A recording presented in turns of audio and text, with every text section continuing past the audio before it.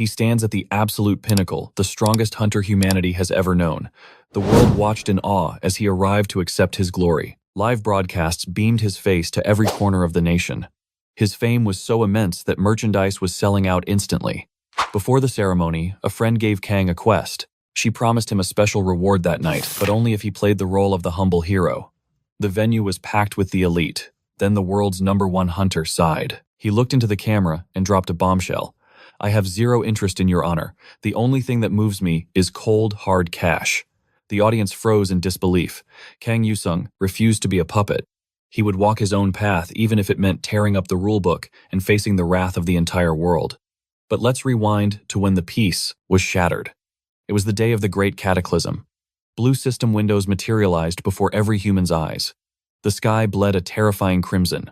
Titanic towers descended from the heavens, piercing the atmosphere across the globe. They hovered like harbingers of doom, and from their gates, nightmares poured out. A legion of monsters began the slaughter. A hideous orc cornered a young girl, threatening to destroy her beauty and her life. It was, in that desperate hour, that the first awakened one stepped forward. Humanity refused to go extinct. If reality was transforming into a cruel game, then humans would become its players. Those with power rose up to shield the weak. The system announced the new laws of survival. Every tower had to be cleared and destroyed before a dungeon break occurred, unleashing the beasts upon the earth. The top rankers quickly became legends worshipped for their strength. But today, the arrogant declaration of the strongest hunter had shaken society to its core. The protagonist sat in his penthouse, scrolling through the backlash. His own fans were turning on him, unable to comprehend his capitalist philosophy. They threatened to boycott his brand and burn his merchandise. Kang walked to the window, looking down at the swarm of reporters camping like vultures at his doorstep. He decided to grant them an audience, but not with an apology. He warned them that death was knocking on their door. They looked at him with confusion until the ground began to scream. A massive monotremor brought them to their knees. Terror seized the crowd as they looked up to see a tower descending directly over the city. The tower break was imminent. The floating dungeon inching closer to the pavement with every second. The mission objective was clear: raid the tower, or watch the world burn. While panic reigned, Kang Yusung remained ice cold. He casually tossed out promotional flyers and strolled away. He arrived at his designated coordinate. No pests here, he mused. As he predicted, the spawn point for the new season was deserted. Suddenly, a notification chimed. The celestial monarchs were watching, thrilled to see the contractor of the clown monarch. The Iron Monarch cackled with glee, bestowing a blessing upon the man who had discarded his weapon. The Blizzard Monarch joined the laughter, granting her divine favor to the one who wielded the mirror. Kang simply smirked, taunting the constellations to laugh while they could. The system buzzed again. His fencing aptitude skyrocketed, and his magic proficiency leveled up instantly. These weren't random buffs. This was a calculated harvest. Just like at the ceremony he was farming rewards from these transcendent beings, the monarchs, who treated human struggles as their entertainment. Next, the interface flared with blinding light. The Golden Legends monarch was losing his mind with joy, blessing the one who chooses legends. This was the jackpot, a blessing loaded with overpowered benefits. Kang Yusung accepted the power greedily. The system rang out. The trait "one who chooses legends" had a massive impact on a player's fortune. Fate rolled the dice, and he scored a god-tier drop. A black cloak embroidered with a golden cross, the aureate fanaticism. The stats were game-breaking. Kang now possessed a legendary defense item, a heroic rank skill, and a heroic artifact. He was fully geared to speedrun this tower, but the system had one more troll in store. A notification popped up. The Golden Legends Monarch suddenly revoked the combat blessing for the one who chooses legends. Instead, the entity blessed Kang's t-shirt sales. Ignoring the cosmic joke, Kang Yusung stepped into the dungeon. Immediately, he was swarmed. The floor was infested with moon-blood orcs. His target, the orc boss, lurking on the highest floor. Kang grinned. It was time to test his new heroic arsenal. His skill tree possessed devastating potential. He activated Frozen Sword, amplifying his affinity with the ice element to the max. That triggered a hidden passive cold breath. Kang whispered a sarcastic prayer to the Blizzard Monarch. Then he unleashed hell. A glacial storm exploded from his body, engulfing the orc army and freezing them into statues instantly. The enemies had the numbers, but he had the power of a god. Kang Yusung shattered their frozen bodies and marched forward. The system spammed him with experience points and rewards. He decimated the first floor in record time. He sighed, wondering if he was destined to save the first world single-handedly again. The system announced the second floor. Kang arrived to find a massive orc battalion in formation. He raised an eyebrow. An orc sentry spotted him roaring that a warrior had arrived to send them to Valhalla. They prepared to die with honor. Kang Yusung scoffed, telling them to hold that thought as he sent them straight to the afterlife. Moments later, the battlefield was silent. He stepped onto the fourth floor, satisfied with the harvest. The grind never stops. His only gripe, no rest stops between floors. Suddenly, the blue window flashes. The Song of War. Guards are gatekeeping the boss room. Kang Yusung smirks. Perfect. This is the ideal stage to lure them all into his trap. A predator facing his prey. The system chimes. The Steel King bestows a blessing on the Song of War. Guards' power surges through the orcs. They roar for Valhalla. They hunger for the warrior who will send them to the afterlife. A chant of blood and steel rises for their king. Kang Yusung observes. They offer no quarter, no room to breathe. But does he care? Not a chance. He dives in. Amidst the chaos, an anomaly appears. A frenzy-charged strike. Kang is forced to retreat for a split second. He recovers instantly, relentless. But his blade feels light. The damage is too shallow. This is no ordinary mob. An elite warrior. And he has ice resistance. Kang falls back. He needs a finisher, a fatal blow, but his skill deck is empty. With his current stats, he is hitting a wall. But he has one ace left, the Frozen Sword. A heroic-grade artifact paired with a heroic skill. Kang opens his inventory. Can he handle the recoil? The system screams a warning. High risk detected. But the text shifts. Only the bold may enter Valhalla. The choice is made. Without hesitation, the axes fly, no time to think. He activates the artifact, the Frozen. Heart glacial mana explodes outwards. His skill cards resonate, amplifying the freezing aura. Why settle for scraps when you can take the whole horde? The orcs roar. War is war, unleashing hell. But his ice armor shatters their hope. It doesn't stop there. His offensive power skyrockets. He crushes them into dust, leveling up mid-combat. Kang is evolving. His ice sword dances, deflecting every strike. He freezes them solid. Steel shatters against absolute zero. He is relentless. A whirlwind of death and EXP. The orcs despair. They charge in vain only to be tossed aside like ragdolls. Multiple ice blades materialize in the air. An enemy spots them but too late. Kang ends him. His agility is off the charts. He is nothing but a blur. Floor cleared. Kang scoffs at the stats. They don't add up. One straggler remains. Time to drop the curtain. He annihilates the last foe. And levels up again. The system pings reward pack acquired. 1,000 conquest points. He checks the draw.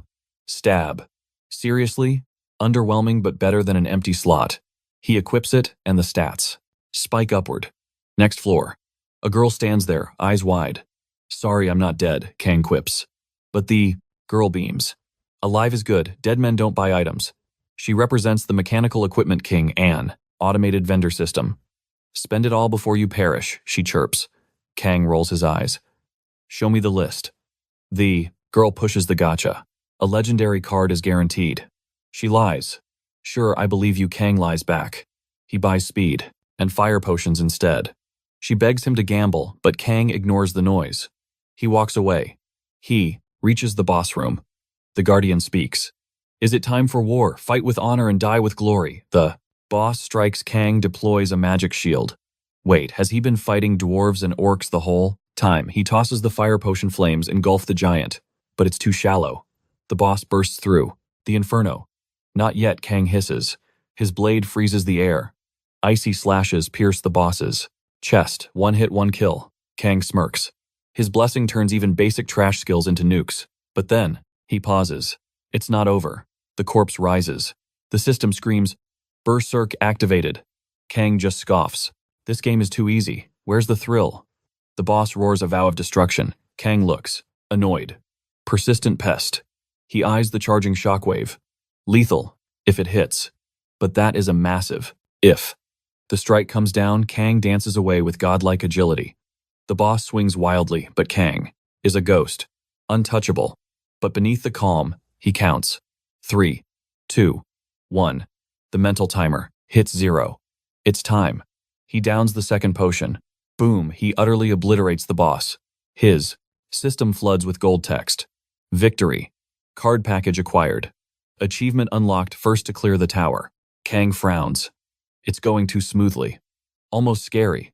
He taps the reward box already, expecting trash. He checks. First card common rank. Exactly as predicted. He tosses it aside. Junk. Wasting no time, Kang heads to the next challenge. The Tower of Demon-Worshipping Imps. The enemy mob detects his presence and swarms thirsting for blood. Kang stands unmoved, waiting for the kill zone to fill, then unleashes. A glacial catastrophe. Absolute Zero descends, turning the horde into statues. He is not just fighting. He is savoring the hunt, grinding his proficiency to the limit. The first wave shatters like glass, but the dungeon does not rest. A second wave floods the chamber. More pests. To Kang, they are nothing but experience points waiting to be harvested. He looks down on them with cold indifference, promising to erase their existence without breaking a sweat. And he delivers. His frost magic is a calamity that engulfs every single foe. Mastery skyrockets, the skill level rises, suddenly the air grows heavy. Red alert, the tower boss has spawned. The heretic imp boss descends, vowing to paint the floor with Kang's blood as a tribute to the Demon King. He commands his minions to charge, but they are instantly obliterated. Kang's cryomancy operates in a realm far above their pathetic resistance. The system confirms the debuff. The boss is now afflicted with the freezing status. Kang smirks. This monster arrived at the perfect moment to test a new theory. The blue screen flashes a bonus reward. Glacial Synergy Reinforcement. This passive effect multiplies both the quantity and variety of his frost constructs. In simple terms, Kang's arsenal just became infinite. Time for a field test. He manifests a storm of ice spears, the air screaming as he launches the volley at the survivors. The imps were already struggling, but now they are merely frozen punching bags for his amusement. Kang shows zero mercy. Total subjugation. The tower is cleared, and the loot screen rains down rewards.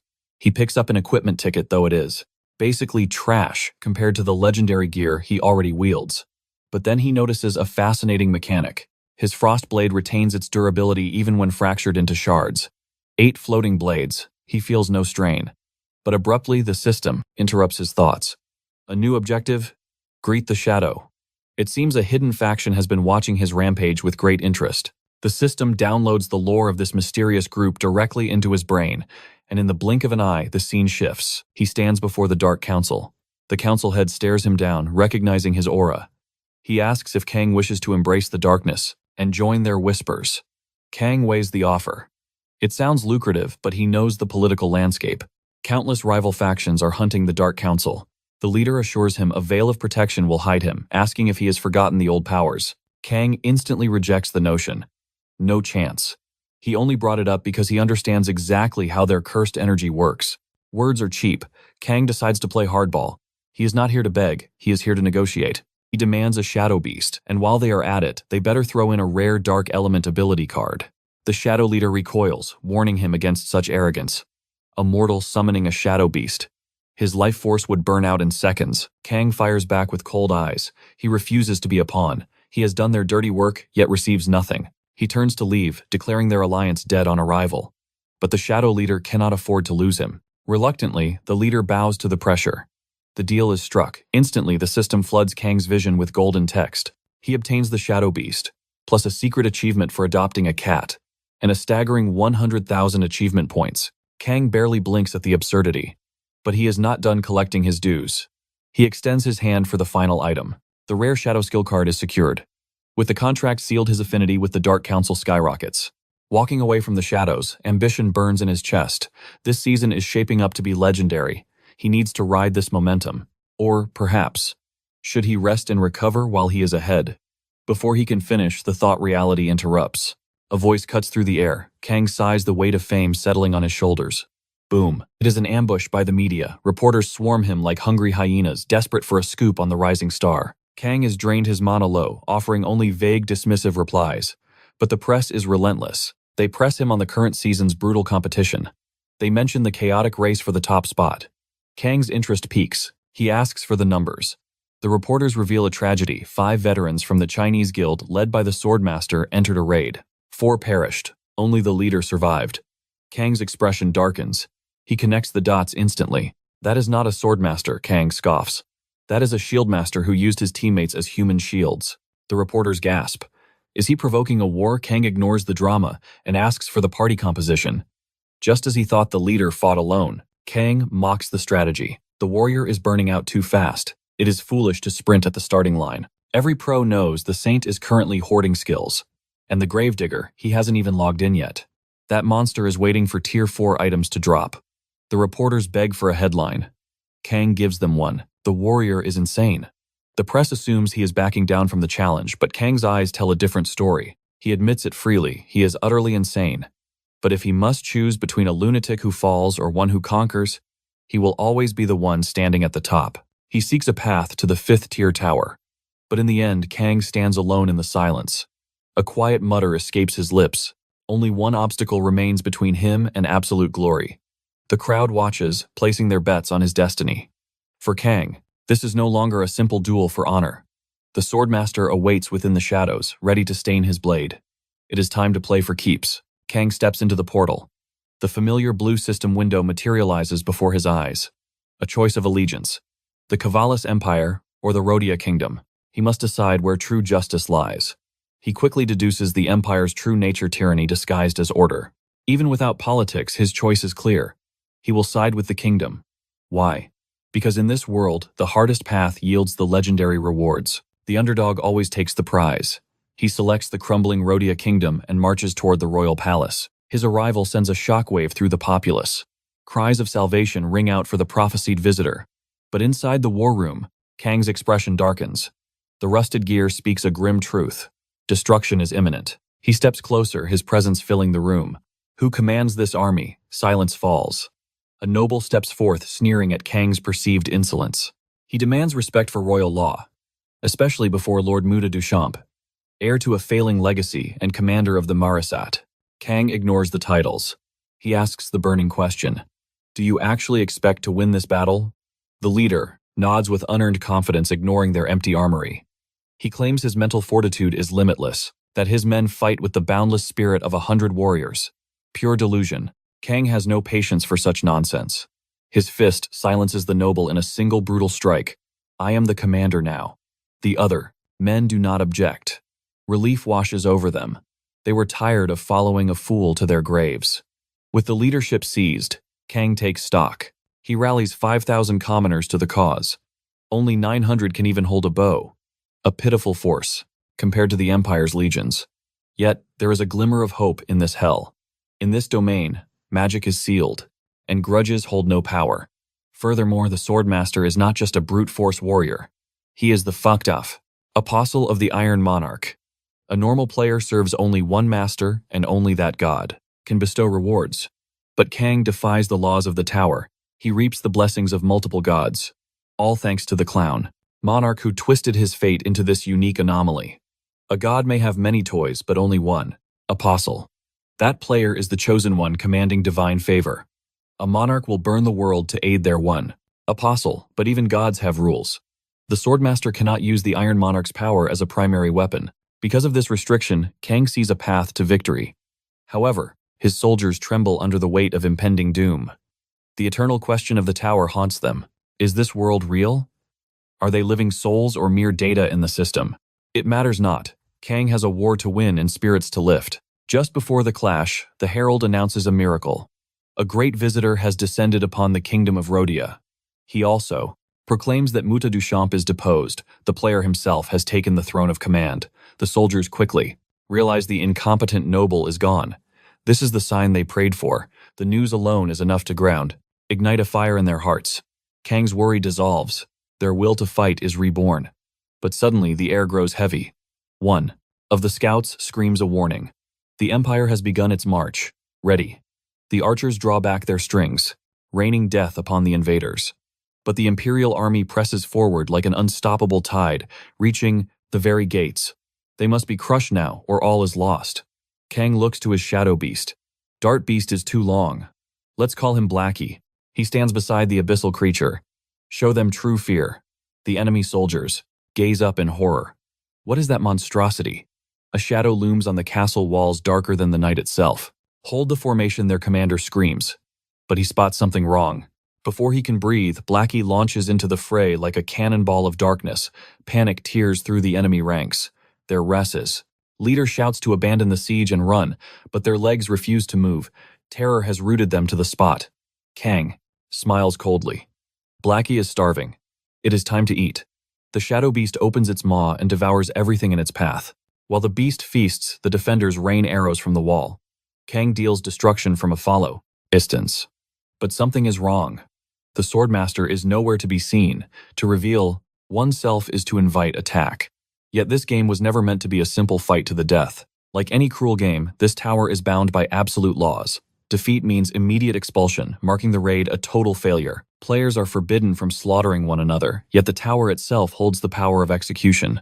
The protagonist knows he will survive, but failure is simply not an option. He begins dissecting his opponent's tactics. His allies rally with surging morale, but victory remains, far from guaranteed. Minutes bleed away. The battle nears its end, yet the enemy commander remains a ghost.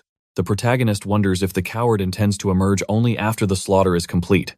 Suddenly the atmosphere shifts. The steel blades of the fallen dead begin to tremble and rise. Roya's forces are bewildered, but the protagonist instantly recognizes the phenomenon. He scoffs. So this is the opposing player's trump card. To think they possess a heroic rank skill card. He speculates if it was blind luck, or perhaps a gift bestowed by the Monarch himself. Kang is targeted, but he evades with ease. He realizes his foe has been charging this attack the entire time. But Kang smirks, revealing he wasn't just idling while waiting for the strike. He declares it is far too late for his opponent. Why? Because his own leveling process is finally complete. Suddenly a fresh wave of enemy soldiers materializes, their killing intent locked solely on him.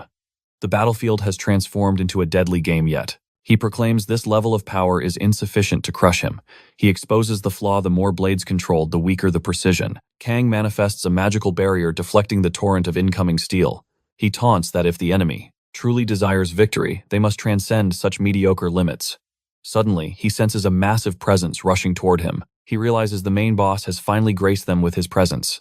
His system screams a crimson alert. The Archangel's shield triggers a reflection counter. A blinding supernova erupts, scorching the enemy as the shield shatters into light. Kang, the protagonist, asks with a sneer if his opponent truly believed mere sword telekinesis could conquer this fortress. The adversary is left speechless.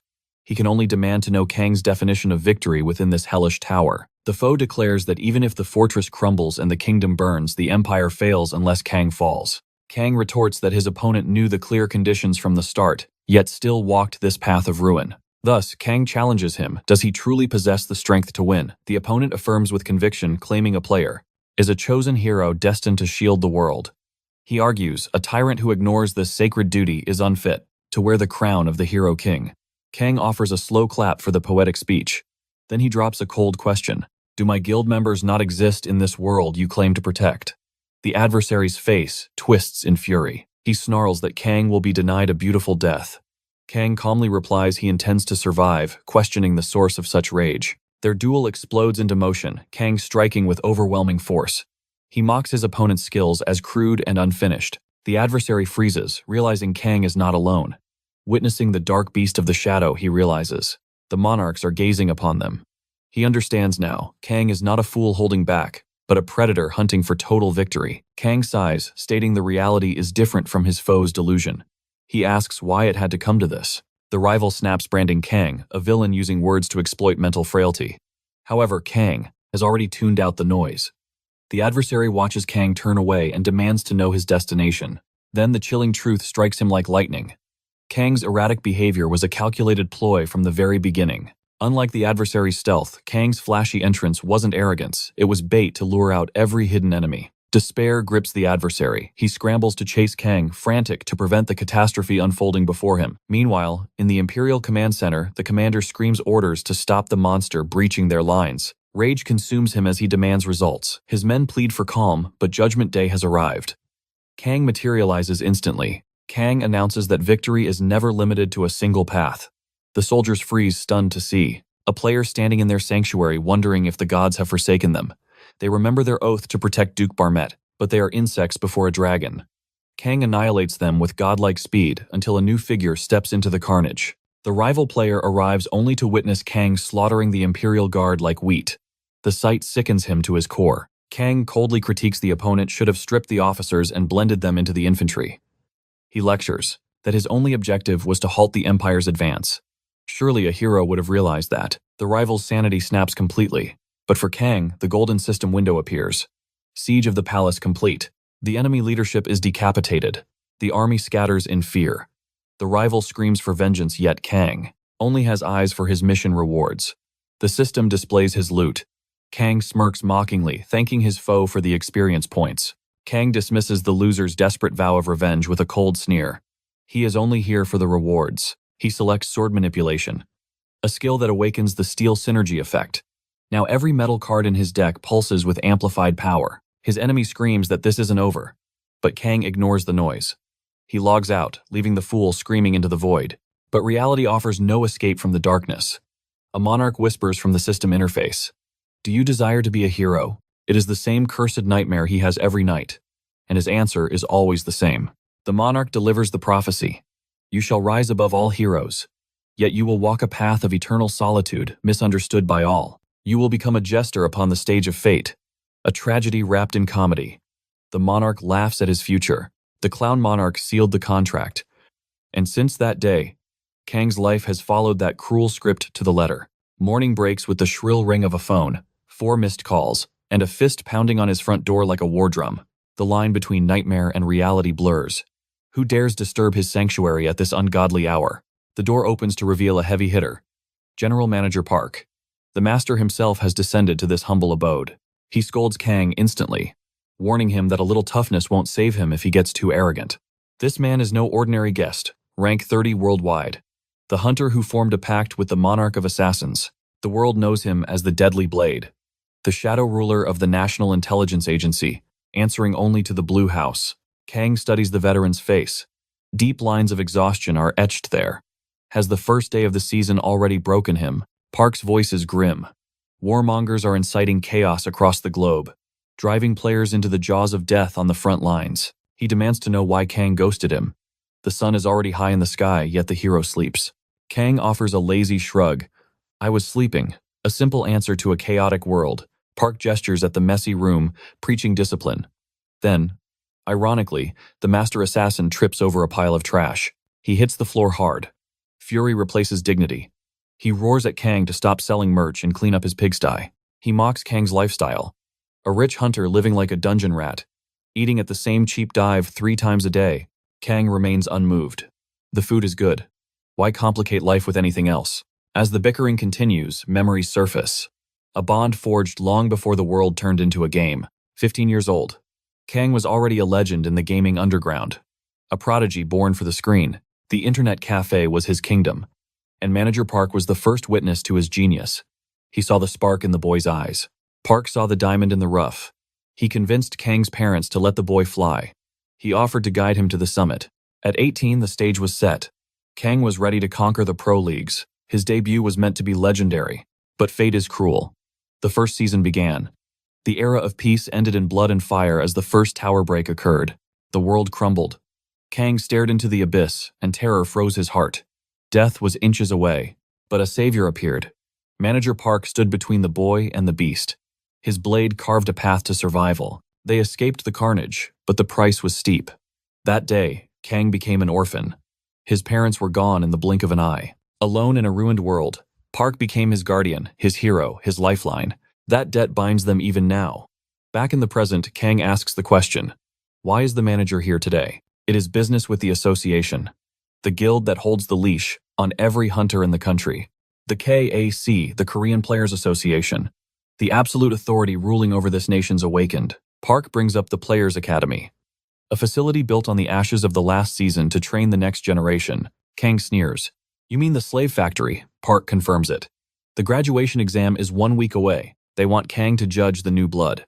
Park expects a refusal. Why would a lone wolf care about sheep? But to his surprise, a smile plays on Kang's lips. He accepts. He wants to see if the future of the nation has any spine. However, he has one condition. The exam starts at 5 in the morning. Sharp. The next day, dawn has barely broken. The academy hall is swarming with nervous rookies. 5 minutes to showtime. Whispers spread like wildfire. Some recognize Kang, realizing the weight of this assessment. Others just curse the early hour. One student scoffs at the absurdity, calling Kang arrogant for dragging them out of bed. Who does this examiner think he is? President Lee asks for an assessment. What does the hero think of these fledglings? Kang's eyes are cold. These kids have been coddled, and he is about to show them the true face of hell. With a cold gaze, Kang accepts the challenge to test the mettle of these so-called rookies. Fate is now entirely in his hands. Even sensing Kang's arrogance, the chairman allows it. The chairman believes his scheme is perfect.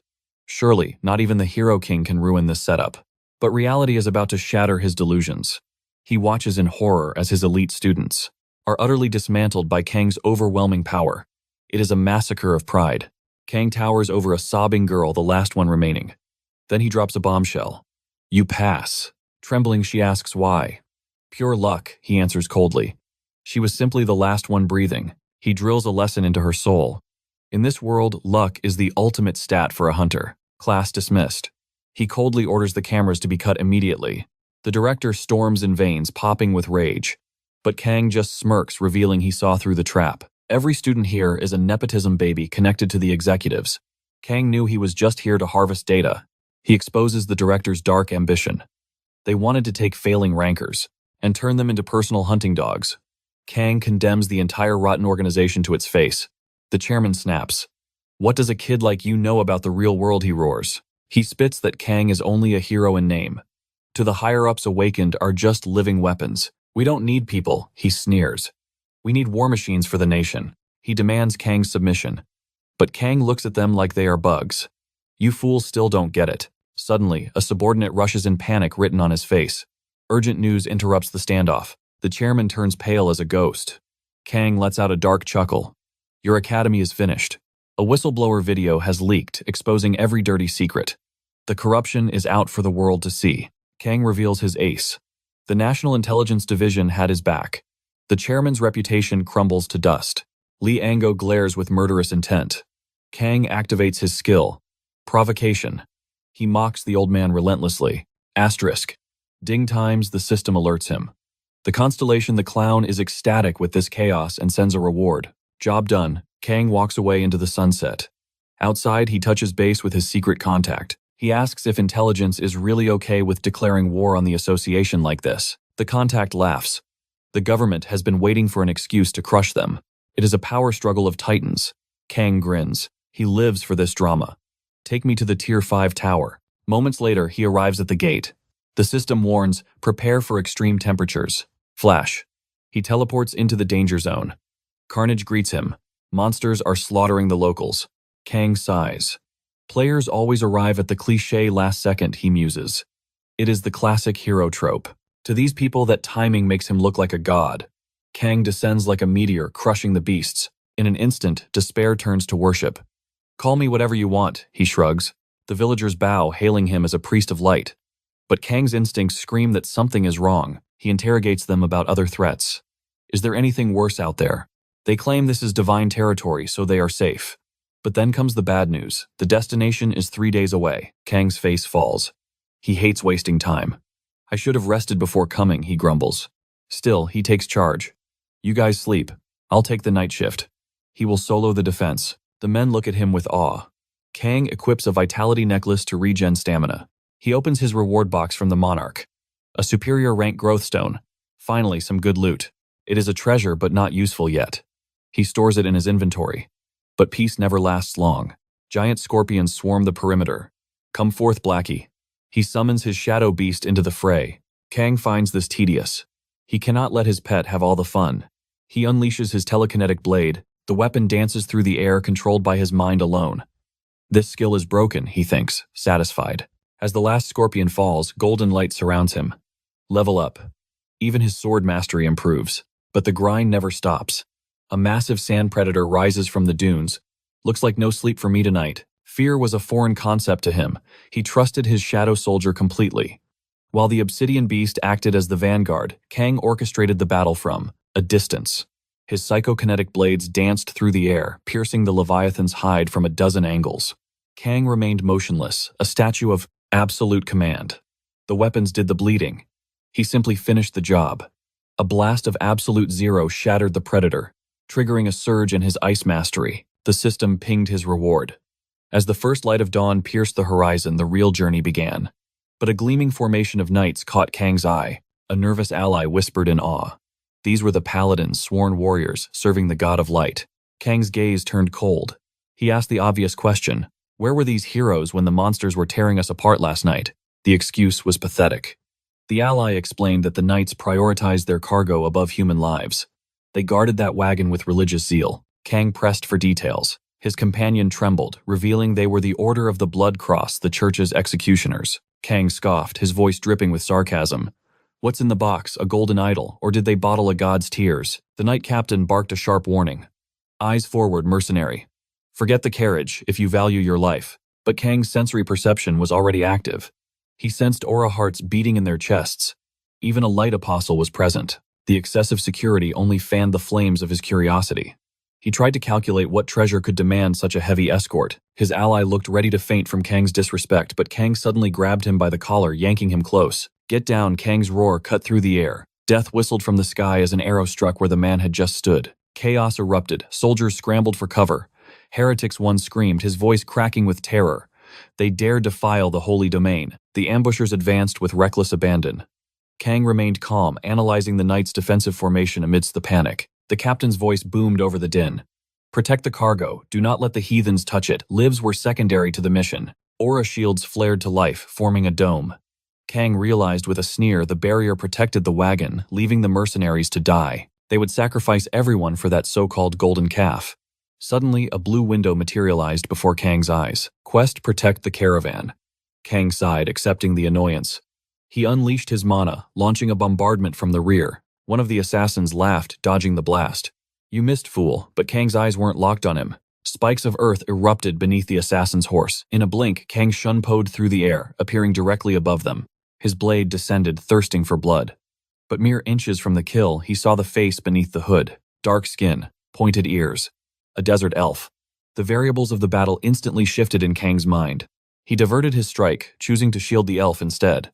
But the warrior didn't understand the mercy springing up to counterattack. Kang parried the desperate strike with a lazy flick of his wrist. Talk, he commanded. What is the church hiding in that wagon? The elf spat in defiance, assuming it was a trap. He turned to his squad, screaming, ignore the lies, kill the falsifiers. Arrows darkened the sky, a rain of steel. Kang raised a hand, weaving a barrier of mana that enveloped both him and his attacker. The projectiles shattered harmlessly. Torture me all you want, the elf hissed. I will take my secrets to the grave. Kang smirked coldly. I don't torture. I negotiate. Just tell me what's inside and I might just switch sides. His aura flared, turning the air heavy with killing intent. You're alive because I allow it. Do not mistake my patience for weakness. To prove his point, he released a fraction of his true power. The pressure forced every elf in the vicinity to their knees. Twitch a finger and you end, Kang warned. He leaned in his voice, a dangerous whisper. Now. The carriage. Trembling, the warrior broke. It is not goods. They have Princess Syria. Royal kidnapping. Kang's eyes narrowed. He released the elf. Go. Spread the word that the extraction has begun. I'll handle this. The elf hesitated, stunned by the turn of events. Move, Kang roared. Before I change my mind. As the shadows retreated, a paladin marched over, face twisted in rage. Traitor, why did you let the vermin escape? I confirmed what I needed to know, Kang muttered. Ignoring the zealot, he marched straight toward the forbidden wagon. Steel blocked his path instantly. Halt, the knight drew his blade. Not even the apostle allows you past this point. Shadows coalesced behind Kang, forming a nightmare beast. Step aside, he said softly. Or be removed. The killing intent was suffocating. The knight faltered, and Kang stepped past him, ripping the carriage doors off their hinges. There, bound in the dark, sat the lost royalty. Syria, princess of the Ob kingdom, glared back at him. She was far from a damsel in distress. Do not touch me, filth, she spat, her pride unbroken even in chains. Asterisk, ding times. The system chimed a frantic warning. The monarch of light is watching you. Deviation from the path is forbidden. Kang looked up at the invisible sky and scoffed. I make my own choices. With a swing of his blade, the chains shattered, kidnapping the princess. This act of rebellion unlocked a hidden achievement, granting him a staggering 300,000 conquest points. But every reward comes with a price. The tower's objective shifted instantly, and the mission difficulty rank exploded through the roof. Kang declared game over, with a smirk adding that true freedom tasted sweet. but the system retaliated immediately, vowing he would suffer for defying the light. It warned him that the tower's own guardians had turned against him. Suddenly, the sky tore open, as sentinels of light materialized from the heavens, summoned to enforce the Monarch of Light's will.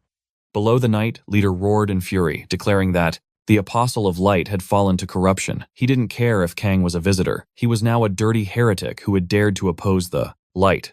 Kang scoffed at their self-righteousness, mocking the knights for relying on numbers. He turned to the trembling princess, telling her not to worry because he brought his own backup. As if on cue, the system chimed in, announcing he had secured the patronage of the Monarch of Shadows. For his choice, the light would now fade, and the abyss would swallow everything. But wait, it gets better. The Dark Council grants a massive buff, the Curtain of Absolute Darkness. This skill obliterates the knight's vision. Reality itself warps under this shroud, plunging the entire battlefield into pitch black. Kang knew that embracing the shadows would yield legendary rewards far greater than serving the light. Now blinded and helpless, the knights cannot sense the doom coming from the shadows. They are slaughtered one by one. High above the Monarch of Light's heralds are powerless. Not until one of them unleashes a holy blast to pierce the gloom. Finally, their gaze falls upon the carnage below, witnessing the knight's absolute annihilation by the darkness. Fury erupts among the angels. They demand to know who dared cause this chaos. But before they can blink, Kang attacks them without hesitation. The heralds are stunned. A mere mortal dares to strike a divine being. The system frantically alerts him that the Sentinels of Light now hold irreversible hostility toward him. On the flip side, his affinity with the Dark Council faction has skyrocketed to the heavens. Kang levels up, and the ancient energy of darkness surges through his veins. Then, his system flashes another urgent alert. Countless factions across the tower are now watching his every move. This is the moment he realizes the world of the tower and the worlds within are distinct existences. To clarify, groups like the Knights of the Bloody Cross and the Desert Elves are merely inhabitants of the floor part of the internal logic. However, the monarchs and their vast armies exist on a higher dimension, the reality of the tower itself. A player is the bridge between these two realms, acting almost like an avatar for the monarch's will. Yet, players are not mindless puppets dancing on strings. Those who can see beyond the surface, reading between the lines of the quest log, can alter the flow of destiny. Just like Kang, who gambled on the darkness to secure a mythic reward, proving that if you have a strategy, you must execute it without fear.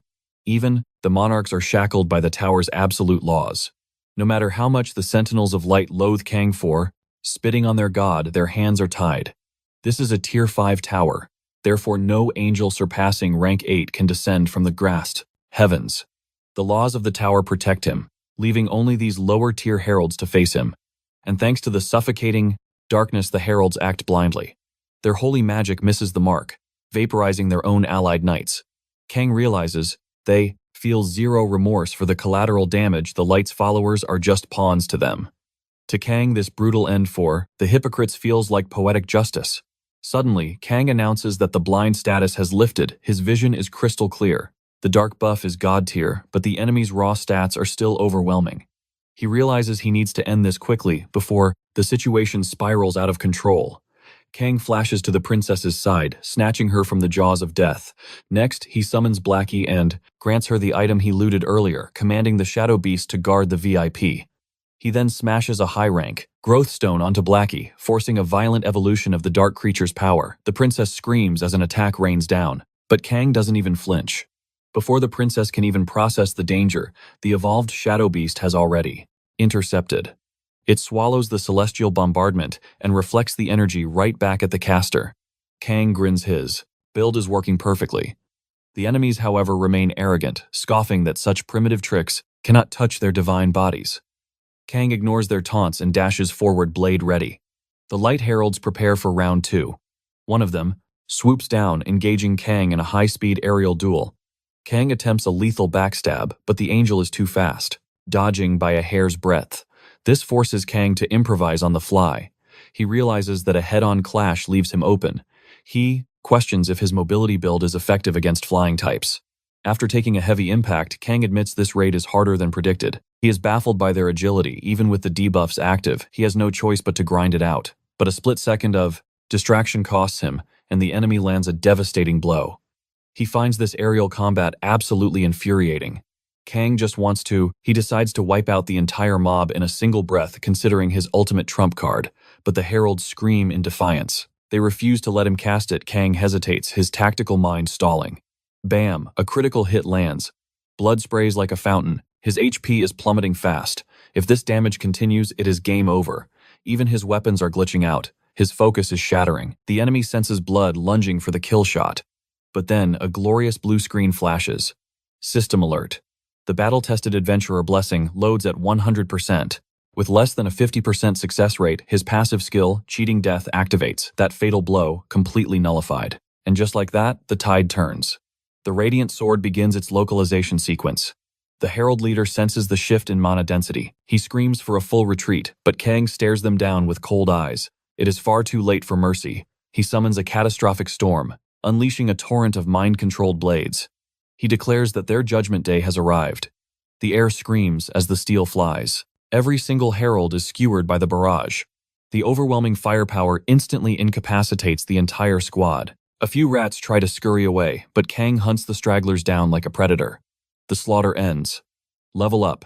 Victory is his. Yet even with the win, Kang is running on fumes. As the battle mode disengages, all his buffs evaporate instantly. He scans the carnage. Bodies litter the ground. Suddenly, a shadow emerges. It is his familiar Blackie. And miraculously, the princess is unharmed. As Kang approaches, she looks at him with trembling eyes, asking why he would betray his own kind to save her. Kang shrugs his voice flat. He simply tells her the quest rewards were better this way. Syria stares, asking if he has no empathy at all. She asks if he plans to hold her hostage for a massive ransom.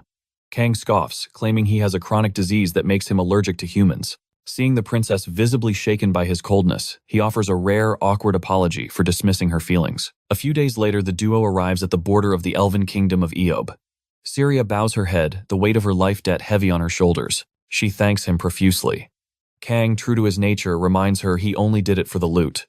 Understanding the assignment, the princess hands him a necklace. Ding, the system window pops up. He has received the symbol of trust. It is a special accessory, its rank listed as unknown. Kang cannot appraise its true value yet, but his gamer instincts tell him this is a god-tier item. Time skip. Kang is on a train speeding toward Busan Station. A contact had summoned him for an emergency raid. Kang demands a sitrep immediately. His friend explains that while the bomb hasn't gone off yet, the fuse is lit. Kang needs to be there now. The target, Natasha Ivanova, an internationally wanted villain, a dark ranker running from the Russian government.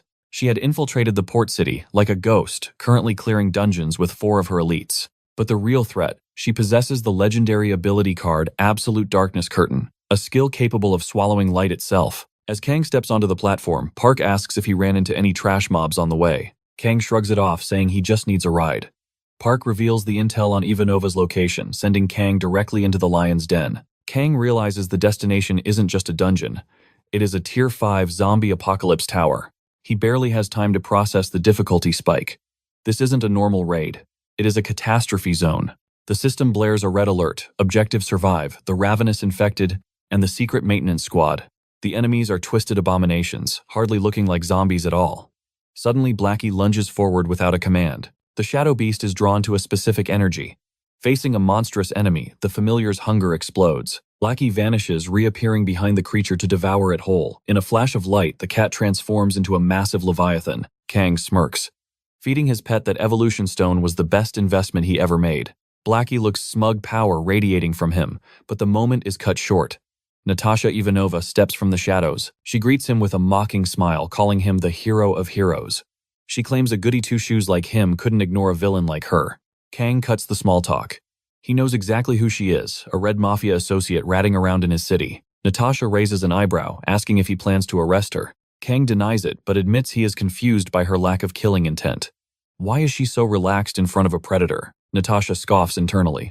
The Russian intel on this guy must be outdated if they think he is this dense. Kang analyzes the situation. Her squad includes Zaslan members. Their plan: corner him and let the undead do the dirty work. Natasha reminds him of her credentials, asking if he really wants to test his luck against her. Kang's eyes glow. He isn't here to be zombie chow. He states plainly that there is only one way to acquire a legendary skill. He has to take it. Ivanova realizes too late the rumors about this monster were true. She screams for her men to attack. They open fire. A storm of bullets shreds the air, but the protagonist is a blur, moving faster than the eye can follow. He attempts to pursue, but she vanishes like smoke in the wind. Impressive stealth. Now Kane stands alone in the abyss, questioning his own senses. Nadisha has melded perfectly into the shadows. Instantly, his instincts scream ambush. 3 riflemen and a sniper lock onto him. As bullets rain down, Kane weaves through the fire. He thinks, fool me once, shame on you. But twice impossible. The absolute darkness debuff should blind them. How are they tracking his movements with such divine precision? Just then, a pair of glowing eyes emerges. It's Blackie. I require your assistance, Kane commands. The shadow beast bows, ready to lend a claw. Outside the barrier, a shooter curses. His frost shield is impenetrable. They scramble for a new strategy, oblivious to the horror behind them. The sniper spots the cat. Fatal mistake. It would be the last thing he ever saw. Blackie lunges. A symphony of screams erupts as the shooters fall. Beware the shadows, someone shrieks. The beast is hunting us. Inside his sanctuary, Kane analyzes their chances of survival. Vision is irrelevant when death is omnipresent. Suddenly killing intent. Nadesha Ivanova materializes, pressing cold steel against his jugular. I might spare your miserable life, she hisses, if you learn your place. Kane smirks, his composure unshaken. Only a coward makes threats they can't fulfill. Nadesha's eyes narrow. Do not underestimate me. She gestures to his status window. Those conquest points. Clearing the 5th tier tower, that is no mortal feat. You must have cleared it on hell mode. She pauses, confused. Yet you chose a low-level challenge this season. Why? Outside, the massacre continues. Her remaining subordinates scramble in terror, unable to escape Blackie's shadow arts. Their aura is fading fast. Kane knew this would happen. He was simply buying time. Tell me, he asks calmly, how exactly do you plan to kill a king? Nadesha freezes. The world around her flickers.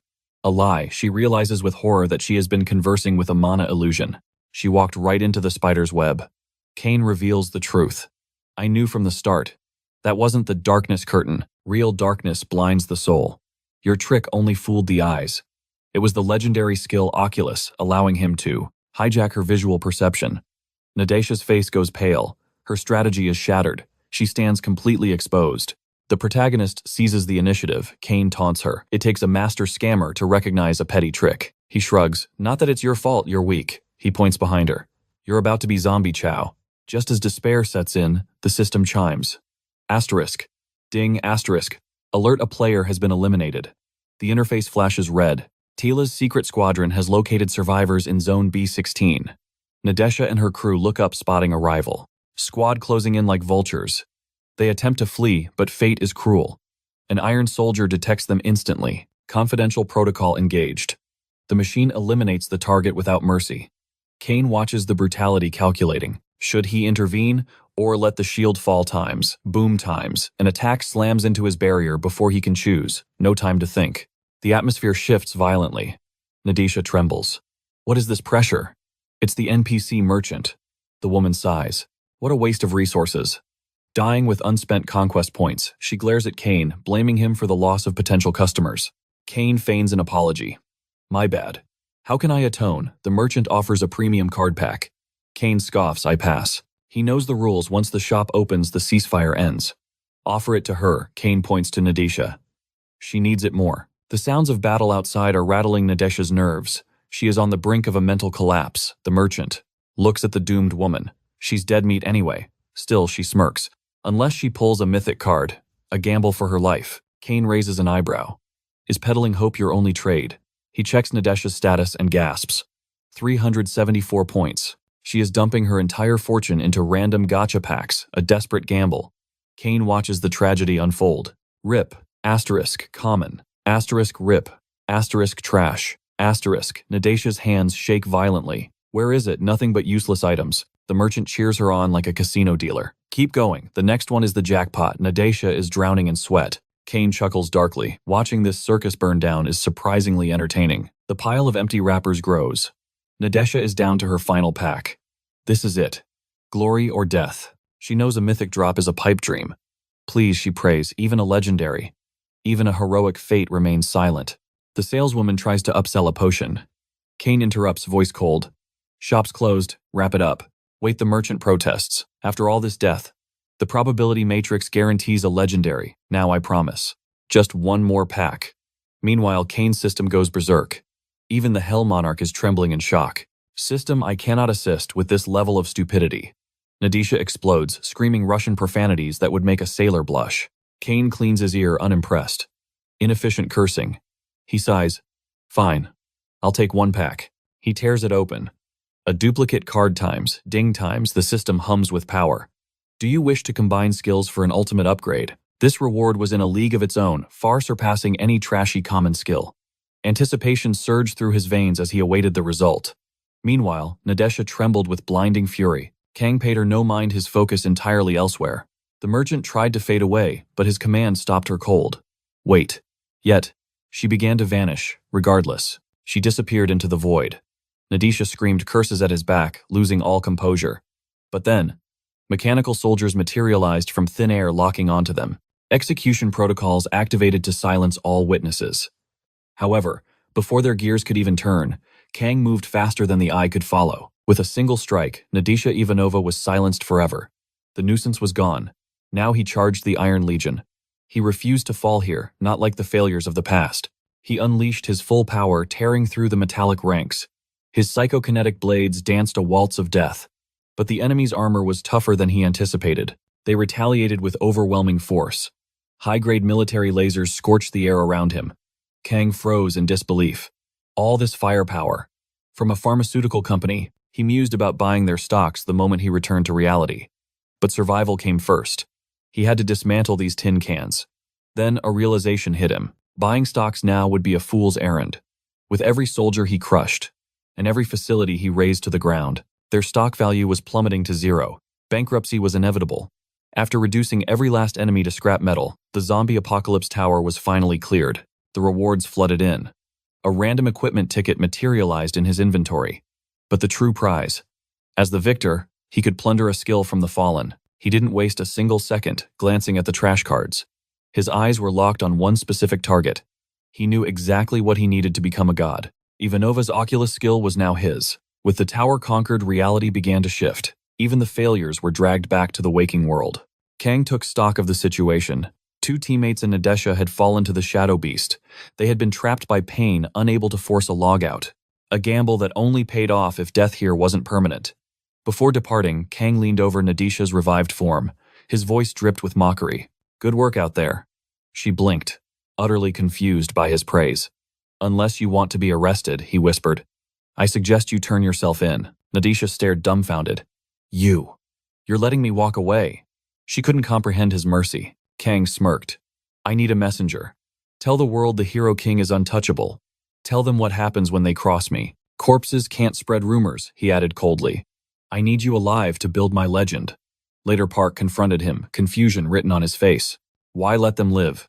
Kang. The answer was simple. Efficiency. They left behind a legendary skill as tribute. Park clenched, his fists frustrated. Traitors deserve death, not mercy. How could you let them walk away with their heads attached? Kang shrugged, feigning innocence. I'm no butcher, Park. I strive for peace. Perhaps even philanthropy. Park scoffed at the ridiculous claim. Right, Saint Kang? Sure. His tone hardened. But seriously, what was their endgame? Kang dodged the interrogation entirely. By the way, I'm taking over management of your internet cafe. Park sighed, realizing he wouldn't get an answer. He knew better than to pry further. Just come back in one piece. All right. Don't overdo it. Kang offered a rare, genuine smile. I'll be fine. I always am. Within the tower, titles defined existence. To the masses, Kang was hailed as a hero, but the word tasted like ash in his mouth. Heroes? No. They were merely dogs of war. Mercenaries with fancy labels. He looked at people like Nadesha, living weapons used by the state to slaughter enemies. That was not his path. He refused to be a pawn on a chessboard. In this broken world, true heroes were a myth. Suddenly, a voice called out. It was moaning. He had been careless with his disguise. As he walked, whispers erupted around him like wildfire. The crowd watched with bated breath. Rumors and media lies swirled in the air. But the crowd didn't care about the truth. They only cared about one undeniable fact. Kang was the strongest player in the nation. Power was the only currency that mattered. Hearing their awe, he let out a breath. He tried to slip away toward home. But the vultures were already circling. A swarm of reporters blocked his path. Like a phantom, he vanished before they could snap a photo. If I can't rest here, he thought, I might as well rest inside the tower. He stepped through the portal. Voices echoed in the chamber. The holy warrior summoning. It was a success. Kang frowned. Summoning. Before he could react, a radiant figure approached. The saintess herself stood before him. It is an honor, she spoke softly. She looked at him with reverence. The warrior from beyond the stars who answered my prayer. I am Alicia Celestina, 37th saint of the Sacred Kingdom. Kang realized the situation instantly. He decided to play the role. He puffed out his chest. I am the warrior who will save this world. Now tell me, what is my mission? The saint smiled. First, you must understand the history of the Phaya continent. Kang suppressed a groan. Let me guess, Kang interrupted. Gods versus demons. Ancient war. The saint's eyes widened. Exactly. The great war of light and dark, she began. The abyss opened its maw, and demons poured into our radiant lands. 30 minutes passed, then 40. Kang's patience snapped. Can we skip to the part where I save everyone? We are not done, she chided gently. The story has only begun. Then she dropped the truth. The Celestials. They feared human potential. They worried we would abuse the Ark's power. So the Chosen One requires their approval. Kang didn't hear the rest. He simply turned his back and walked away. He turned his back, walking away with cool indifference. The saint called out, confused by his sudden departure. He claimed he had work to do, but she rightfully noted he had zero clue where the Ark was hidden. When asked if she knew, she admitted defeat. Kang shrugged. It didn't matter. But then, space tore open. The fabric of reality ripped apart. A gate manifested. Demonic energy poured into the sacred grounds. The saints froze in horror. A demon. Here, the holy knights charged, roaring that this soil was consecrated. The battle erupted, but steel and holy magic passed harmlessly through the beast. It was immune to physical damage. As the monster lunged, Kang barked a command. Fall back. A shimmering barrier of mana sprang up instantly. The saint tried to step forward, her hands glowing, but Kang cut her off. Stay behind the shield. She watched, trembling. He was risking his life for them. Desperate, Alicia fell to her knees, praying to the goddess. The others joined the chant. The barrier cracked. It shattered like glass. Are you hurt? She cried out. Kang stood tall. The enemy had retreated into the void. But it left behind a telepathic curse. The Ark belongs to the abyss. A warning echoed in their minds. The light would soon be swallowed by eternal night. The saint was paralyzed by the ominous prophecy. But Kang, he just brushed it off like dust. We don't have time for fear, he snapped. He demanded the location again. The shock finally jogged her memory. She had a lead. That was all Kang needed. He sprinted toward destiny. But internally, he was smirking. His cat deserved an Oscar. The terrifying demon, just his shadow beast putting on a theatrical performance. It was all a calculated play to intimidate the church. He mentally noted to keep the dark skills under wraps for now. He told Blackie to hide those spikes. The saint struggled to keep up, gasping, asking to slow the pace. Kang refused flatly. Efficiency was key. This, after all, was how you utilized a legendary tier deception skill. They arrived at the Adventurers Guild. To enter the labyrinth, they needed the official badge. The receptionist nodded. The license. She gestured for them to wait. The atmosphere was heavy with tension. While waiting, the saint explained the geopolitics.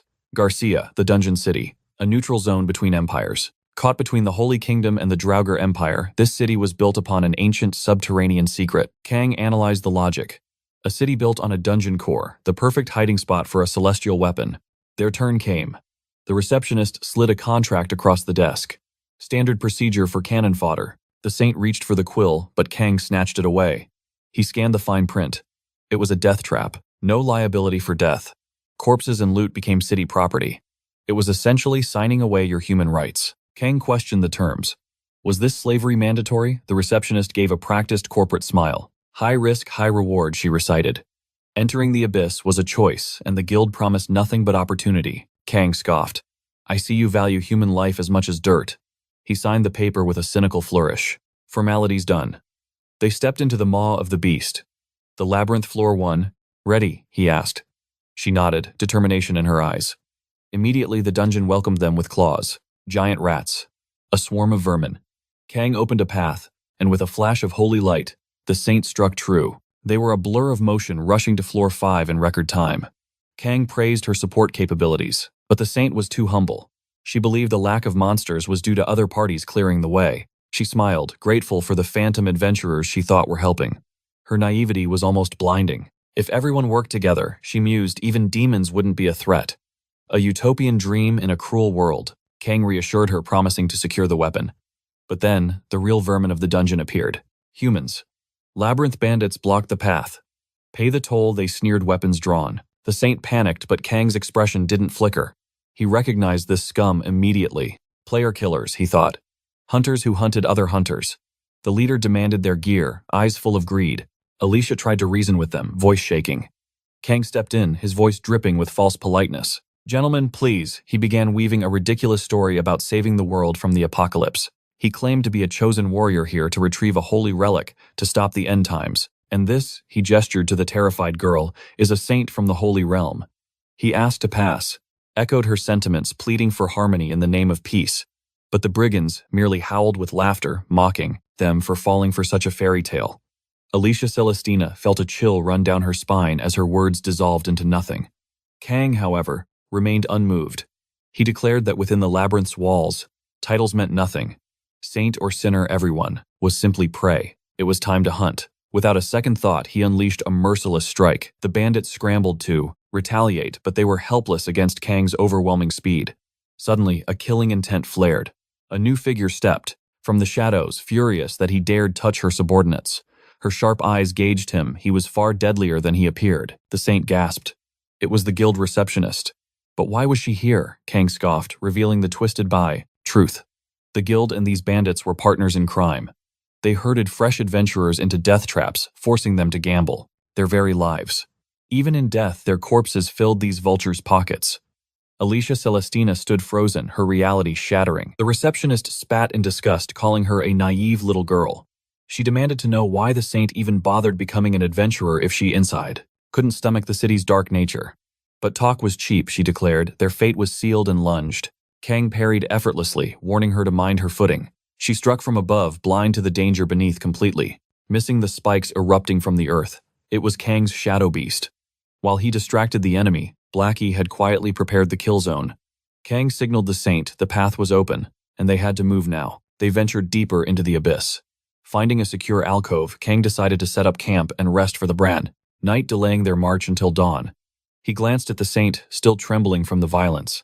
He realized the truth stripped of her holy title. She was seeing the cruel, naked face of the world for the very first time. Alicia finally broke the silence. With the apocalypse looming, humanity still slaughtered each other for scraps.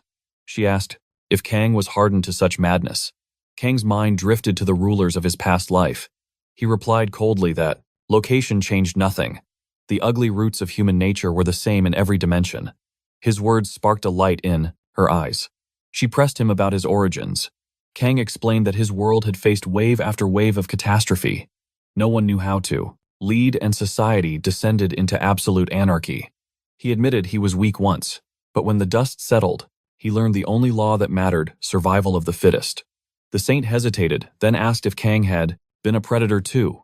Kang smirked, deflecting the question back at her. A heavy, suffocating silence hung between them. When she finally whispered her guess, Kang was genuinely taken aback. For a moment he was stunned, before throwing his head back in raucous laughter. Quiet returned to the camp, but Kang sensed a shift in the atmosphere. He knew the timer was ticking down. Right on cue, the dimensional merchant materialized, offering a deck of mystery cards. Kang ignored the pitch, opening the product interface instead.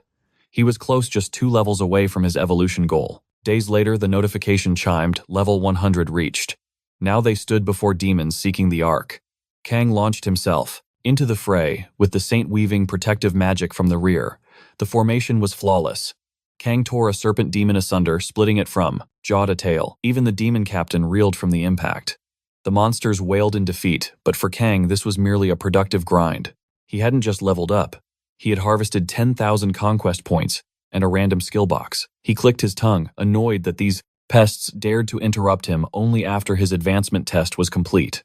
The saint cheered for their victory, but a sudden energy pulse silenced them both. Hovering before them was the object of their quest. It was unmistakable. Kang approached the Ark, noting its deceptively simple appearance for a legendary weapon. The blue system window flashed, quest item acquired. Immediately the labyrinth began to quake. A dimensional rift tore open. The saint urged Kang to jump, leading them back to the surface. She exhaled, thinking they were safe, but a shadow loomed. Slow mocking applause echoed. A voice praised the otherworldly warriors for completing the Empire's dirty work. Mildas Draga stepped forward, declaring the Ark's might belonged solely to him, the Imperial proxy. He extended a hand demanding tribute. The saint froze. It was the crown prince. Kang's eyes narrowed. This royal was clearly an enemy. Mildas offered a merciful deal: surrender the artifact, and he might let them keep their heads. The saint refused, trembling with rage. The Ark was meant to save the world, not rule it. The prince laughed, revealing a terrifying secret. He already possessed a fragment of the Ark. He boasted that once the set was complete, even the demon lords would kneel. Kang didn't flinch. He simply smirked, thanking the prince for acting as a delivery boy by bringing the loot right to him. Mildas's face twisted in fury. He signaled his elite guards to slaughter them, roaring that their time was up.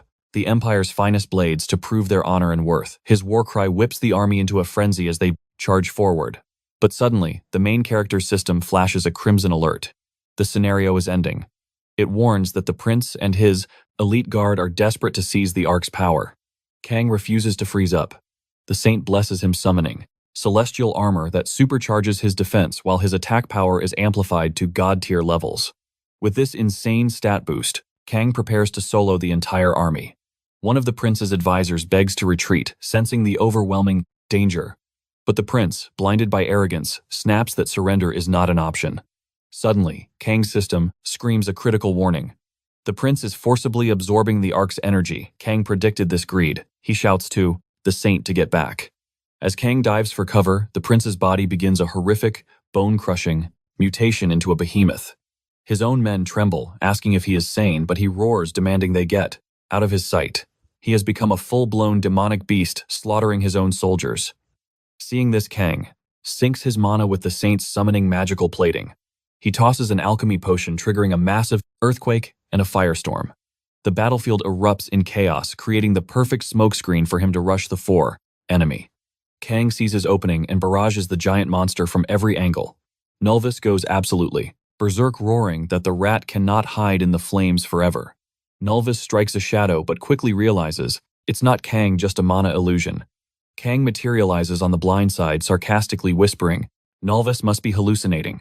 With his power peaking, he unleashes a devastating surefire skill on the beloved monster. The tyrant is completely blindsided, taking a critical hit that shakes his very soul. Kang stands, victorious amidst the dust. Asterisk, ding times. The system pings. He has obtained the second Ark fragment. Kang now holds the item's true potential. It is so potent, the sheer pressure shocks the saint. She cannot fathom such divine strength. Kang, however, is casual. All he cares about are the experience points and level-ups he just farmed. He tosses the Ark to the saint. She is baffled. Why would this otherworldly warrior trust her with a god-slaying weapon? She insists she is unworthy, but Kang tells her she is the only one with the mana capacity to hold it. If not her, this power falls to Emperor Draga. He urges her to guard it, warning that hesitation will only deliver it straight to Draga's clutches. The saint argues she cannot be reckless with such catastrophic power. Kang explains that in his timeline, those who seek power for destruction always collapse under the weight of their own sins. But he believes she will wield it for justice. She thanks him, saying his faith has steeled her resolve. Kang smirks. Mission accomplished. With the quest complete, Kang receives a mountain of, quote, special rewards and logs out to reality. A week later, he reflects. That was just one tower. He went in expecting a vacation, but ended up grinding harder than ever. Kang then scrolls through news articles about himself. It seems not. Everyone views him as a hero. It is still mid-January, and Kang senses the world is shifting. A few days later, he gears up again. As usual, the media swarm him like vultures, demanding comments, but Kang ghosts them, walking straight into the portal of the next tower. The reporters are left stunned, realizing he entered the awakening tower. Inside, a mysterious entity speaks, claiming it has awaited his arrival for eons. Kang tells it to cut the lore dump and get straight to the dumb test. He is immediately thrown into an unknown trial. The entity scolds him for his lack of manners, noting that the test was inevitable, regardless of his attitude. The trial initiates. Kang spawns in a void, surrounded by an infinite maze of mirrors. He shatters them to forge a path. But then, a doppelganger appears, wearing a mocking clown mask. It observes that Kang does not even flinch at the sight. Kang has no interest in dialogue.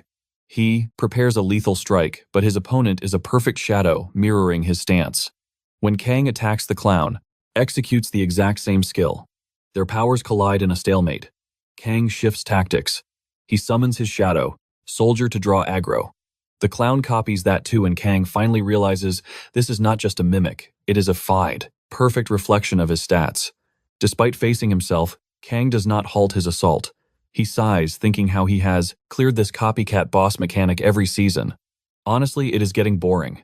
He finally unleashes his dark magic, ultimate determined to overwhelm the clone. The clown strikes back, but Kang's magic shield deploys. Thanks to his passive title, The One Who Deceived Death, Kang naturally evades the fatal blow. He immediately seizes the counterattack window. Kang realizes the solution to this puzzle is actually simple.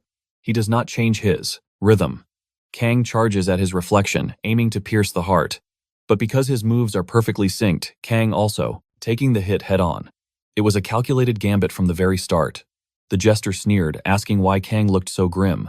He claimed they stood at a crossroads between hero and villain, urging Kang to choose his destiny right here and now. The clown mocked him, insisting that in this chaotic world, taking anything seriously was the ultimate joke. But Kang simply sighed. "You talk too much," he muttered, cold as ice. "Let me silence that noise forever." His hands clamped onto the clown's face like a vice. With a sickening crunch, he obliterated the enemy in a single strike. The clown was finished. Kang claimed the mask as his spoil of war. "Is there anything left?" he asked the void. Suddenly, a terrifying pressure descended. The clown monarch had arrived. O child of 1,000 faces. The ancient being commanded him to choose his next evolution. Later, chaos erupted at the hospital as Master Park sprinted down the hall. Bursting into the room, he found Kang resting. Park was frantic, heart pounding, having rushed over the second he heard the news. But there sat Kang, chilling as if he hadn't just cheated death. Hyung Kang drawled, "Did you really come to visit a patient, empty-handed?" Park paused, realizing that sharp wit meant Kang was just fine. The relief washed over him instantly. His ace was still alive. "Stop messing around." Park scolded, masking his worry. "Get back to saving the world, you hero." But Kang just pointed to his chest. "You want me to work with a hole in my chest?" he asked dryly. Park insisted he must have chugged a high-grade potion by now. Kang shook his head. "This isn't a simple battle wound," he revealed. The aura around it was different. Park's expression darkened. A monarch's power. That is never easy to shake off. But Kang waved it away casually. "It's not that deep," he smirked. "Awakening at level 50 is unique for everyone. For me, it was a reward for self-destruction. By ending himself, he had unlocked his true potential. He had completely assimilated every skill and attribute card in his arsenal. His power had not just grown, it had evolved. He finally possessed the ultimate strength he had craved since the beginning. Now Kang's eyes sharpened. "Tell me about the mission." Park sighed. "We need to hunt a black player, a true villain. In this era, genuine monsters were rare. But this target, known as the Maestro, was a nightmare incarnate. He was terrorizing the city, conducting a symphony of absolute chaos. He called the citizens ignorant cattle, claiming only he could enlighten them with his twisted talents. He set the streets ablaze, offering the flames to the Fire Monarch. He believed only the Fire Monarch understood his burning art. But his performance was cut short as sirens wailed nearby. The Maestro laughed at the police closing in. Fools trying to catch the wind. He vanished into a nearby tower, leaving them baffled. Moments later, Kang arrived at the scene. He surveyed the devastation with cold eyes. This isn't a psychopath, it's a wannabe. Without hesitation, he entered the tower, hunting his prey. Inside, he found an arena prepared for a duel. The Maestro stood there, stunned. He knew Kang's reputation. The hunter had become the hunted. Ready or not, Kang declared Aura Flaring School is in session. The maniac sneered, asking if a brute could grasp his art. Kang shut him down instantly. "You're just a crazy magician wannabe," he spat. "Why is the world full of delusional lunatics?" That struck a nerve. The Maestro roared, furious that his divine art was called mass-produced. He unleashed a torrent of hellfire, aiming to incinerate Kang instantly. But Kang just scoffed. Charlatans always get mad over the truth. The taunt shattered the villain's composure. Suddenly, Kang sensed a lethal presence from above. The pyromaniac grinned, thinking he had won. But Kang was leagues ahead. He vanished, leaving the attack to hit nothing but air. "You'll have to try harder than that," Kang mocked from the shadows. The enemy launched another desperate volley. A direct hit. The Maestro cackled maniacally. "A beautiful melody created by your screams." But his victory celebration was premature. The smoke cleared. It was just an illusion. Kang lunged from the mist. The enemy barely dodged a feat that actually surprised Kang. But the strike still drew blood. The maestro touched his wound, trembling. "How dare a mere illusion speak to me?" he shrieked in rage. Kang looked down at him with pity. "You aren't even qualified to judge me." Kang activated his skill, splitting into multiple shadow clones. "Here is the audience you deserve," Kang whispered, "for your final performance." But the villain refused to bow out. "My art is eternal," he screamed. A blinding light erupted from his core, a self-destruct sequence. Kang shielded himself as the explosion rocked the arena. System notification: victory. But Kang knew the truth. Players couldn't die in the tower's safe zone. He should have waited to kill him at the exit. Kang left the tower, cold determination in his eyes. He teleported instantly to France. Just as predicted, the magician's specialty was escaping death. Kang found him hiding in his homeland. "No running this time," Kang growled. He summoned his ice blades, freezing the very air around them. He charged a blur of motion, striking directly at the heart. This time, the curtain would fall for good. But then, a shimmering barrier materialized around the target. Kang narrowed his eyes. This wasn't the magician's mana. A third party had interfered. A silhouette stepped from the void, commanding Kang to sheath his blade. He knew that aura instantly. St. Mary Yerger, the Guildmaster of Knights and Rescue. "Official business," she declared coldly. The French government had contracted her guild to handle this crisis. They had been tracking the black player for weeks, waiting for the perfect moment to arrest him. "Stand down," Mary ordered. "He cannot die yet.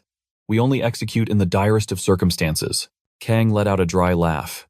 "Truly living up to your holy title, aren't you, Saintess?" "Vengeance is a cycle," she countered, her voice steady. "Spilling blood only invites more death." "He's a monster," Kang retorted, his killing intent spiking. "Do you know what kind of evil he has wrought?" "I say this for your soul, not his," Mary pleaded. "Think of the international fallout you are inviting." While they debated, the ice prison shattered. The magician saw his opening and began to channel a spell. He tried to self-destruct, but Mary's barrier was impenetrable, forcing him to burn in his own explosion. "See," Mary gestured to the contained blast. "He is secured. My guild will take it from here." She urged Kang to retreat. He sighed, suppressing his aura. "Fine. Have it your way." He turned, complaining about a wasted trip. But his eyes betrayed a different intent. In a flash, he unleashed a wave of dark magic, yet the saint's shield held firm, protecting the villain. "Pointless," she warned. Kang smirked. "Oh, I knew you would block that one." It was a feint. His true attack struck from the shadows, bypassing her defense entirely. The saint gasped. The man she tried to save was instantly reduced to a pool of crimson. Her authority lay in tatters. High above the clown, Monarch watched the chaos, laughing in delight. "Do you know the number?" Kang's voice was ice. "The children he slaughtered, the families he destroyed. Scum like him deserve no trial," Kang declared. "They are a cancer, destroying this world faster than any dungeon." The saint trembled, unable to accept his brutality. She opened her mouth to recite the old warnings. "He who fights monsters," Kang interrupted. "Spare me the lecture. I stopped caring long ago." Mary stepped closer, her eyes searching his. "No. You are not a monster. Not yet." The tension was palpable. Suddenly, a jarring ringtone shattered the atmosphere. It was Manager Park screaming loud enough to burst an eardrum. "You didn't say you were fighting a serial killer." Kang held the phone away, wincing. "Keep shouting and I'll go deaf. I just finished the job. What's the issue?" "You executed him in broad daylight," Park wailed. "That is excessive force. The French government is furious." "I've booked you a flight," Park continued frantically. "Come back now." "Not yet," Kang replied calmly. "I have a personal life too, you know," Kang teased, ignoring Park's protests before ending the call. He pocketed the phone, leaving his manager screaming into the void. Kang sighed. Park was always so dramatic. Alone again, the air shifted. "I owe you one," Kang admitted, turning to the saint. "I will honor your request." Mary let out a breath she had been holding. "That is a relief." He took a step forward, but the wall of professionalism slammed back up. "See you in Paris," she said. "You really know how to draw a line," Kang chuckled. She offered nothing but a polite good night. As his presence faded, Mary remained in the silence, wondering if she had just made a deal with the devil. The next day, a new gate opened in the heart of Paris. Kang was already on the scene. The scenario had begun. Projectiles rained from the sky, but Kang deflected them with casual precision. The saint was with him, secured inside the carriage. "The bridge," Kang shouted. "We cut them off there. They were trapped in a recreation of the French Revolution. Their mission: escort the nobility to safety. They reached the choke point. With a single devastating blow, Kang shattered the bridge. The path collapsed into the river. They stood as guardians, the carriage speeding away behind them. But the enemy did not fire. The rebel leader raised a hand, calling for a ceasefire. Why, the leader screamed, betrayal in his eyes. "You fought for the people. Why do you side with tyrants now?" "Switched sides." He claims the saint was the linchpin of their past victories. With desperation in his voice, he demands to know why she isn't fighting for their revolution anymore. The commander accuses her of becoming a lapdog for the corrupt monarchy. Yet, his blade wavers. He cannot bring himself to strike down a former comrade. Kang observes the tension, asking if this is the true reason she requested his aid. It finally clicks. Maria has existed in this timeline before. Maria confirms the suspicion. In a past life, she climbed this Tier 5 tower. Back then, she fought without a shred of hesitation for their ideals: liberty, equality, and unity. Kang tilts his head. The slogan rings a bell. Maria explains with a heavy heart that these were the chants of the Great Revolution from history. Kang scoffs at the irony. Those who believe they are fighting for justice have become the villains standing in her path. He gives Maria an ultimatum. If she wants to defect, this is her final opportunity. Maria shakes her head. The tower is a restricted zone. To ascend to Tier 6, they must crush the obstacle before them. These, former allies. Kang grins, accepting the mission. They will proceed. The saint looks at him, relieved to have a monster like him fighting alongside her in this hellish dungeon. Meanwhile, the revolutionary leader attempts to preach again, but Kang silences him with a ruthless strike. To the ground, Kang laughs in his face, asking the stunned commander if he truly believes these invaders are divine messengers. Kang issues one final warning. The bridge is severed. Retreat now. He has no desire for a meaningless massacre, but the leader refuses to yield. He declares that even if he must slaughter visitors from another dimension, he will do it for the greater good. The commander roars, initiating anti-visitor protocols. He commands his soldiers to engage tactical mode and unleash their magitech armor systems. For freedom, for equality, they scream. Instantly, the enemy forces open fire with enhanced weaponry. Mana-infused rounds explode with devastating power. Maria the Saintess casts a high-tier blessing on Kang. He receives a staggering 1000% stat amplification. His agility transcends human limits, moving like a phantom. Kang is genuinely impressed. With this god-tier buff, this battle just became a playground. Maria urges Kang to retreat so she can negotiate, but he isn't interested in talking. He unleashes the abyss, casting a pitch-black void that swallows the battlefield and freezes her in place. Kang takes point, his blade dancing through the darkness, cutting down foes. He assumed a Tier 6 army would offer a challenge, but he hadn't planned on fighting in absolute obscurity, forcing him to calculate every strike blindly, so he commands Maria to maintain her defense. Maria pleads with him to dispel the shadows. Kang shuts her down instantly. He claims he's merely stress-testing her buffs under extreme conditions, especially since the system shares the experience points regardless of who gets the kill. He assures her he has all the tools required to annihilate the enemy. All, thanks to her magic, so she can sit this one out. Maria bites her lip in frustration. Still, she knows the mission comes first, and they must advance. Kang, now mounted on his colossal Shadowcat, orders the charge toward Ward 2. They must secure the king, immediately. If the capital falls, the raid is a failure. Maria argues that he's overextending, but Kang sits back looking perfectly at ease. He vows that as long as she keeps those holy buffs active, he will slaughter every threat and keep her completely out of harm's way. Maria reminds him that protection wasn't part of the deal. Kang dismisses it with a shrug. It doesn't matter. I'm clearing the path for you, aren't I? Suddenly, the stench of ash fills the air. Agonized screams echo. The order is to purge the enemies of the revolution. The commander bellows that this is the decree of the Iron Blood Duke. All sympathizers of the old regime must be executed. No mercy for the elderly or children. When they arrive at the scene, Maria is paralyzed by the carnage.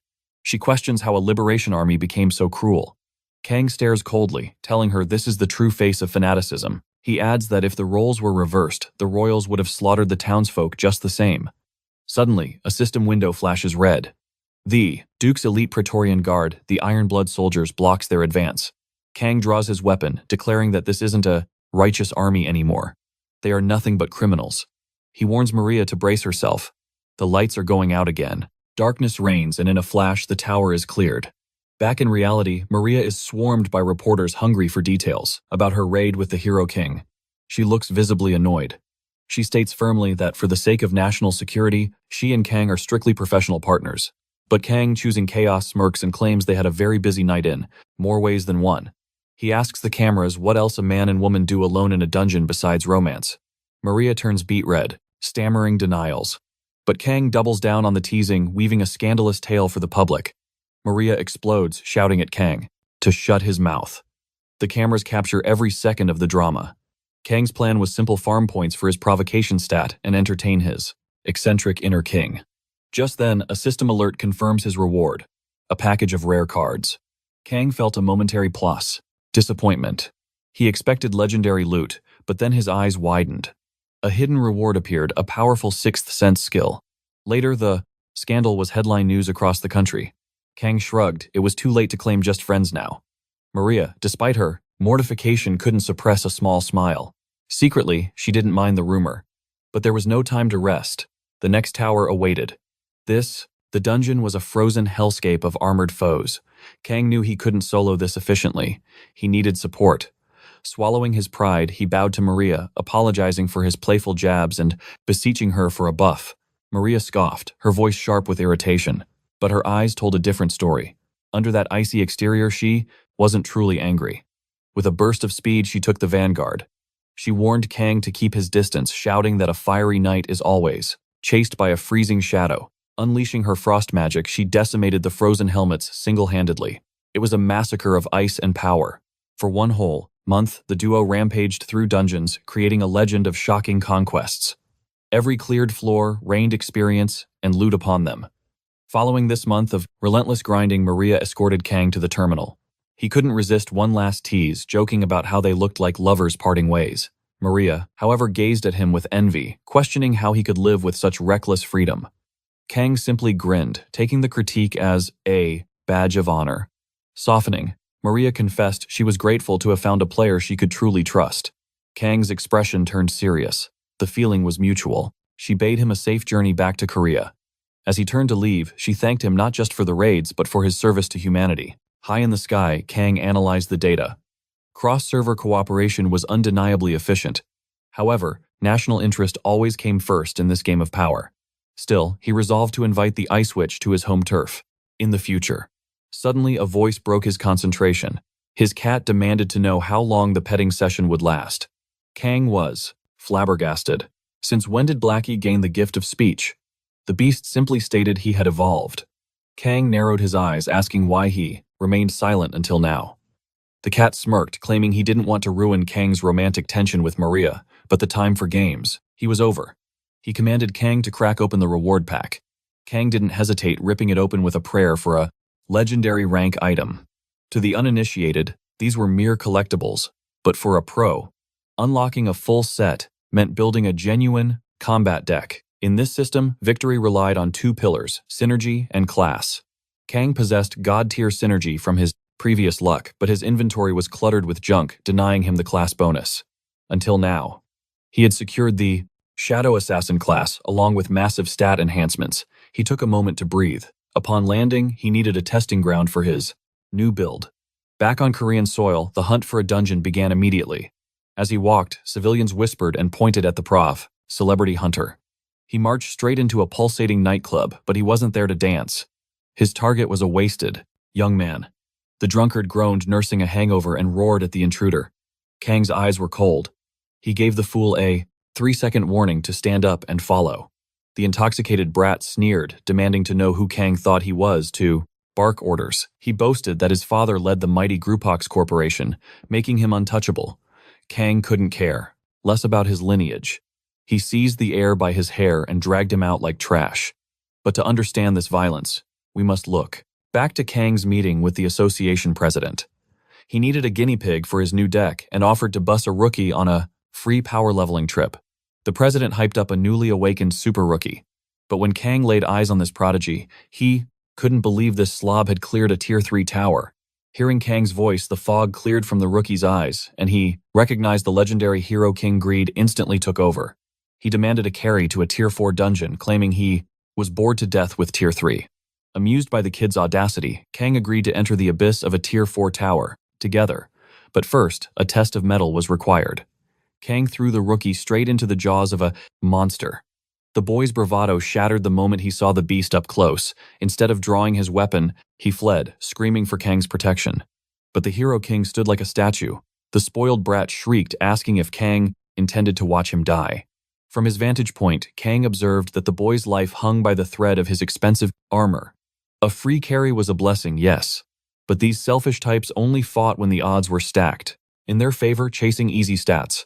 Kang sighed, wondering who would defend humanity when the real apocalypses came. Hearing the boy's pathetic wails, Kang finally intervened. He stated coldly that if the kid wanted a free ride, he had to pay the price in sweat. Suddenly, an ambush rained from the ceiling, the rookie paralyzed with terror. Kang, however, moved like a phantom, obliterating the threat in seconds.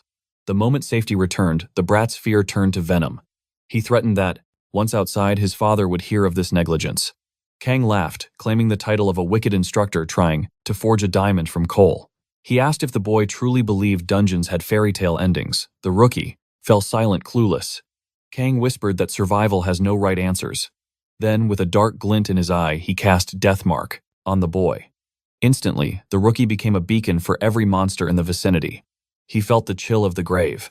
This curse ignored his defensive stats completely. The first blow landed hard. The protagonist sneered that this hell wasn't a playground for tourists. If the boy found it unfair, he should return only when he possessed true strength. Back in the safety of the real world, the spoiled brat gazed around in a daze, asking what had just happened. Kang coolly explained that he had ended his life so swiftly. The fool hadn't even realized he was a ghost yet. Rage exploded within the boy instantly. He swore the protagonist would pay 1,000 times over, but the protagonist simply stared back, asking what exactly a dead man could do. The boy screamed that the hero had no clue about the terrifying reach of massive corporations. Kang just shrugged, utterly unimpressed. He didn't care if they sent a legendary assassin. What was one more conglomerate adding him to their hit list? An entire nation already wanted his head on a spike, praying for his downfall. He was public enemy number one, so one more company, big or small, meant absolutely nothing. Kang smirked, challenging the ghost to try his luck. But suddenly, space warped around them. They were dragged into a new tower. The endless labyrinth. Kang was blindsided, but the reality was a nightmare. The spoiled ghost was there, along with a party of trembling novices who looked completely useless. One survivor recognized the protagonist's face. The Hero King, he gasped, relief washing over him like a tidal wave. Surely standing next to a god meant safety. A woman then pointed to the glowing word group etched on the floor. Fate had bound them together. The protagonist realized with disgust that he was now shackled to these weaklings. He was forced to carry this dead weight to survive. The woman read the grim rules: players could respawn, but only if killed by another player. Suicide was their only escape hatch from true death. Kang scowled at the absurdity. This team was doomed from the start. Still, he announced this was a free carry by the Hero King himself. State your names and skills, he commanded. And just like that, the mission commenced. After crushing some trash mobs, the protagonist gauged their progress. His awakened sixth sense was sharp, but his party was nothing but spoiled children and stumbling rookies. If the system balanced difficulty based on the team, their opponents must be monsters. He estimated veteran level 40 players at minimum. It was no surprise his team looked like walking XP farming targets. Gather up, Kang barked. Guests are here. The air shifted as the enemy team emerged from the shadows. Battle erupted instantly. The protagonist shouted a warning if the team wiped the survivors faced disqualification. The enemy squad was already crumbling. The system prepared to erase them, disqualifying them by the book. But Kang's sharp eyes caught a hidden truth. He moved like lightning, slaughtering the enemies before they reached his tower. Kang knew the grim reality. Death by the maze meant permanent erasure, no revival, even after the trial. He told their fading digital forms to be grateful. He had granted them the mercy of a player kill, saving their souls from the void. Watching from the shadows, a scout panicked and sprinted to warn his team. But suddenly, Kang materialized. He appeared like a phantom, terrifying the spy. Trembling, the scout desperately pretended to be a Hero King superfan. Kang stared down at him. "Are you alone?" he asked coldly. The terrified spy scrambled away, fleeing to his squad. He reported spotting other players, one high-level monster and a bunch of trash. Their leader grinned wickedly. The plan was simple: slaughter the weaklings, and the rest would fail by default. A perfect strategy, but the leader paused. "Are we even going the right way?" The spy apologized with a smug, treacherous grin. "Trust me, this way is better." That was the moment they realized. It was a trap.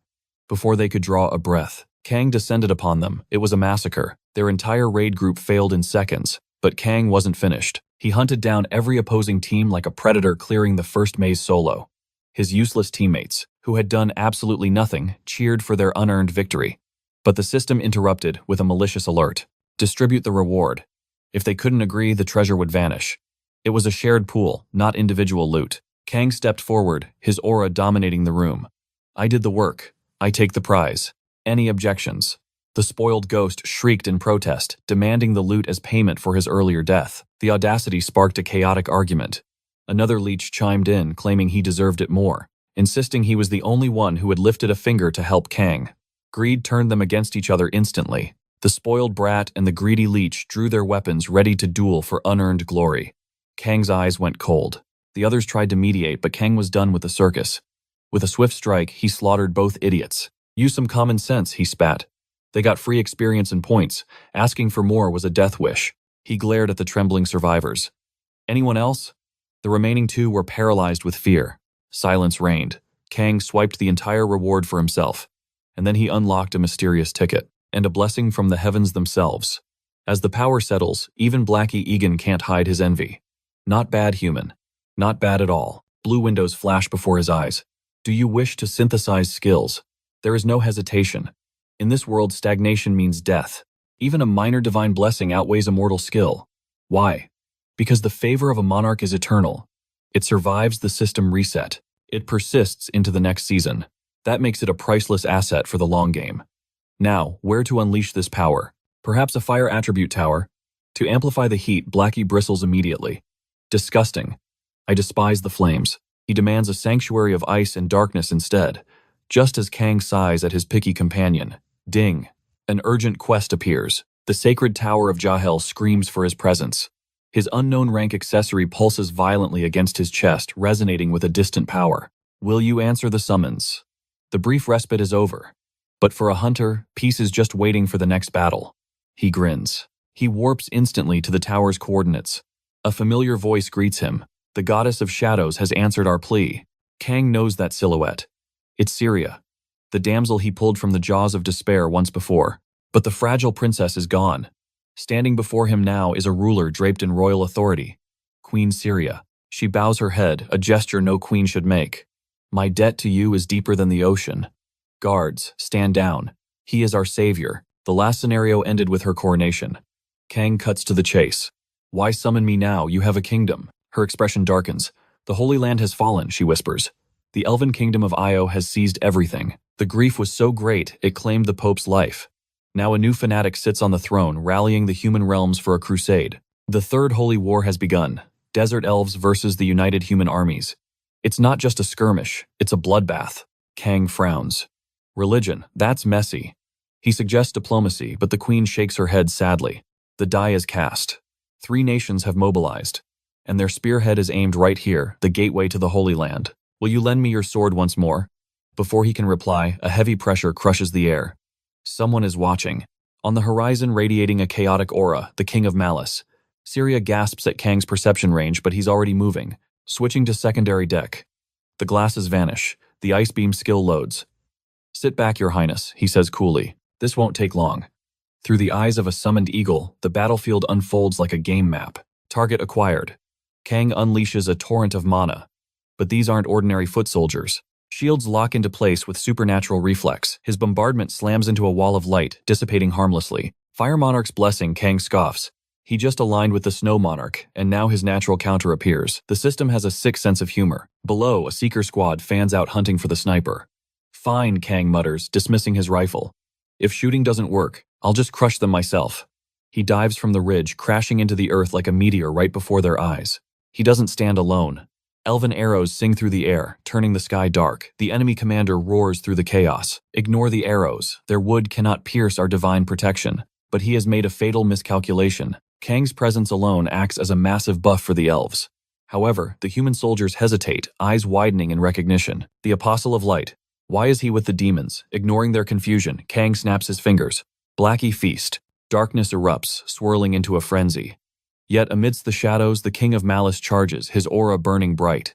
Richard, the King of Malice. His voice cuts through the battlefield like thunder. Do not falter, God is watching. A tsunami of shadows rises to swallow his legion whole. It looks like the end. But Richard, he doesn't even blink. For the glory of the light. With a single slash, his blade tears the fabric of the dark magic apart. Holy energy cascades from him, reigniting the fighting spirit of his men. Kang raises an eyebrow. Okay, that was unexpected. Emboldened by their king, the soldiers scream and charge a tidal wave of steel aimed straight at Kang's throat. Kang prepares to wipe them out, but swish elven blades flash from the flanks, intercepting the charge. "Focus on the king," an elf shouts.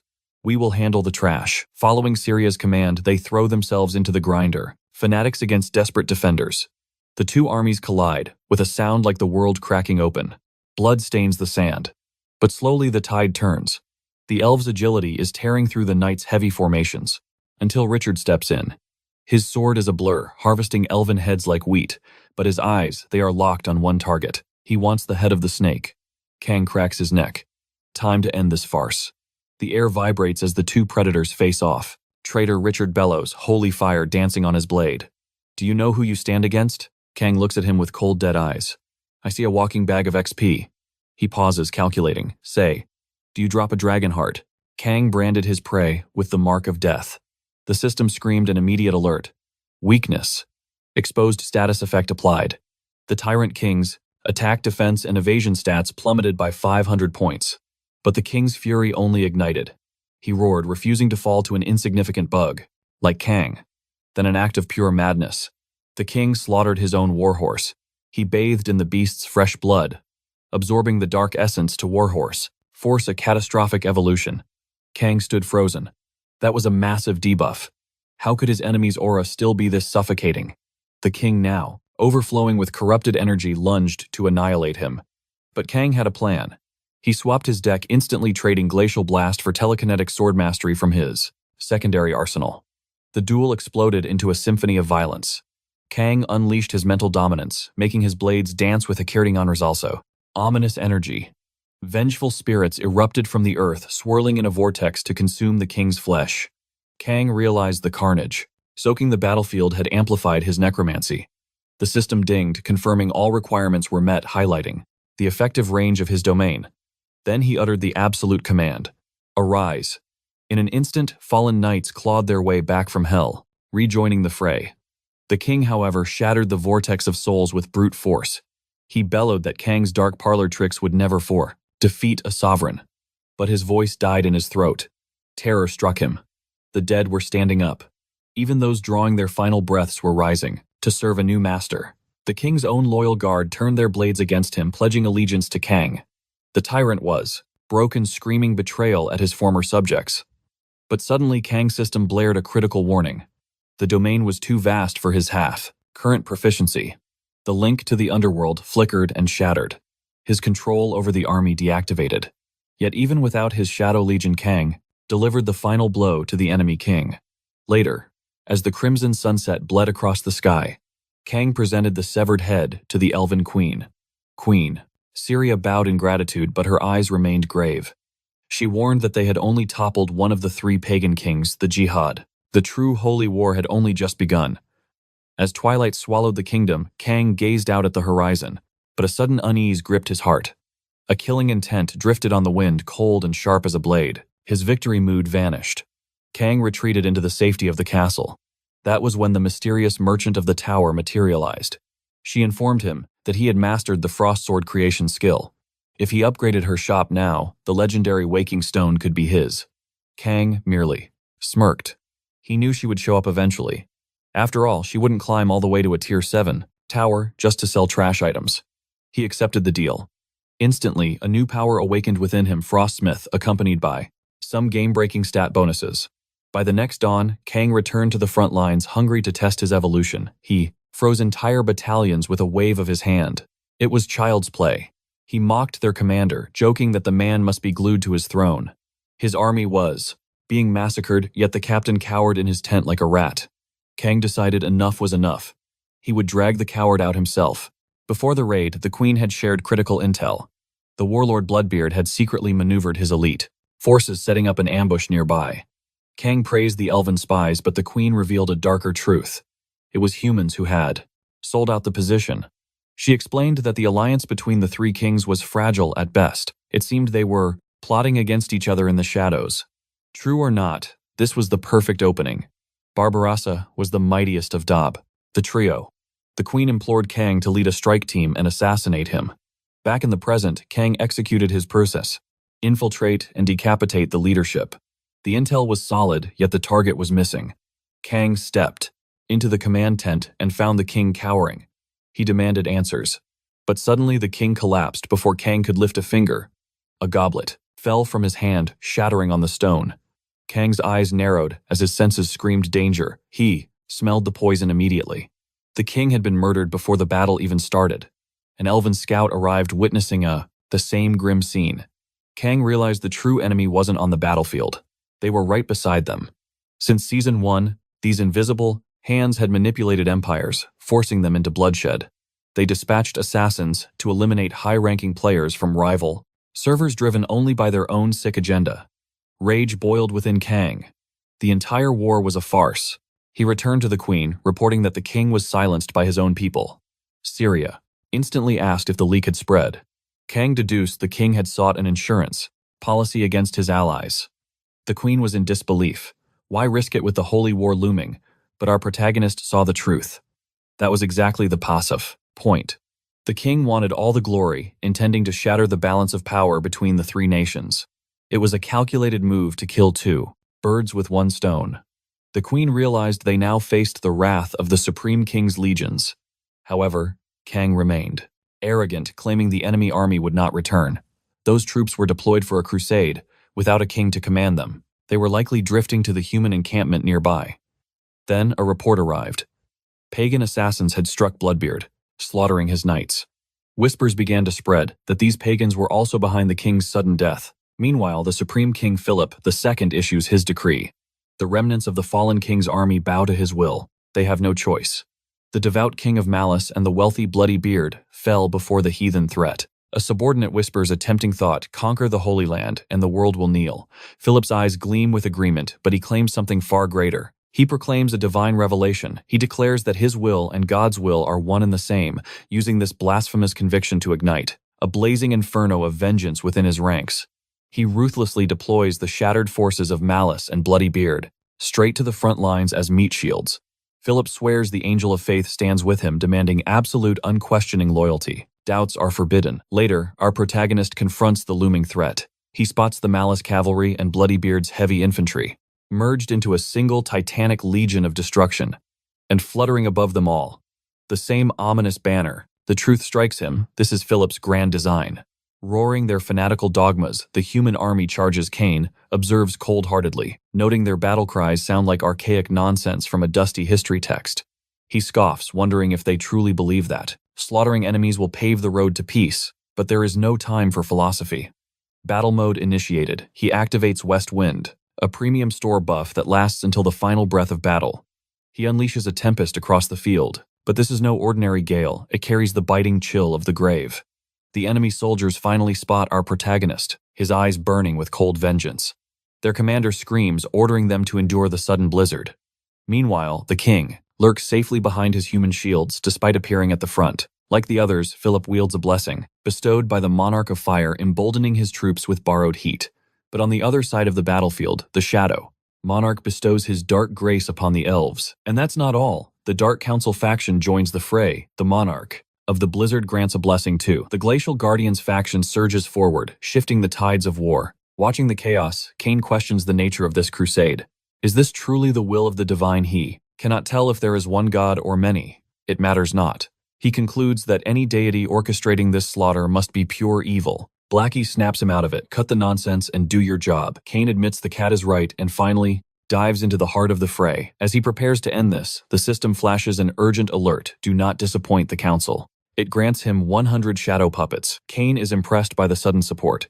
He realizes he is not the only one fighting for victory. Yet the irony is not lost on him. His side mirrors the enemy's. The humans boast 59 ranked Sentinel Angels. Kane deploys his puppets to handle the fodder, saving his blade for his true target. He zeroes in on King Philip's steel, clashes against steel, but then something unexpected occurs. Philip's gear. It resembles a player's equipment. Yet he speaks like a scripted NPC, not a human player. Could he be the original wielder of golden fanaticism rather than a player? Suddenly Philip launches an aerial assault. Kane grumbles, everyone has wings these days. But the system responds instantly. The Shadow Monarch grants the Raven Wings buff. Now Kane takes to the skies, though he mutters that he never asked for flight. This aerial chaos scatters Kane's carefully planned deck, turning it into a pile of useless cards. Philip, however, is ecstatic, declaring he has finally found a worthy foe. The sky battle erupts. Philip taunts Kane's struggle, calling it divine punishment for betraying God's will. Kane sneers back.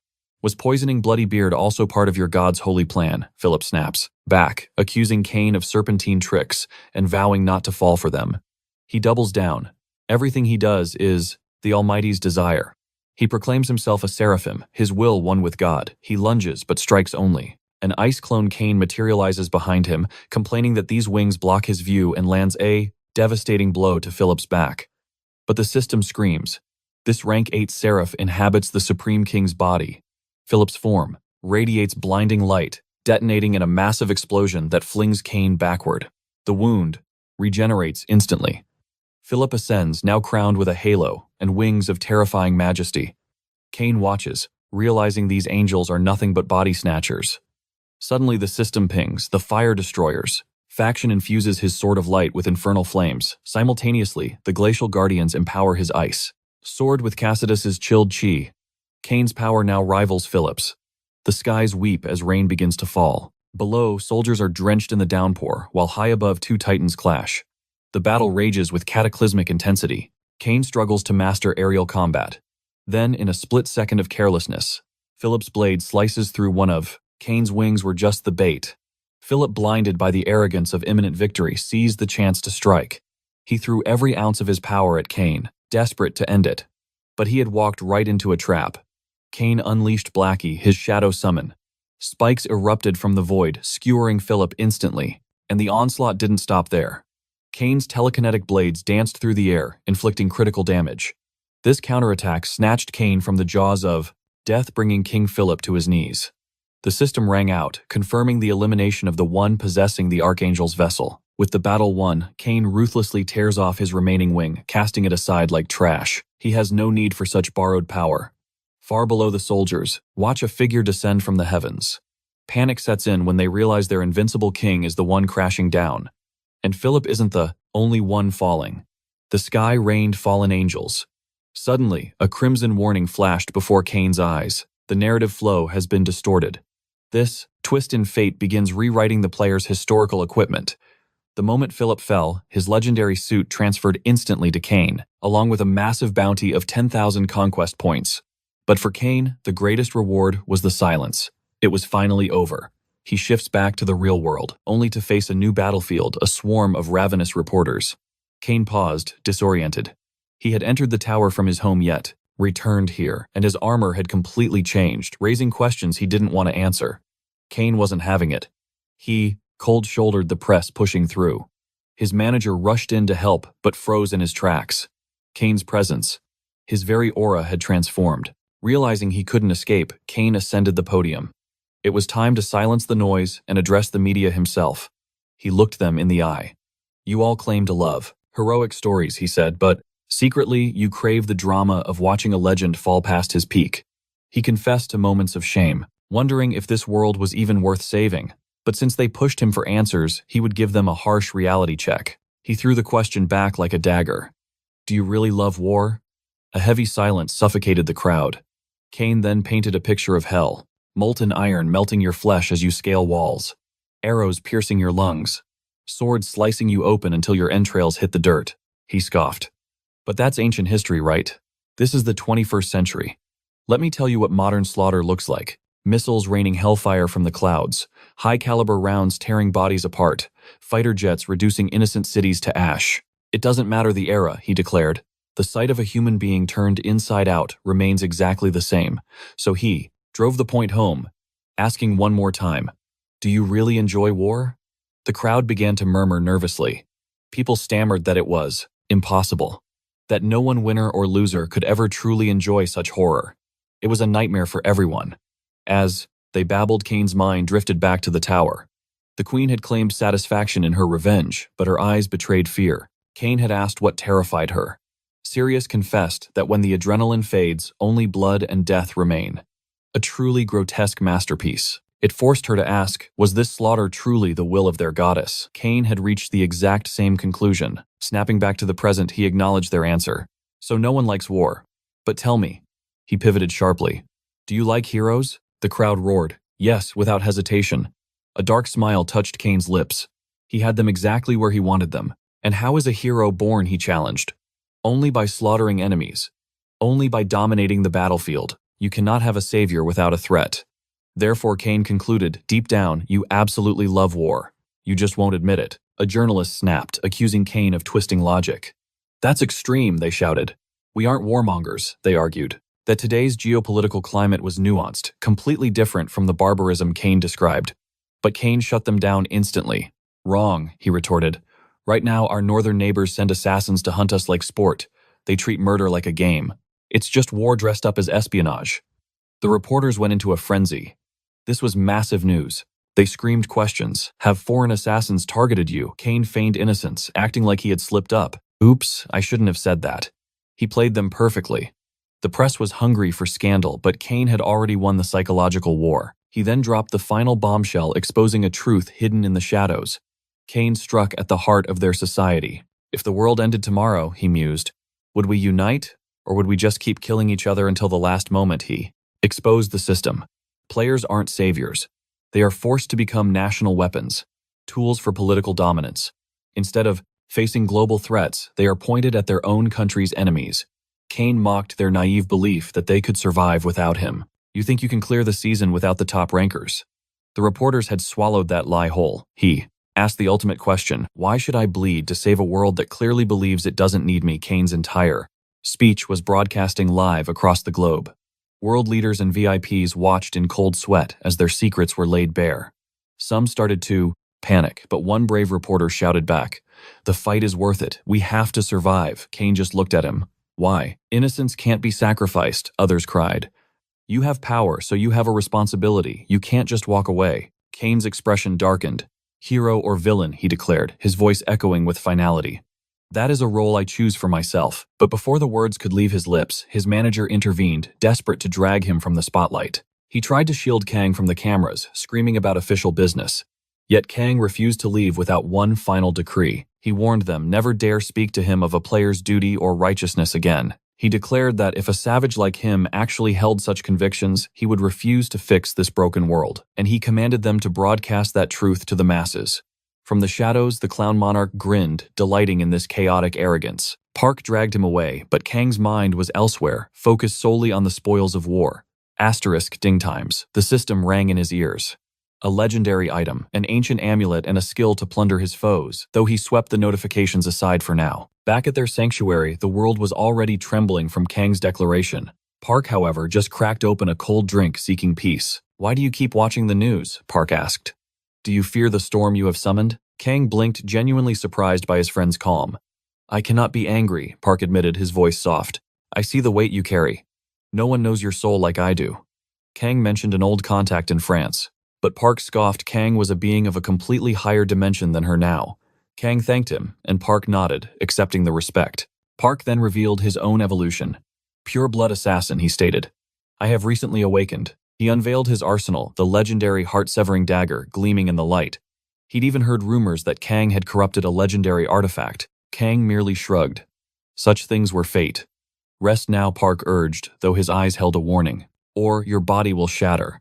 He reminded Kang that the 7th tier tower awaited their conquest. But for men like them, rest was merely a prelude to violence. Standing before the gate, Park warned of the treachery ahead, a viper's nest of secret feuds and ultimate depravity. The protagonist smirked. It was time to rewrite this narrative's vibe. Together they stepped into the abyss of the Godfather and Alley Tower. Meanwhile, under a sky weeping torrents of rain, a shadowy transaction took place. A woman passed a mysterious object, her voice cutting through the storm. Complete the mission before the gathering. It was a burden borne solely for the sake of their world's twisted justice. She checked the time, but the hands of her watch stood frozen, a tragic omen. Sorrow washed over her. It was a keepsake from her godfather. Seeking refuge from the deluge, Kang and Park appeared nearby. Her eyes went wide. Destiny had delivered them. Help us, she cried. This is Black York City, and the Capone family stands on the brink of annihilation. She implored them to follow, leading the way to the one who pulled the strings. As they navigated the gloom, she unveiled the city's hierarchy. 5 great families ruled this underworld with iron fists. In just 4 days, a massive summit would decide their fate, but chaos had erupted. The first godfather, the pillar of the Capone legacy, along with his loyal lieutenants, had been brutally slaughtered. She spoke of her own origins, a street rat struggling to survive. She was lucky enough to awaken, yet her powers were trash until the godfather took her in, changing her destiny forever. Kang offered no sympathy. He cared only for results. She pressed on. During the massacre, she had managed to save a single soul, the godfather's son, now the fledgling head of their crumbling empire. Inside, the new leader awaited. He puffed out his chest, proclaiming his title as the supreme head of the Capone family. Park smirked immediately, cutting him down. "Nice to meet you, little boss." The boy bristled with rage. "I am Vito Capone, the rightful heir," he shouted. To call a great boss little is an insult worthy of death. The woman rushed to intervene, smoothing his ruffled feathers. "Forgive them," she whispered. "These outsiders lack the eyes to see true greatness." Assuring him his aura commanded respect, she calmed him down. Ego restored, the young lord declared time was of the essence. He signaled Rebecca to begin. Kang, a silent statue in the corner, observed every twitch. After a brief strategy session, Rebecca laid out the mission. The objective was clear: resurrection. At the upcoming summit of the 5 families in 4 days, they needed to make a display so terrifying it would demand respect. But more importantly, they had to hunt down the mastermind, who had murdered the former king. Kang finally broke his silence. "Who is the prey?" Rebecca narrowed her eyes. The knife likely came from a rival Don or a traitor who once stood within their alliance. All signs pointed to Gambino, a weakling currently, but one desperate to ignite a war. The protagonist flipped through the dossier, his expression bored. "Why complicate things? Shall I simply slaughter them all?" Rebecca's eyes lit up. A total massacre. It was a magnificent idea to wipe the slate clean. But Kang isn't. However, doubt clouded his eyes. He believed the Capones had peaked under his father's legendary reign. For 20 years, Vito had watched from the sidelines. To him, Rebecca was the true pillar of the family's strength. She was the foundation. But Kang cut through the hesitation like a blade. He reminded everyone who truly sat on the throne. "You are the Don now, Vito, not her. The hierarchy must be absolute." Vito lowered his head, admitting his insecurity. The main character then posed a ruthless question. "Shall we slaughter the rivals as well?" But Vito shook his head. Unless they drew first blood, mercy would be the law. He turned to his commander, Rebecca, seeking her allegiance. "Can you follow my path?" She swallowed her pride, bowing to his will. "As you wish, boss." The quest had begun. Park identified their first target, the Callio family, the nearest prey on the map. Kang smirked, noting the dark aura around his friend. "You're really embracing the villain arc, aren't you?" Park merely shrugged. "To survive here, we must become monsters. After all, this entire dimension was just a game to them." At the Callio stronghold, the guards scrambled to arm themselves. Who dared trespass? But their reaction speed was too slow. The duo struck like lightning. Park's voice boomed with chilling authority. "Submit now and keep your lives. Refuse and perish." But the guards were stubborn. "We will never betray the family." "Foolish loyalty," Park scoffed. "Then accept your death." Kang watched, impressed by his partner's cold-blooded efficiency. Suddenly, a frantic man burst onto the scene. "You dare attack us before the summit?" Park narrowed his eyes. "Are you the boss of this dungeon?" A trembling henchman answered instead. "No. Our leader is far above this chaos." The newcomer sneered, telling the main character to play with the trash mobs. Kang blinked. The party was supposed to raid together, but Park had other plans. "I need to vent some stress," he declared. "I will solo the boss." Kang raised an eyebrow but relented. "Fine, I'll clear the path." Park charged forward, his eyes locked on the prize. He would take the head of the snake himself, leaving the protagonist to clean up the fodder. But high above the carnage, a pair of eyes watched from the shadows. A black crow, an ill omen, took flight and vanished. Inside the headquarters, Park unleashed a massacre. Both he and the main character sensed the disturbance, a strange energy in the air. Kang spotted the murder of crows, circling above. The Callio family was eliminated. Stage clear. Next target, the Gambino Syndicate. The protagonist watched the destruction unfold. It had been a long time since he saw Park fight with such ferocity. Though they were cut from the same cloth, Kang preferred to keep his true power in reserve. He turned to his shadow beast. "Finish them, Blackie," the shadow cat grumbled. "Typical. The master idles while I do the heavy lifting." With the sector cleared, the duo retreated to a local diner to recover stamina. Park teased Kang for his laziness. Burgers again. Since arriving in this world, the main character had consumed nothing else. Morning, noon, and night. "Don't judge me," Kang defended, taking a massive bite. "These are a Tier 1 delicacy." He wanted to savor every moment, before the inevitable returned to their reality. Park rolled his eyes, suggesting better cuisine. But Kang refused to listen. I rarely get a vacation like this. Let me eat in peace. He quickly shifted the conversation. Did the Gambino boss talk? Park shook his head. That NPC knows nothing. Kang frowned, recalling the mission parameters. But his partner seemed unbothered. He would have been useless at the summit anyway. Meanwhile, the Gambino Don was spiraling. Rage consumed him. He dialed number after number, but silence answered him. The Sanchez and Falcon families had gone dark. Panic began to set in. The alliance was shattering before it even began. He slammed the phone down, trembling with fury. But beneath the anger was pure terror. He remembered the monster's parting words. The memory of Park played in his mind. You have 72 hours. Your heart will explode unless I release the technique. It was a death sentence. Park had looked at him with eyes devoid of mercy. Do you understand your position? The Don had no choice but to submit. He agreed to boycott the summit and to hunt down the killers of the previous Capone Don. It was total surrender. Good boy Park had sneered, sparing his life for the moment. But the curse still lingered in his veins. The agony was excruciating. The antidote had not been administered, and the summit was still in limbo. Back at the diner, Kang sighed. So we're at a dead end. Park leaned forward, his instincts flaring. Not quite. The summit will reveal the truth. My gut tells me. There is a hidden player controlling the board. Someone beyond the 5 great families. The hour of judgment arrived. Limousines pulled up to the meeting grounds. The heavyweights took their seats. Tension hung in the air like smoke.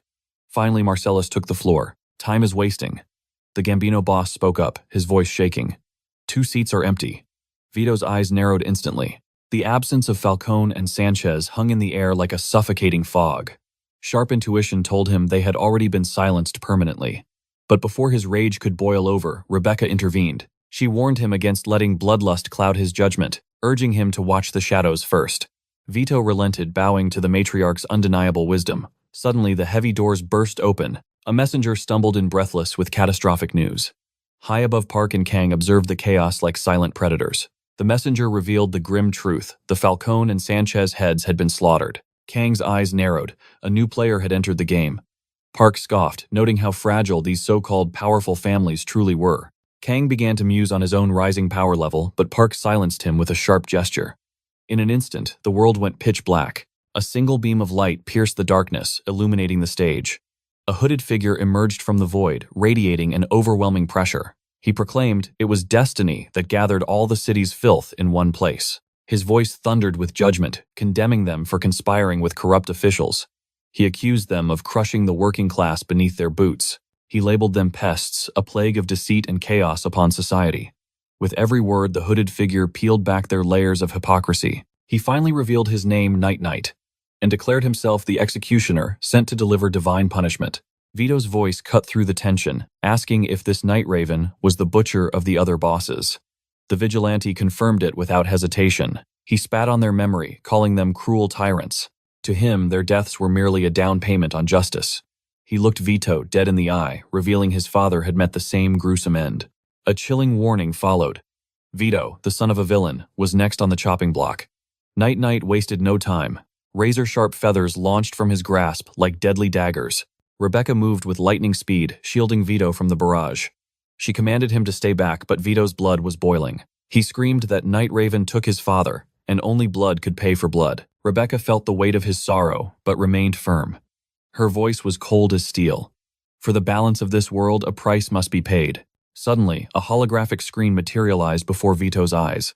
The system alerted him. The anti-hero Nightcrow was enacting justice. Kang decided he had seen enough. Trash really does deserve to be taken out, he murmured. Unleashing his dark mana, he sent his shadow familiar Blackie into the fray. Then Kang dropped a bombshell revelation. The puppet master pulling every string was none other than Raiden King. Vito, fueled by the system, blasted Night Raven with abyssal magic. The vigilante was backed into a corner, struggling against the overwhelming pressure. But even rats bite when cornered. Night Raven found a sliver of an opening. Blackie's urgent warning echoed in their minds. Vito was losing control and might accidentally execute the target. Kang watched his Shadow Cat struggle. He frowned, realizing he needed to feed his familiar, more high-grade mana later. Deciding to end this farce, Kang flashed into action. He seized the vigilante by his cloak with a grip of iron. A devastating blast of mana slammed into the enemy. Night Raven was instantly afflicted with the Deathmark status effect. The debuff not only drained him but stripped away all his defenses. Vito seized the moment, activating his unique skill, Gossip Keyword. The skill shattered the enemy's privacy, forcing a complete status window to pop up. It allowed Veto to stack the vulnerability debuffs to critical levels. The system window spilled every dirty secret Raven possessed. His cloak was a generator of negative energy. Those feathers were lethal, and worse, he was a walking armory of explosives. Raven had no idea he was fighting a mere shadow clone of Kang, a clone that was analyzing his combat patterns with cold precision. Kang scoffed internally. This cosplaying suicide bomber actually believed he was a hero. Raven finally realized the terrifying gap in their power. Trembling, he asked for Kang's identity but received only silence. Desperate Raven played his trump card. He summoned a flock of Bond Ravens, each one a volatile bomb ready to detonate. Park watched in disbelief, stunned by the sheer volume of summons. Though Park was a master duelist, seeing Kang face this army alone was unnerving. Kang ordered Park to guard the VIPs, the Capone family, with his life. Kang smirked, claiming his friend was better suited for tanking and defense. Park wanted to argue, but there was no time. Kang's eyes glowed with predatory intent. Killing was his domain, and business was good. Suddenly, Raven screamed out in frustration. He questioned why powerful outsiders were defending scum instead of fighting for world peace. He demanded to know why they acted like puppets for the darkness. Kang looked bored. Raven's speeches about union and peace were gibberish to him. Raven shrieked, pitying Kang for being manipulated by the true villains. He claimed the Capones were rotten to the core, responsible for the slaughter of the previous family. He exposed how they used dirty money to buy freedom. Bribing judges and officials, they ruled through fear and corruption. Raven declared that this city was built on sin. That was why he and his comrades had risen to balance the scales. Raven insisted there was still time to choose the right side. He begged Kang to join their crusade for justice. But Kang had zero interest in the monologue of a losing man. He launched an attack mid-sentence. Kang taunted him, saying, "True warriors fight with fists, not words." He tore the mask from his opponent's face, expecting a monster. Instead, a young boy stared back at him, but Raven's eyes still burned with the fire of fanaticism. "Do not underestimate my resolve," the boy shouted. In a final suicidal gambit, he triggered the detonator. Kang's eyes widened. He hadn't predicted this level of insanity. Raven smiled grimly, revealing a woman had set this trap 3 days ago. He asked Kang if he could guess how many bombs were ticking beneath their feet. The world erupted in fire and sound. Kang moved through the inferno, barely evading the shockwave. His ally materialized, and with Blackie's shadow assistance, they vanished. The explosion painted the night sky in ominous shades of orange. The following day, as the dust settled, the survivors convened. Rebecca bowed, grateful for their unwavering loyalty. She revealed that the power vacuum had been filled. The Capone family now controlled the board. Kang informed her the boy had survived, and their victory was absolute. Rebecca smiled. The game had played out exactly as she intended. The mission seemed complete, but Kang's eyes narrowed, piercing through her facade. He asked if this entire tragedy was actually her grand design. Rebecca scoffed, feigning ignorance, and demanding to know why he cared. But Kang's voice dropped to absolute zero. His duty was to purge every shadow threatening the Capone bloodline. The accusations flew like daggers. She had orchestrated the Godfather's assassination. She even hired an anti-hero to slaughter the heads of rival families. That branded her a traitor. Rebecca tried to weave lies, but Kang cut her off. Raven himself had spilled his guts. The mercenary confessed that she sold out her own family. She had cleared the board of rivals and paved a road of corpses to make the Cation Bai, young heir, the boss, all to crown herself the queen of Black York City. Rebecca desperately tried to deny the allegations. She insisted that every drop of blood was shed for Veto. She claimed the boy was too pure, too innocent. She removed the Godfather who forced him into brutal training and eliminated all threats to build a sanctuary for him. In her twisted mind, she was the ultimate guardian. Kang fired back, his aura flaring. She betrayed her savior and turned his son into a puppet for her own ambition. Park stepped forward, his presence imposing. That wasn't protection. It was a cage. Her actions had rendered the boy completely defenseless. She was only feeding her own ego. Rebecca snapped, screaming that no outsider had the right to judge her devotion. Park simply pointed to the shadows. "Why don't we ask the young master?" Rebecca froze. Vito had heard every word. The boy trembled, tears streaming down his face as the brutal truth shattered his world. She reached out, but Vito shocked them all. He unleashed his latent mana, crushing her with a wave of terrifying power. Vito looked down coldly. She was right. The world is hell. Mission accomplished. The team withdrew. Park whined about the lack of a cinematic hero moment, but Kang just wanted peace. No cameras, no reporters, just a quiet exit. His friend joked about a sequel, but reality had other plans. His assistant burst onto the scene breathless. A catastrophe was brewing. The Tier 5 tower in Central SU was on the brink of a breakdown. Even our protagonist felt a chill. That specific Tier 5 tower had already chewed up and spit out the association's elite. They led her 5 sus, failed the first raid, and barely escaped with their lives. But the system is cruel. 3 failures meant total demotion. A desperation move was suggested. Clear the dungeon on hell mode. This idea terrified the others. They had clawed their way to the top. They couldn't risk it all now. But the consensus was grim. They refused to return to the bottom of the food chain. They wouldn't be slaves to the association again. They had to clear the penalties, and hell mode was the only path. They attempted a second raid. Total annihilation. As they drove to the site, Kang reflected on the brutality of the association's merit system. It was a meat grinder. A tower breakdown was rare in this era, but he remembered the dark times. In the first 2 seasons, these disasters were a daily nightmare. Raids had no strategy back then. Failure was the standard. The consequences were absolute. That lawless chaos had claimed countless souls, including Kang's own family, stripping everything from him before he even awakened as a player. But Kang was different now. He decided to unlock every sealed artifact and max out his skill packages. His current build was strong, but he couldn't leave a single pixel for error. No compromises. He prepared his deck for mass destruction. Moments later, the car screeched to a halt and he stepped out. The crowd erupted. The Hero King had arrived to save them. But Kang ignored the cheers. His focus was on the first art, Sky. A black hole was tearing reality apart. The civilians screamed in terror as the void expanded. Some lower-level players braced for combat, but Kang raised a hand. He issued a command to everyone, meeting specific conditions. If you value your life, vanish. If you can't keep up with my speed, leave. And everyone else, just get out of my way. The message was clear. The other hunters retreated, leaving the stage to the true predator. Kang stood alone against the horde. He became a blur of motion, slicing through the vanguard instantly. But he realized the battlefield was crawling with anomalies. Bizarre creatures he had never indexed. And then he spotted something impossible. Usually a break released the inhabitants of the kingdom within, but these monsters didn't fit the lore. They were alien glitches in the system. Where were they spawning from? A news helicopter hovered overhead, broadcasting the carnage. The reporter shouted that despite the Hero King's controversial reputation, his results were undeniable. Suddenly, a red system window paralyzed his vision. The Monarch of the Abyss was awakening darkness from the deep. Simultaneously, the reporter screamed that the portal was bleeding violet. It was the prelude to an Abyss monster's arrival. Panic spread. How could an Abyss entity manifest from a standard tower?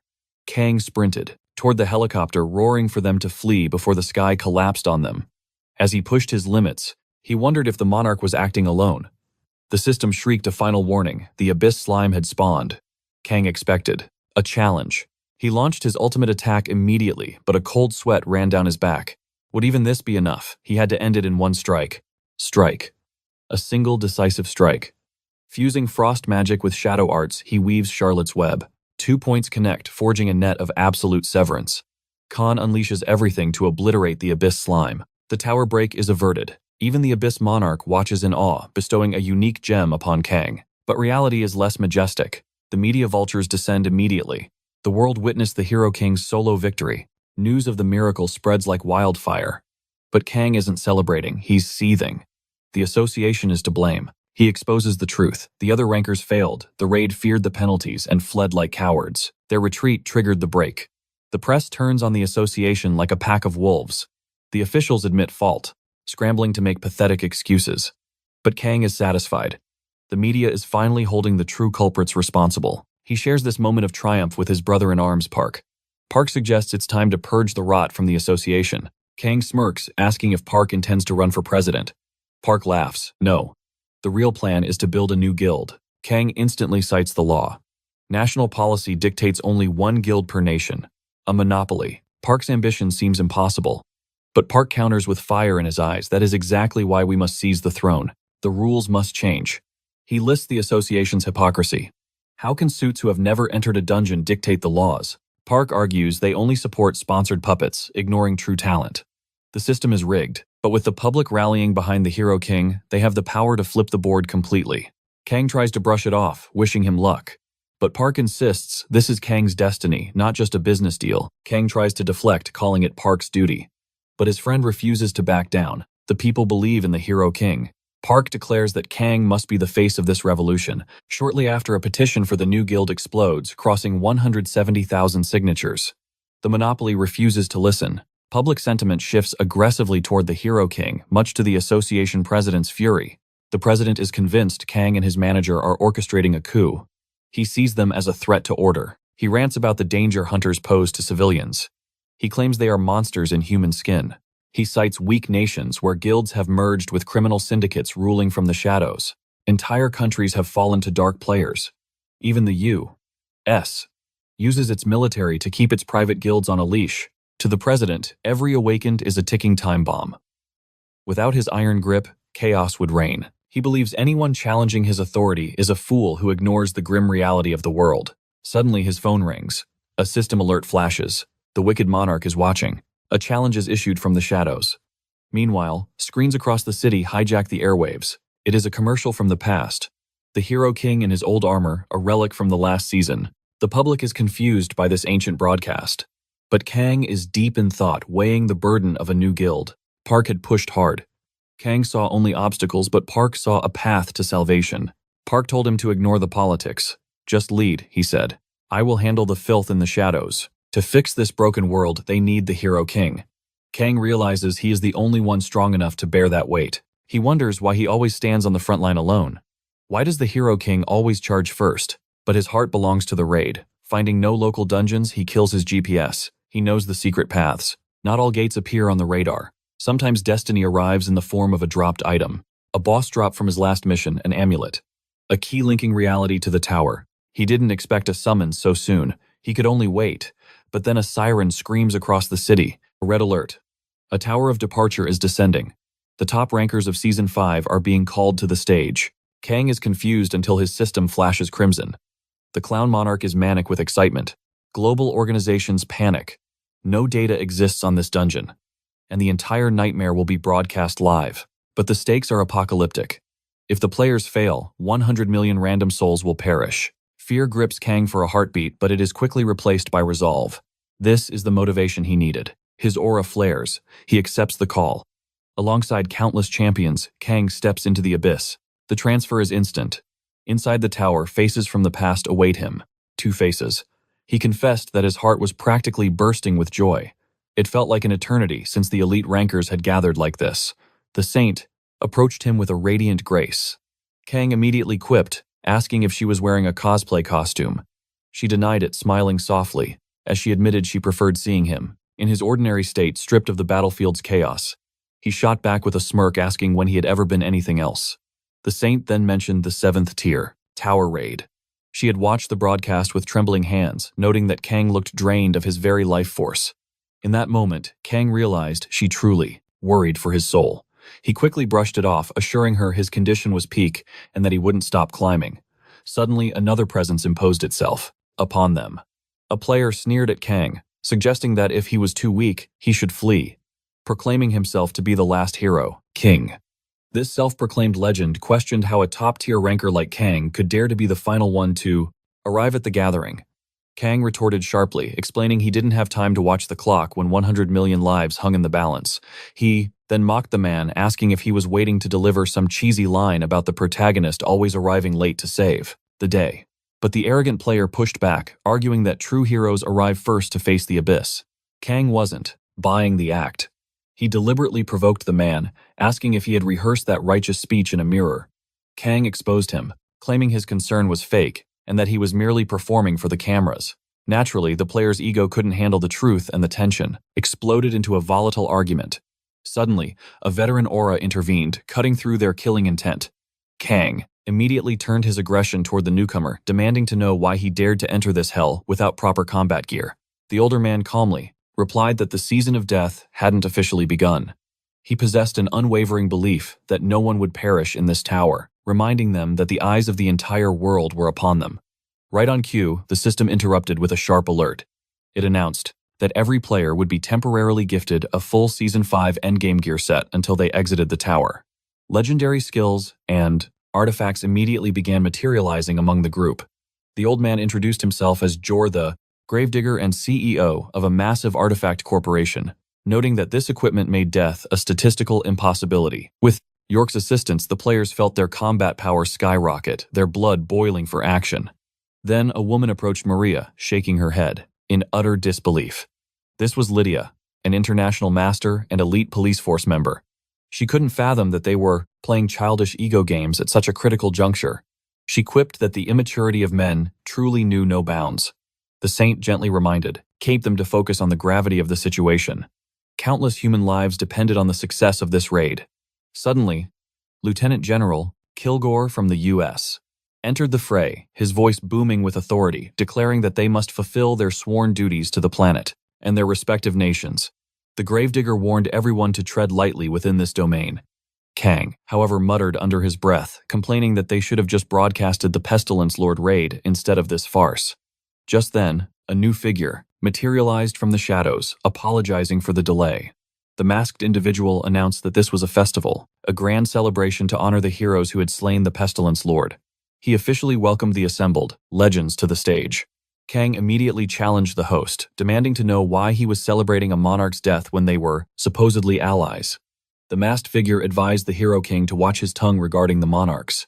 He taunted Kang, asking if he preferred the title Monarch Slayer, a legendary name Kang earned by eliminating the season's final boss. However, the Red Guardian, burning with jealousy, absolutely refused to acknowledge that some upstart brat had claimed such a glorious title and felt a need to correct the hierarchy. Regardless of the tension, the masked figure insisted this was a party in honor of the players and hoped they would relax.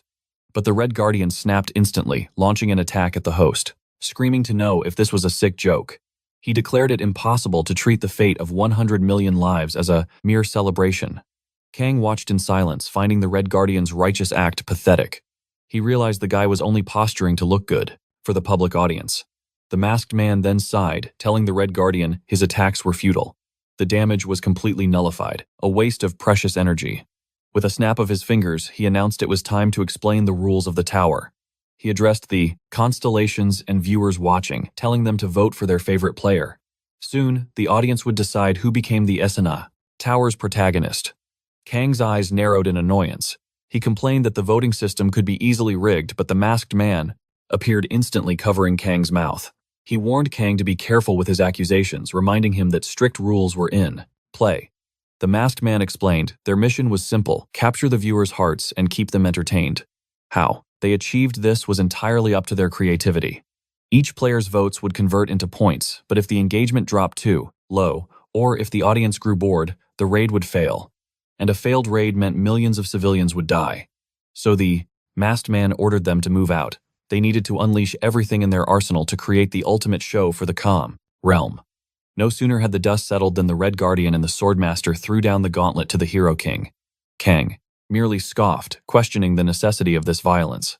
But the masked man intervened, his voice cold. A challenger's call cannot be refused. He added that, even if death claims a soul within this barrier, they shall simply be reborn to fight again.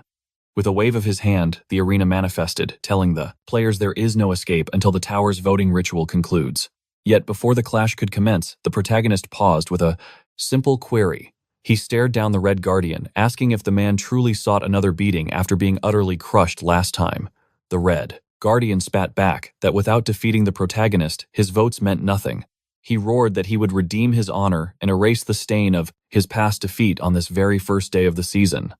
Exploding with killing intent, he charged. Kang, however, decided to play with his prey. He smirked, his voice dripping with venom. Hitting rock bottom must be a suffocating experience. The Red Guardian took the bait, his blade swinging with reckless, furious intensity. He unleashed his ultimate technique, the Lone Sword of the Nine. The onlookers were left trembling in shock. The protagonist wasn't just parrying the Red Guardian. He wasn't merely relying on his own blade. No, he was executing the Red Guardian's own secret arts with terrifying precision. The Gravedigger's eyes narrowed. This had to be a skill copy ability. Even the Red Guardian felt the chill of recognition. A dark thought crossed his mind. Had the Hero King formed a pact with the Monarch of Mirrors? The Red Guardian had dedicated his very soul to the way of the sword, making this mockery impossible to comprehend. How was the protagonist dominating him at his own game? Outside the barrier, the gravedigger watched the Hero King's dance of death, calling it magnificent. He mused aloud, wondering how any mere mortal could possibly slay such a king. Lydia scoffed, asking why he was spouting such nonsense, when he wasn't even the one in the ring. But the gravedigger sneered, telling her to open her eyes. He pointed out that the true danger to the Hero King wasn't monsters, but the other players themselves. The realization hit Lydia like a cold bucket of water. She couldn't believe they were still playing these petty games given the apocalypse. Meanwhile, the saint stood apart, the only one whose soul was truly heavy. The saint knew that 100 million lives hung in the balance of this tower's judgment. Yet the others, they were blinded by greed, caring only about dethroning the Hero King and claiming the summit. Maria recalled Kang's chilling words from before. He had prophesied that even if the apocalypse arrived tomorrow, humans would still be at each other's throats. And now, Maria knew he was absolutely right. In the first 2 seasons, heroes entered the tower with noble hearts to save humanity. But those days were dead and buried. Maria couldn't help but question why hope had rotted away. She analyzed the pattern. Players grew stronger, yes, but the tower's difficulty spiked vertically every year. And the bosses, they were becoming absolute monsters, practically invincible. The dream of a united front to save the world now felt like a childish fairy tale. Maria admitted to herself that the innocent girl who first awakened had died long ago. Races clashed, religions warred, and bloodlines divided them. If they couldn't unite even in a game with extinction looming, Maria wondered how they could ever hope to save reality. Meanwhile, back in the eye of the storm, the Red Guardian sensed something was wrong. The game was rigged, sure, but he felt he had the measure of the protagonist. Strength like the Hero King's didn't come from nowhere. There was a logic to it. He realized Kang was concealing a massive secret. The Guardian concluded that if he could just expose the source of Kang's power, victory was possible. The outcome of the duel no longer mattered. He became obsessed with simply unearthing the mystery of his opponent's godlike might. But reality was harsh. Kang looked down at him, noting he seemed to have forgotten his station, especially considering Kang had been treating him with kid gloves. The statement struck the Red Guardian like a physical blow. Kang didn't hesitate, ramping up his offensive pressure. The Red Guardian realized with horror that his opponent held depths of secrets he couldn't fathom. Then Kang announced it was time to demonstrate the gap between a god and a mortal to anyone foolish enough to challenge him. In an instant, Kang unleashed a cataclysmic ground-shatter strike. It ripped the battlefield asunder. The Red Guardian stood frozen. He had formulated strategies, countermeasures. But now, chaos reigned. Then, Kang activated his secondary deck. He exploded from a vortex of sand, his very presence altered. The audience gasped in unison. In that shadow, the Red Guardian felt his fighting spirit completely crumble. Why? Because the protagonist had invoked a mythical great ability. The manifestation of the celestial demon Kang became the avatar of destruction, wielding the 3 legendary celestial demon swords. He unleashed the first form, tearing open a dimensional rift of pure, unadulterated power. The energy slashed through his opponent from every angle, leaving the Red Guardian in a fountain of blood.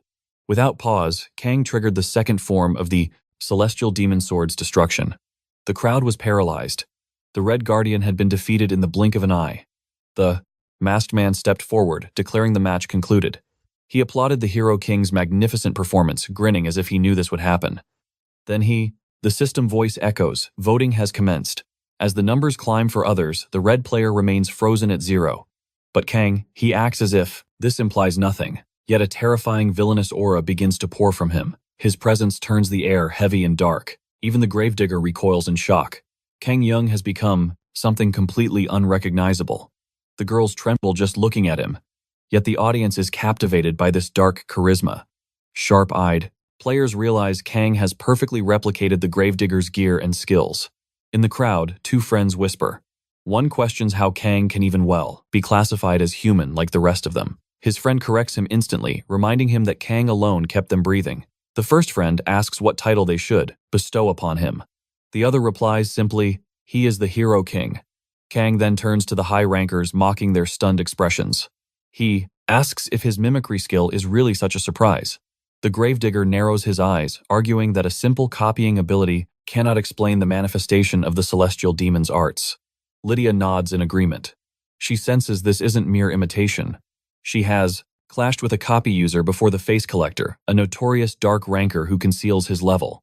That monster copied opponents by literally carving off their faces and wearing them. Lydia admits Kang's skill feels similar, yet insists there are absolute limits to simple mimicry. Kang smirks, admitting he obviously possesses a power far beyond simple copying. He teases them, asking if their curiosity is eating them alive since they are struggling to maintain their poker faces. He decides to grant them one revelation. Kang then unveils his trump card. He formed a soul pact with the Monarch of Truth. Because of this binding vow, he is physically incapable of lying. Even as the atmosphere trembles, the gravedigger, Jor analyzes Kang's stance and realizes he is the next target. But Kang retorts that he detests senseless fighting more than anything in this world. He also loathes aggressive fools. York Bill Meyer, oblivious to the power gap demands, to know Kang's scheme. Kang declares that from this moment on, he will conquer the audience with a single undeniable truth. The masked man interrupts, claiming that self-promotion is the key to winning votes. Suddenly, the stage shifts. Kang prepares to address the world. He taps the microphone, demanding everyone's absolute attention. He declares that they have no other option. He catches a glimpse of his face on the broadcast and nonchalantly changes the channel. Unfazed, he announces that 10 heroes stand gathered within the tower. Every citizen must cast a vote. If the numbers are too low, 100 million people will face immediate annihilation, so the world better grasp the gravity of this election. Kang remarks that history shows even the worst terrorists became presidents when they secured enough votes. If this goes sideways, the same fate awaits their so-called heroes. The gravedigger tries to silence, Kang warning him to watch his tongue, but Kang refuses to yield. He shoots back, asking what the issue is and if the gravedigger is irritated by the mention of heroes fading into obscurity. Kang highlights how bizarre it is that the public still worships these national idols, especially after the chaos that has unfolded between them. Then, sensing the old man's unease, Kang sarcastically asks if the gravedigger's ambition to revive the Third Empire was meant to remain a secret. The gravedigger explodes, demanding to know how Kang dares to slander him without a shred of evidence, but Kang simply smiles. He has a contract with the Monarch of Truth. This means he has the power to expose every lie and hidden shadow. He declares that every word he just spoke is 100% factual. No debates. Kang urges the viewers to vote with their eyes open. He warns them. It isn't just one or two psychopaths hiding amongst the players. And then he drops the name Count Vladimir. Count Vladimir looks as if he has been slapped. He stammers, claiming he has no clue what Kang is insinuating. But Kang just raises a brow. He finds that strange, considering Vladimir himself had preached about resurrecting the Empire. Vladimir frantically tries to silence him, but his panic only fuels Kang's momentum. He continues airing out the Count's darkest secrets for the entire world to witness. Kang taunts him further. If the truth bothers Vladimir, he should patiently wait for his turn to display his magic. The Count roars in fury, declaring he will not tolerate this public execution any longer. Not with his parents and the president watching. Kang coldly adds that Vladimir poses as a devout man, despite wielding a destructive fire attribute. Next, Kang locks his sights on Lieutenant General Kilgore. He claims Kilgore also enjoys playing with fire, and not just in the metaphorical sense. He is referring to Kilgore's secret hobby of raining bombs upon enemy nations. Kilgore begins to sweat, asking Kang if he truly comprehends the fallout of his statement. Kang answers with a definitive yes. He declares that for these so-called world-saving heroes, a nationalist maniac like the Gravedigger, an imperialist like Count Vladimir, and a warmonger like Kilgore are nothing but opportunists. And Kang warns that the public will certainly not rejoice at this revelation. Kilgore, consumed by rage, launches an attack, but Kang blocks it effortlessly, asking what that pathetic move was. Kilgore shouts back, asking if Kang is underestimating a general. Oh, if only he knew, because Kang is about to demonstrate the power of the ultimate fighter jets. The girls watching scream out, this lunatic general is trying to murder Kang. Kilgore unleashes his exclusive ability. Kilgore stood frozen, his mind unable to process the impossible sight before him. Kang had perfectly mirrored his signature technique. With a casual shrug, the protagonist scoffed that the move wasn't exactly unique. Suddenly, the gravedigger George Belmere imposed his heavy presence on the scene. He demanded to know if the Hero King felt no shame for dragging the names of his sworn brothers through the mud. Kang's eyes went cold as he questioned if George truly considered that trash his comrades. How could he call them allies? When they tried to plunge a dagger into his back at the first chance, the gravedigger frantically stammered that it was merely a misunderstanding. But the protagonist wasn't buying that garbage. He reminded them of the absolute pact he held with the Monarch of Truth. Their darkest secrets were laid bare before his eyes. He exposed how they had indulged in their corruption for years. Yet the moment cameras were rolling, they suddenly cared about morality. Kang challenged their hypocrisy, asking why they looked so terrified. It was out of character for them, and he vowed to keep spitting facts all day long. Everyone knew the cruel reality. The world wouldn't change for the better. George Belmere sneered, asking if the Hero King intended to blame society like a spoiled little brat. Kang retorted that he was indeed a child, and he had zero patience for dealing with senile old men. This savage attitude thrilled the clown monarch, who instantly granted the protagonist a twisted wish. The air trembled as the celestial demon began to manifest. The gravekeeper watched in silence, unable to comprehend the protagonist's endgame. Meanwhile, Kang grinned, knowing his gamble had paid off magnificently. The masked arbiter announced that the protagonist's turn was over. He declared it was time for a new hero to take the stage, claiming equality for all. Maria stepped into the light, her expression grave, as she prepared to reveal something vital to the masses. The masked man shifted the reality around them, granting the Saintess full freedom to speak. The protagonist frowned at her bizarre choice of scenery, but the Saintess cut him off sharply, commanding silence because the stage belonged to her now. Kang refused to be tamed, calling her darling just to provoke a reaction.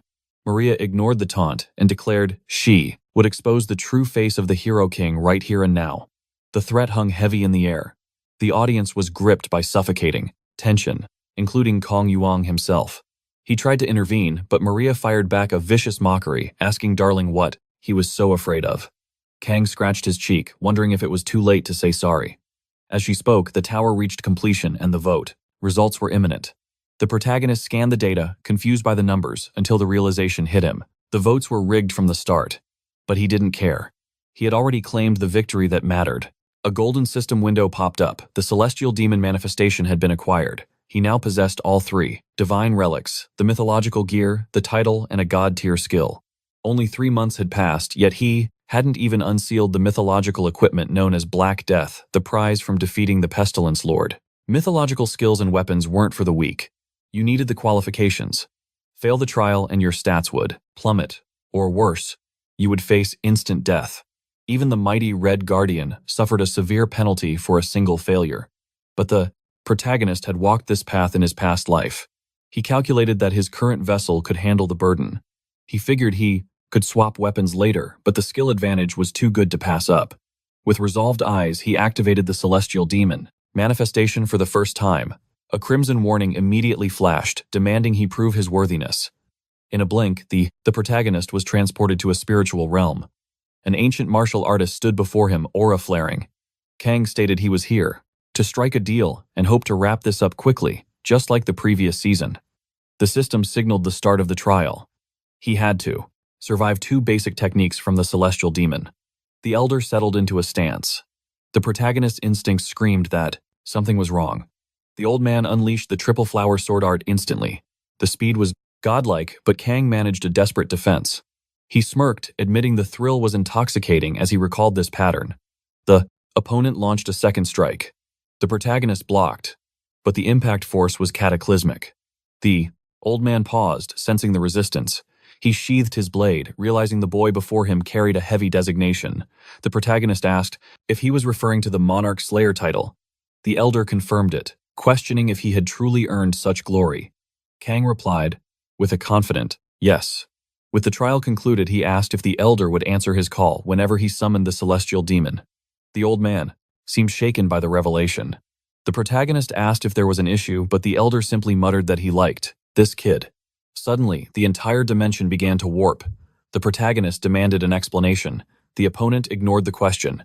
Instead, he surged forward, commanding Kang to show him the depths of his swordsmanship. Steel clashed against steel, and the protagonist had no idea why the test was continuing. He thought he had won. The elder was relentless. Kang shouted for a ceasefire, warning that he would be forced to kill him if he didn't back down. The old man noted the enchantment on the protagonist's blade. He asked if this was the weapon used to slaughter. The monarch issued a grave warning, declaring that victory would be void under such conditions.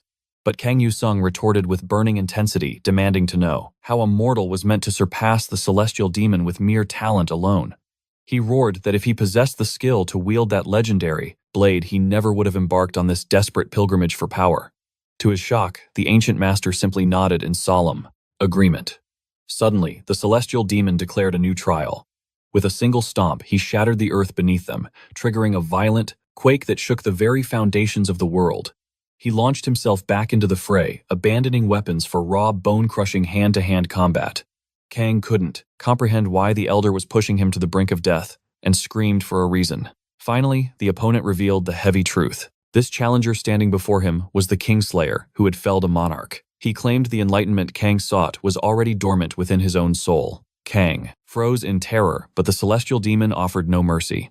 He summoned the triple sword technique once more, daring the young hunter to withstand its might. Kang was thrown into chaos, completely unprepared for this overwhelming shift in momentum. His mind raced, in total confusion after the phantom strike. He checked his body, no blood, no wounds. He couldn't even perceive what the master had actually cut. The celestial demon then confessed his tragic past.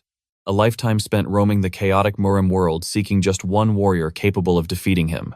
But no matter which realm he walked, he remained undefeated under the heavens.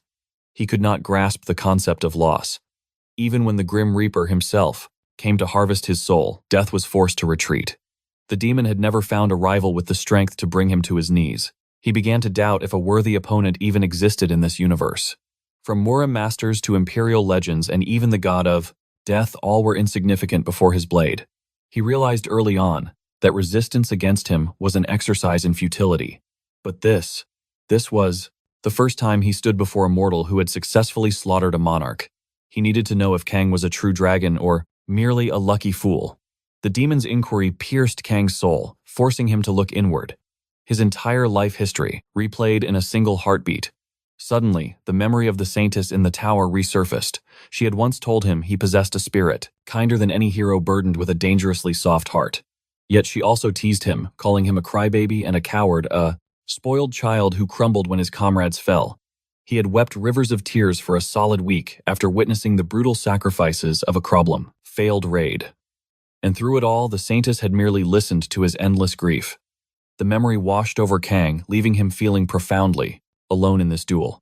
The celestial demon broke the silence, proclaiming that Kang would inevitably find his truth. Kang shouted back, asking what answer he was even searching for. Was it the weight of defeat, the finality of death, or the elusive meaning of existence itself?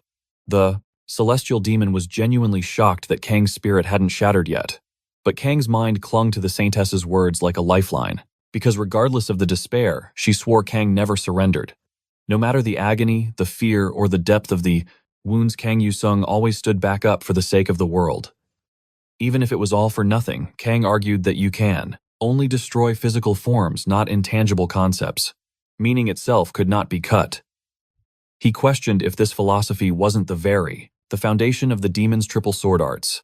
The ancient master smiled, revealing the shocking truth he had already perished eons ago. Therefore, he argued, one cannot defeat a concept that has no physical form. The demon couldn't believe this young man dared to stand on his level. If Kang truly understood the Tao of nothingness, he couldn't possibly claim the title of Hero King. He scoffed, asking if Kang was just a fool trying to protect a world that was ultimately meaningless. Kang countered that he wasn't fighting for duty, but precisely because his struggle was meaningless. He pointed out that heroes sacrifice everything to save the world, working until their blood runs dry. Yet the other side unleashes endless waves of monsters and lunatics, a cycle of destruction that never ends. The celestial demon asked, what could possibly be more futile than that endless war? He laughed, agreeing that it was all beautifully pointless. Sheathing his blade, he told Kang he eagerly awaited their next encounter in the afterlife. Immediately, following his departure, the system recognized Kang as a worthy successor. The battle ended, and Kang returned home, accepting this as the heavy burden of a Sigzant hero's destiny. The system window chimed, announcing he had unlocked the true descent of the celestial demon. But the backlash hit, and Kang collapsed to the floor, terrifying his pet.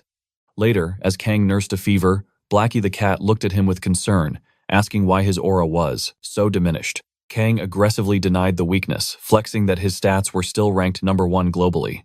The stubborn cat kept pestering him about his illness, but Kang swore he was peak condition. He claimed he was just enraged by the trolls on the internet. He declared he needed to smash through a tier 8 or 9 tower to vent his frustration. Blackie sighed, reminding him those hellish dungeons didn't even exist yet. Kang glanced at the calendar. It was only March. He recalled from the previous timeline that the high-tier calamities usually began, descending a month from now. Furthermore, those catastrophic gates weren't even spawning within his national borders. Once they unlocked, he planned to speedrun them just like his old video games. He tried to compromise on a Tier 7 tower, but Blackie blocked the door, insisting he rest for his own survival. Naturally, Kang ignored the advice and stealthily slipped away to find a fight. Shortly after, he arrived at the 3-tier tower. It looked eerily identical to the tutorial tower he had cleared at the season's start. He told himself he wasn't there for glory or rare items.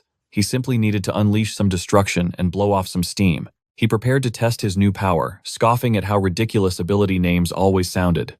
But as he summoned the manifestation of the celestial demon, a strange, overwhelming sensation flooded his veins. The system flashed a crimson warning. The celestial demon is influencing your consciousness. Suddenly, Kang's body began to twist unnaturally, forcing him to cough up a mouthful of dark blood. He cursed the old man who granted him this burdened power. The system chimed again. The receptacle is complete. Physical adjustments are commencing. Agony ripped through him, making him scream. He couldn't believe he had actually inherited the celestial demon's power permanently. The system confirmed his reward: acquisition of the celestial demon bone blessing. He wondered if his entire physiology was being rewritten. Moments later, the bone transformation took hold. It was an internal revolution, leaving his exterior untouched, but his core fundamentally changed. Then a new warning flashed. The ground beneath him crumbled away, plunging him directly down to the second floor. An army of orcs instantly swarmed the area to ambush him. Perfect. This was exactly the kind of target practice Kang needed. Finally, a chance to test the merchandise. After he reduced them to a pile of gore, he noticed a third basic technique in his arsenal. Why was this move nameless? Why was it absent from the original ancient records? Then, realization struck like lightning. It was the Void Sword, the very technique the celestial demon had used to nearly kill him. Now that devastating power belonged to Kang. How much of this godlike strength could he actually wield? He spotted a gate opening ahead, time to find out. But the synchronization rate was stuck at a measly 1%. The system shrieked a terrifying notification. A merger with the death-throned Monarch, the Sword Monarch, is currently in progress. Kang was blindsided. The system added that the Lord of Penance was attempting to intercept the ritual. Was the celestial demon actually a monarch all along? He recalled the demon's words about seeking the supreme fighter, someone who had tasted defeat. That was the first time Kang had ever encountered a mortal capable of slaying a monarch. Kang quickly connected the dots. Was that the reason for the celestial demon's strange behavior? Because Kang was the one who killed a being like him. As he processed this revelation, the system warned that several monarchs were observing him from the shadows. The clown monarch stared with hollow, empty eyes. Kang was taken aback. The clown whispered, "Why so serious?" Ignoring the taunt, Kang simply stepped through the gate. These monarchs were truly terrifying entities. But he had work to do. He entered the boss room, ready to face the tyrant within. The boss roared, demanding an honorable duel before Kang's inevitable death. Kang smirked. He planned to give him a fight, but he had no intention of dying. With a single devastating strike of his new skill, he obliterated the boss. The monster shattered into countless fragments. He had finally witnessed the celestial demon's true might. But victory came with a price. A sharp, blinding pain assaulted his body. He realized his vessel wasn't strong enough to contain this ability yet. The conflicting energies were waging war inside him. Suddenly, the celestial demon's voice echoed in his mind. Nothing in this world makes sense. Was that just a lingering memory? Kang decided. The origin didn't matter. The power was his to command now. He activated his frozen sword, channeling the chaotic energy. Somehow he forced it under control. Kang sighed in relief, finding the whole situation almost amusing. Back in the real world, he dialed Park. "What's up?" his friend asked. Kang vented, joking that he was so frustrated he might just emigrate to France. Park was confused. "Why call then?" Kang clarified. "Nothing major. I just need a punching bag, a training partner." Park sighed, asking when the National Intelligence Agency became the personal errand service for the Hero King. Kang quipped that they should just rename the whole agency Hero King and Company. Park didn't laugh. He cut to the chase, demanding the terms of the spar. Kang laid it out. The others could prep however they liked. He would only use one ability, the Celestial Demon Manifestation. No secondary decks, no artifacts, no synergy buffs. And Blackie would sit this one out completely. Park asked if he would use his ice blacksmith skills. Kang replied that he was equipping something else entirely right now. A sudden chill ran down Park's spine. Kang activated the gear, and the room fell silent. He wasn't just holding a new weapon, his entire aura had shifted. Manager Park stared in disbelief. As Kang drew the blades, acidic droplets sizzled on the floor, drawing gasps from the onlookers. The weapons matched his terrifying new aesthetic perfectly. Park recognized the energy signature was, "This the power of the Lord of Pestilence." Park tried to call out to him, but Kang remained silent. The manager's anxiety spiked. Did Kang even pass the mental exam? Finally, Kang shifted his stance. He answered with absolute confidence, yes. I would never fail something so simple. Park and the others exhaled, their tension breaking. Kang's menacing transformation had genuinely terrified them. These twin blades, Black Death, were artifacts of the Lord of Pestilence, boasting god-tier attributes. After the flex, Kang rushed in to begin the chaos. To breach the tower's seal, Kang reveals his arsenal, the new weapons, and the terrifying descent of the celestial demon. That is all he has. Park grabs his shoulder, demanding a blood oath. Promise me one thing. No cruel deaths for my boys. Kang nods. I shall show mercy. The Hero King steps into the arena's heart. The air crackles with killing intent. He declares, when the fireworks ignite, the massacre begins. Strike when ready. Prove that the assassin department is worthy of my time. Explosion. They charge like a tidal wave. But Kang is an immovable mountain. He counters. Bodies hit the floor in a blink. These elites are tough, but Kang is a god among men. He keeps the horde at bay. Manager Park sees an opening, a blind spot ambition while Kang is occupied. But the Hero King's senses are absolute. He senses the killing intent from above. Park unleashes the legendary Heart Crusher. Kang laughs. You think a cheap trick works on me? But Park grins like a devil. Vanishing step. Suddenly, the sky rains destruction. A storm of canes descends on Kang. He dances through death's door, barely dodging. Wait, these are not just projectiles. Steel wires connect them. An aerial highway for assassins. Kang acknowledges the brilliance. But a counterattack is imminent. It is the Charlotte's Web formation. The mastermind is a tactical genius. The web rips the very earth from the floor. The trap tightens. Shadows spike from the abyss below. Kang ascends to the heavens. Who controls this chaos? He scans the battlefield, hunting the spider at the center of the web. Target locked. It is Ha, the supreme disciple. She stands fearless before the Hero King. Her eyes burn with defiance. Do you truly believe you can conquer us alone? Kang draws his twin blades. From the sky, judgment falls. He unleashes the twin dagger's true might. A cataclysmic blast tears through the formation. Behold the amplification of power. Kang walks on air, admiring the beautiful destruction. Total annihilation. The ground is a graveyard of the unconscious. Even Manager Park is down. Park stares up, trembling. I thought I saw the afterlife. Kang sighs. The training is over. Park nods frantically. We surrender. You destroyed everything, Park gasps. Then a dark thought. Hey, have you considered ruling the world? Kang blinks. Why ask that now? Park is serious. The first Hero King. You have the power to rule the heavens. No one can match you. Kang cuts him off cold. Enough nonsense. We must leave. Outside, Park rallies the fallen. They were not dead, merely crushed by overwhelming defeat. Park bows low. Call on us whenever you need to sharpen your fangs. Asterisk. Ding times. The system screams, an alert from the alternative history tower. It is calling him. And shockingly, Lieutenant General Kilgore is begging for aid. Kang frowns. He remembers their last duel, the live broadcast humiliation. How shameful. Begging your enemy. But if the tower breaks, the world burns. Kang's eyes harden. I accept the mission. You leave now, Park asks. Kang confirms. Straight to the United States. Park watches him vanish uneasy. What is brewing in the shadows? But Kang ignores the doubt racing toward destiny. He arrives at the coordinates. General Kilgore looks consumed by anxiety. Kang approaches. Since when do you care for the inner world? Kilgore jumps. Kang, how are you here? This gate is not linked to South Korea. Kang smirks. You beg for help, then act surprised. Kilgore roars, I would never beg a wretch like you. Kang pauses. Asterisk. The Monarch. Asterisk. I have been played. Kang realizes. My apologies. But he is already here. Suddenly times system alert asterisk. Warriors of freedom seek a path to victory. Kilgore sighs, his pride breaking. Fine. Thank you. We fight for freedom, Kilgore declares. In this world, there is no mercy for tyrants. Forgiveness is off the table. You are a monster, Kilgore admits. But today, you are my ally. Kang observes him. The general usually operates in silence, but the threat of global ruin weighs heavy on his soul. A tyrant forces unity, Kang muses. Even enemies join hands for a common cause. But Kang's eyes turn cold. He despises imperialism. You worked with the gravedigger once. Kilgore stiffens. A sore subject. Kang steps closer, his aura suffocating.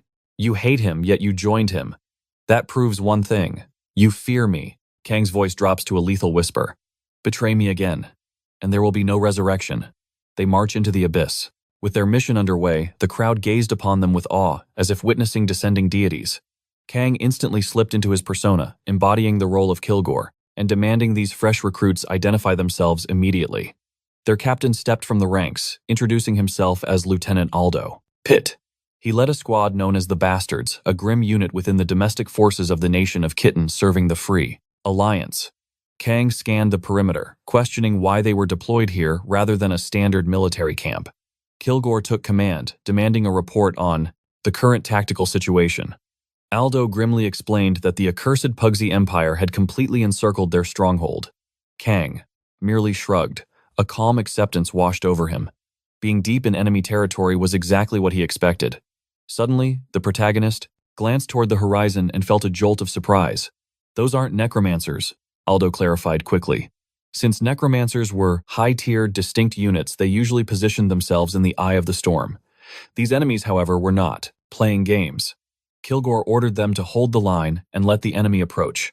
His team had a singular, brutal objective: exterminate every last living soul among them. The sheer violence of the goal ignited a fire in the general. He announced he would brief the allies on the strategy right now. Kilgore declared they would march forth and slaughter every foe blocking their path.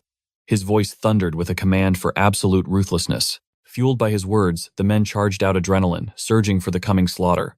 The Pugsy Empire's elite forces had the battlefield completely locked down. The general joined the fray, but the soldiers were stunned to see him armed with nothing but a great shield. Kilgore roared for them to form up behind him, vowing his defense was impenetrable. They obeyed, their war cries for freedom echoing across the plains. The protagonist mused on the sweet taste of liberty, even as he stood back, letting Kilgore and the NPCs do the heavy lifting. It wasn't a battle. It was a massacre. From a high vantage point, Kang sensed a disturbance in the flow of combat. He moved to investigate, and swiftly neutralized the enemy snipers lurking in the shadows. Below, Kilgore decimated the foot soldiers. He glanced up, noting Kang providing lethal air support while the ground team bathed in chaos. The protagonist leaped from rooftop to rooftop, a silent reaper clearing out the hidden threats. Kilgore approached him amidst the carnage. He reminded the protagonist of his order to show zero mercy. Kang retorted that death was the ultimate end and that should suffice. But the general's eyes blazed with disagreement. He insisted that every enemy soldier must taste true agony. He demanded a brutal, visceral end for everyone on the field. Only through such horror would the survivors know exactly who they were, fighting, spreading a plague of terror through their ranks. The protagonist sighed, thinking the general sounded like a cliché movie villain. Suddenly, an enemy, aerial invasion, blackened the sky.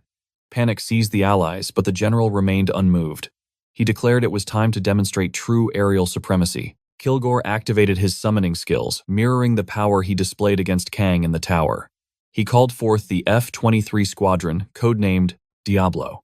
The sky erupted into a dogfight, but it was barely a contest. The F-23s utterly obliterated, the enemy jets raining debris from the heavens. The allies roared in triumph. They celebrated, heaping praise upon the players. Kilgore told them to never forget their duty and the terrible price required to maintain peace. The protagonist dismissed it as ramblings, but the general stood firm. War was the only path to tranquility. Kang immediately shot back, arguing that true peace is born from the absence of conflict. But the general was an immovable object. Regardless of the debate, the Continental Conquest Tower floor was finally purged. Meanwhile, across the globe, a player of immense power stood face to face with his adversaries. This was the Gravedigger, and he declared his grim work was finally complete. Yet to fully realize his twisted ideology, he had a petition for the immortal Monarch. He requested to delay this specific turning point in history. The Monarch granted him this fleeting moment of self-indulgence. And just like that, the Gravedigger's return was suspended. He vowed to prove his undying loyalty to the Monarch in due time. Returning to our heroes, the general continued to preach that igniting wars preemptively was the only method to secure peace. He ordered the offensive to intensify.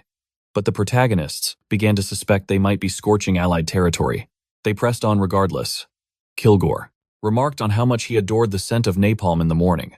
Kang pointed out the air simply reeked of gasoline. But the general snapped, insisting that was the point. To him, it was the undeniable fragrance of victory. The protagonist found the general's philosophy pathetic. Kilgore then demanded the coordinates of the enemy. Command base from Lieutenant Aldo Pitt. Aldo reported it was located within the Pauhi Empire, specifically in the nation of Kitten, situated inside a skyscraper in the city of White York. Kilgore was thunderstruck, asking if the very heart of the alliance had become in Dafur, enemy stronghold. Aldo confirmed the worst, adding that even the crest of liberty had been usurped by a statue of their governor, General. This revelation sent Kilgore into a berserker's rage. He swore he would tear that statue down with his bare hands. As they attempted to advance, they hit a solid defense. The 3rd Occultist Battalion, the Pauhi Empire's elite unit, lay in wait for an ambush. Kang stepped to the front, his aura flaring as he declared he would handle this trash. Kilgore quickly decided on the strategy. They attempted a tactical flank, aiming straight for the enemy command base. But the necromancers, they weren't about to let their prey escape that easily. The protagonist analyzed the battlefield and summoned Blackie for support. However, the Shadowcat refused. He turned his nose up, claiming these rotting zombies were too bland for his taste. Kang's eyes narrowed. These weren't just monsters. They were former detainees from a center, twisted into the undead. He realized the gnashing of teeth was a cry of agony. He sighed, asking why the world was full of such madness, but his cat fired back. Blackie asked if the protagonist's slaughter was really any different from the monsters. Kang tried to retort, claiming moral superiority, but the cat simply yawned, stating that humans always overcomplicate their existence. Kang paused, eventually admitting the truth. Humans were indeed a strange breed. Shrugging it off, he decided to solo the entire horde. He charged into the abyss alone. A blue window flashed before his eyes. Alert, the zombie fungus effect is now active on his weapon. Kang slashed with fury. Suddenly, the tide turned. The infected zombies betrayed their masters, lunging at the very necromancers who summoned them. The cultists screamed as they were devoured alive by their own creations. Kang watched the beautiful chaos until a voice cut in. A figure emerged, asking if he finally respected the power of necromancy. The mortician sneered, wondering who would believe that the Hero King was behind this massacre. But Kang smirked, pointing out another witness. General George Belmere had arrived. The honorary leader was furious that Kilgore was encroaching on his turf, but then his mood shifted entirely. He flaunted his outfit, bragging that while it wasn't a standard uniform, it dripped with style. Kang rolled his eyes. He told the old man to grow up. Honestly, with that getup, he looked less like a general and more like a terrorist. The mortician sensed Kang's celestial demon aura but didn't flinch. He dropped into a combat stance, the Lord of the Grave. Kang raised an eyebrow. How did a corporate CEO acquire such a legendary skill? The old man countered with his own doubt. Staring at the Lord of Pestilence's lamp in Kang's hand, he scoffed. Kang wasn't just a descendant of the demonic cult. He was an anomaly. The old man hissed, claiming that divine artifact belonged to him. The negotiation was over. Kang swapped his skill deck trading, waking the dead for the Ice Smith class. The enemy laughed in his face. Did he think he could fight a Monarch's vessel without a Monarch's power? Kang grinned. Fighting a necromancer was pointless. The enemy sneered, noting the Hero King's tongue had grown sharp. The constellations were watching. It was time to dance. Dark energy flared. The old man's aura instantly purified Kang's poison, swallowing it whole. He chanted a grim decree. Ashes to ashes, dust to dust. A skeleton army rose from the ground, but Kang tapped into the abyss, equipping darkness. Ping the system screamed. Kang's evasion and dexterity stats skyrocketed. The enemy faltered, realizing his mistake. He was facing a user with high shadow resistance. His skeletons were weak, but his eyes saw every movement on the battlefield. He roared that necromancers could dominate melee combat too. He lunged, but his weapon passed through air. An illusion, but the ice sword cutting toward his neck was terrifyingly real. Kang whispered coldly, "Your eyes lied to you." He knew the old man relied too much on his invisible spirits. The mortician grit, his teeth fuming with rage. Why did fate pit him against the Hero King? It was a waste of a golden opportunity. He swore he would win next time. But a chill ran down his spine. His instincts screamed. There might not be a next time. Uncertainty flooded his mind. Players couldn't kill each other in the tower, could they? That was the rule. But doubt devoured his confidence. He shrieked in despair. A red warning flashed. The immortal Monarch had sealed York's escape route. There was no way out. Meanwhile, Kang stood over the fallen, openly mocking the defeated Monarch. Watching from the void, the immortal Monarch took massive psychological damage. Kang reveled in their reaction. Ding, quest complete. He had cleared the tower's alternate history. A new reward materialized in his inventory, the Executioner's Pledge. Time skipped forward and the conquering hero finally returned home. Legends of his deeds had already swept the nation. Kang sat for an interview playing the humble hero card. He claimed he only acted because a VIP called for aid, but then he stared into the camera addressing York directly. Did York really need to hire mercenaries just to stand a chance against him? It was a slap in the face. Watching the broadcast, York trembled with pure fury. He barked orders to his secretary, contact Mr. Lee. Tell him to pack his bags. He's coming to South Korea immediately. Back at the studio, Kilgore snapped. He told Kang to shut his mouth. Kang gave a cheeky apology, blaming his bad habit of stealing the spotlight, but the press turned their mics to the general. Belmere puffed out his chest, declaring that as a true patriot. Country above everything. God above all. A patriot's creed. Naturally, Kang lived to provoke such rigid authority. But the atmosphere shifted in a heartbeat. Several men approached. Their suits were sharp, their expressions carved from stone. They invited Kang to follow, but it felt less like an offer and more like a command. The CIA. They flashed badges like shields. Kang scoffed, eyes narrowing. Are those even real? He challenged. Kilgore nodded grimly. These were the true shadows of the state. Kang leaned in, his voice dropping to a whisper. Doesn't your survival depend on staying invisible? He gestured to the crowd. Is it wise to expose your faces to the light? One agent stepped forward, patience snapping. Cut the games, cooperate. But Kang simply smirked. Refused, he stated flatly. My master warned me never to follow strangers. He glanced at the commander. I'd trust Kilgore over you spooks any day. That was the breaking point. Hands clamped onto Kang like iron vices, dragging him away. Kilgore shouted to the onlookers, protective custody, it's for his own safety. He tried to quell the media storm, but it was too late. The image of the captured hero hit the internet like a nuclear bomb. Viral. Global. Instant chaos. In Korea, Park saw the news and blood drained from his face. Track his signal. Now he roared to his assistant. He dialed Kang's number frantically, but only static answered. Meanwhile, the agents had transported Kang deep into a concrete fortress in New York City. A secret safe house. An agent briefed him cold, trying to impress him. A private VIP jet. Ready for you by dawn. Kang raised a skeptical brow. Is such extravagance truly necessary? The agent didn't blink. It is March. The Ides of danger. Commercial flights are targets for terror. Kang countered. Then use a gate. There must be a tower connecting to Korea. Impossible, the agent lied smoothly. No such gate exists on U.S. soil. They offered an alternative, their voices grave. There is one. Connected to North Korea. But crossing that line means full-blown war. It was a stalemate. Kang sighed, asking for rest until the flight. But the moment his eyes closed, the agent's composure cracked. Panic rippled through the room. Kang sensed the shift instantly. What is it? He demanded. The air grew heavy. An agent stepped forward, face pale. An anomaly, he confessed. The situation has spiraled. Headquarters authorized you to see this. He held out a device, his hand trembling slightly. Kang took the phone. His grip tightened, knuckles turning white. The image on the screen was a nightmare made flesh. A slaughter straight from a horror film. East Harlem, the agent whispered. 3 kilometers away. 4 hours after you cleared the dungeon. Kang zoomed in. There amidst the carnage lay a calling card. Recognition hit him like a lightning bolt. The face collector. He had returned. But why here? Why now? Kang's mind raced. This wasn't random. It was a direct attack. A deliberate provocation thrown at his feet. Kang stood up, an aura of fury, making the agents flinch. I will teach this monster a lesson, he vowed. He glared at the frozen agents. Don't just stand there. Your agency found him. Then lead me to the slaughter. While Kang mobilized deep in the shadows of the Big Apple, the predator was at work. The killer, known as the face collector, was perfecting his art. A voice echoed from the void, the mirror monarch. Excellent work. The psychopath smiled, skin shifting, molding into the delicate features of a woman. A new command arrived. The time was now. 0 margin for error. Understood, the killer hissed into the comms. The game had begun. You can become anything, the monarch seduced, even the legendary king hero himself.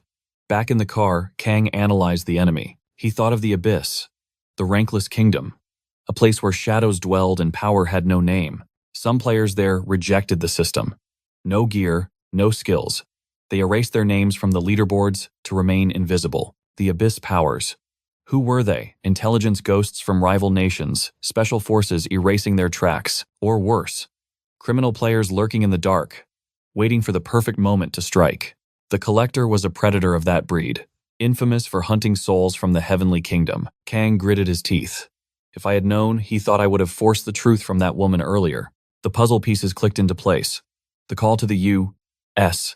gate. It wasn't a mission. It was a trap. A setup to put the hunter and the beast in the same cage. Finally, the car screeched to a halt. They had arrived. Kang stepped out, scanning the perimeter. The area was locked down, police tape strangling the streets. But his instinct screamed, the killer wasn't here, the presence was gone.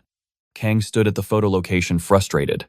"I am a fighter, not a detective," he growled. "Why bring me to a cold trail?" But then, the atmosphere shifted. An agent stepped forward. In his hand, a layer of flesh, a skin mask. He placed it gently onto a sliced, lifeless face. The air froze. The dead eyes snapped open. The corpse stood up. And it wasn't alone. All around them, the fallen began to rise like puppets on strings. "What sorcery is this?" Kang roared. The agent smiled a cold, predatory curve. "What do you think, hero?" Around him, the other agents reached for their faces. They peeled away their disguises, revealing the monsters underneath. A calculated trap to capture a king, but Kang was already smiling. A trap lay waiting ahead.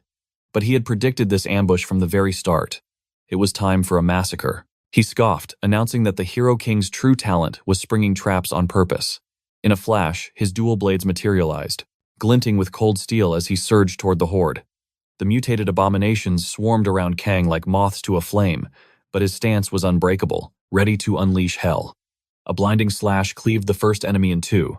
Flowing like water, he spun and drove a devastating kick, shattering another attacker's jaw instantly. Steel rang out as he blocked a surprise blade with his bare arm. Suddenly, an eerie chorus filled the room, as a dozen mouths spoke with one voice boasting of their overwhelming power. Kang paused, his eyes widening in genuine surprise, watching them move like mindless puppets attached to a single string. He rested a hand on his hip, a smirk playing on his lips. This wasn't power, it was just a freak show. A shadowy voice echoed from the darkness, mocking his strength as disappointing, claiming only M could truly see, through the hero's disguise. Kang's voice cut through the air, demanding the identity of this M. Was this the puppet master of the Abyss organization? The one birthed from the deepest voids? The voice laughed in confirmation, bragging that even leaderless, they had slaughtered countless players from the celestial realm. Kang drew a dagger, the blade hungry for blood. He sighed, admitting that exterminating this pest might actually be a nuisance. A sharp snap echoed through the hall, and reality itself began to warp and twist. Mana flooded the air, rewriting the laws of physics. The voice cooed, mocking his confusion. The scenery dissolved into something ancient, resembling a blood-soaked coliseum. Kang's eyes narrowed. He knew this magic. A high-level barrier ability, creating an isolated subspace. Disgust twisted his features. The face collector had actually orchestrated a grand stage for his own death. The mindless horde roared and charged, but the Hero King remained ice-cold. The audacity was almost impressive. Did this clown truly believe he could assassinate the one and only Hero King? He pirouetted a whirlwind of death. Ice shields materialized instantly to deflect every blow as he unleashed a barrage of mana-infused bullets. Kang scoffed amidst the carnage. The apocalypse was knocking at the door, and this fool wanted to roleplay a supervillain. Blind to the blood Kang spilled daily, just to keep their fragile peace from shattering. He emphasized his point by blasting an ice spike through a skull. Kang continued his relentless assault, his expression hardening into pure irritation. His patience had run dry. The waves of enemies were endless, but they fell like wheat before his scythe of ice and lead. Suddenly, a figure emerged from the shadows. Sharp suit, one eye veiled by hair exuding malice. He spoke with a bored drawl, asking what all the fuss was about, sauntering past the frozen statues of his own men. He asked if this slaughter wasn't entertaining enough. For him, true joy was watching the world turn to ash. A sadistic grin stretched across his face. With a casual flick, he shattered the frozen head of his own subordinate. He craved the return of the first season's chaos, the symphony of endless screams. The streets crumbled to dust. That was their desire, but not their mission today. The villain peeled a fragment of frozen skin from the severed head's cheek. Slowly, he pressed the flesh onto his own face, ordering Kang to witness true art, calling him a pathetic wannabe. The villain's features began to ripple and morph. With a twisted grin, he declared that the world would spin on perfectly fine without its so-called hero. He sneered, asking if Kang believed he was the center of the universe. If he was truly its only shield against the dark. Kang's gaze turned deadly serious. But the maniac laughed, claiming this world was too resilient to crumble just because one Hero King vanished. As he spoke, assassins began charging their blades with dark mana, believing that if one king falls, another will simply rise to take the throne. With a roar, the entire legion surged forward, intent on tearing Kang apart. But Kang was a ghost in the wind. Bending impossibly, he dodged the lethal strikes with ease. Watching this, the villain's eyes lit up with a grotesque idea. He would peel the face from Kang's skull and become the hero king himself. Kang's voice dropped an octave firm as granite. He called the man worthless, trash, a novice who never even survived a seasoned boss raid. Suddenly, oppressive pressure exploded from his body. Spreading his arms wide, he unleashed a storm of raw power. The attackers were blown away, their bodies shredded into confetti. Kang glared through the dust, warning the fool not to speak with such unearned arrogance. The villain retorted, his voice trembling slightly. He claimed he only skipped the raid because there was no prize at the finish line. In his twisted mind, only fools fought for nothing. Kang stepped forward. If he truly believed the world could survive without him, then he needed a lesson in reality. Here is the absolute truth about the Hero King. In all the vast multiverse, there is only one, and you are looking at him. Azure Mana coalesced in his palm a miniature sun. He declared the second truth of this planet. With a roar, he hurled the devastating sphere of energy. His voice thundered. The Earth revolves around Me. The conclusion was absolute. The day Kang takes his final breath is the day this planet dies. After the catastrophic strike, the villain stood encased in ice, paralyzed but alive. Vile curses spilled from his frothing mouth. The protagonist approached slowly, like a predator walking to its prey. He leaned in to deliver one final cold fact. Compared to Kang's existence, this maniac was less than dust. Kang's hand morphed into a jagged spear of ice. A sadistic glint flashed in his eyes as he prepared the final blow. His spear thrust forward, impaling the enemy through the gut in a single, devastating strike.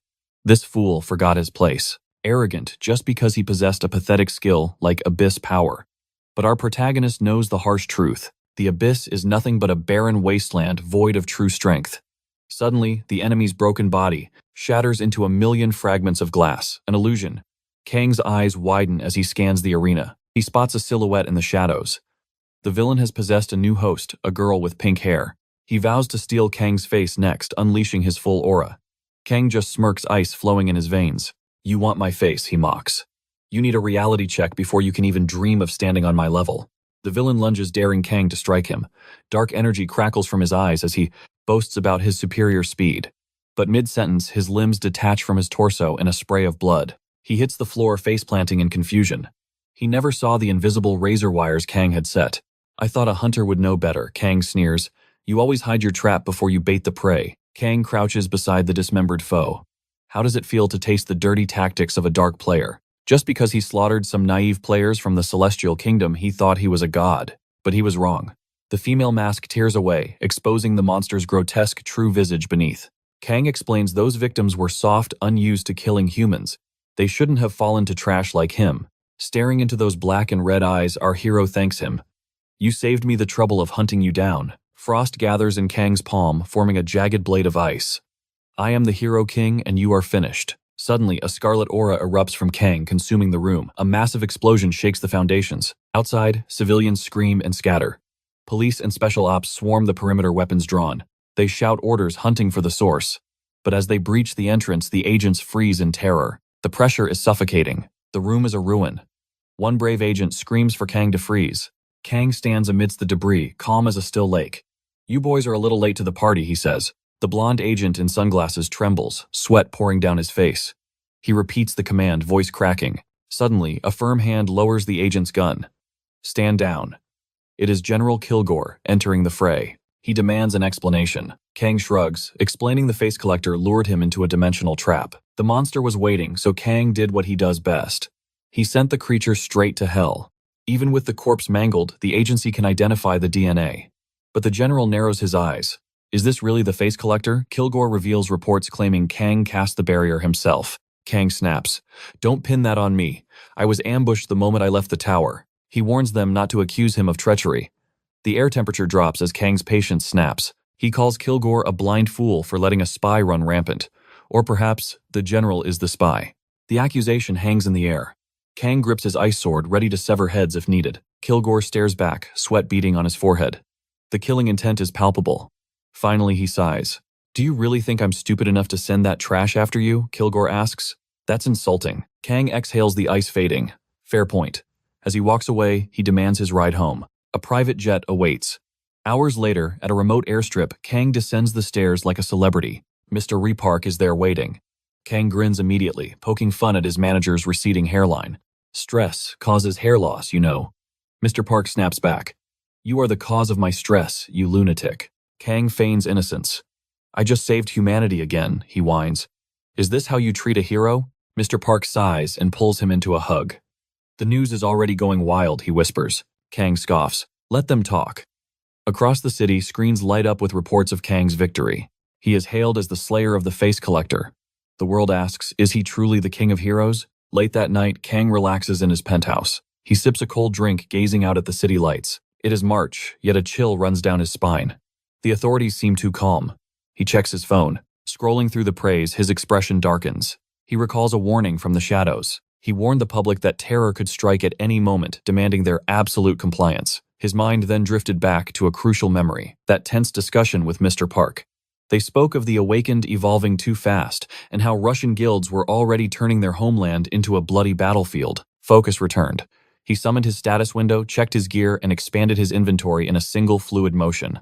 He tapped his chin and thought, would the 8th floor finally unlock this month?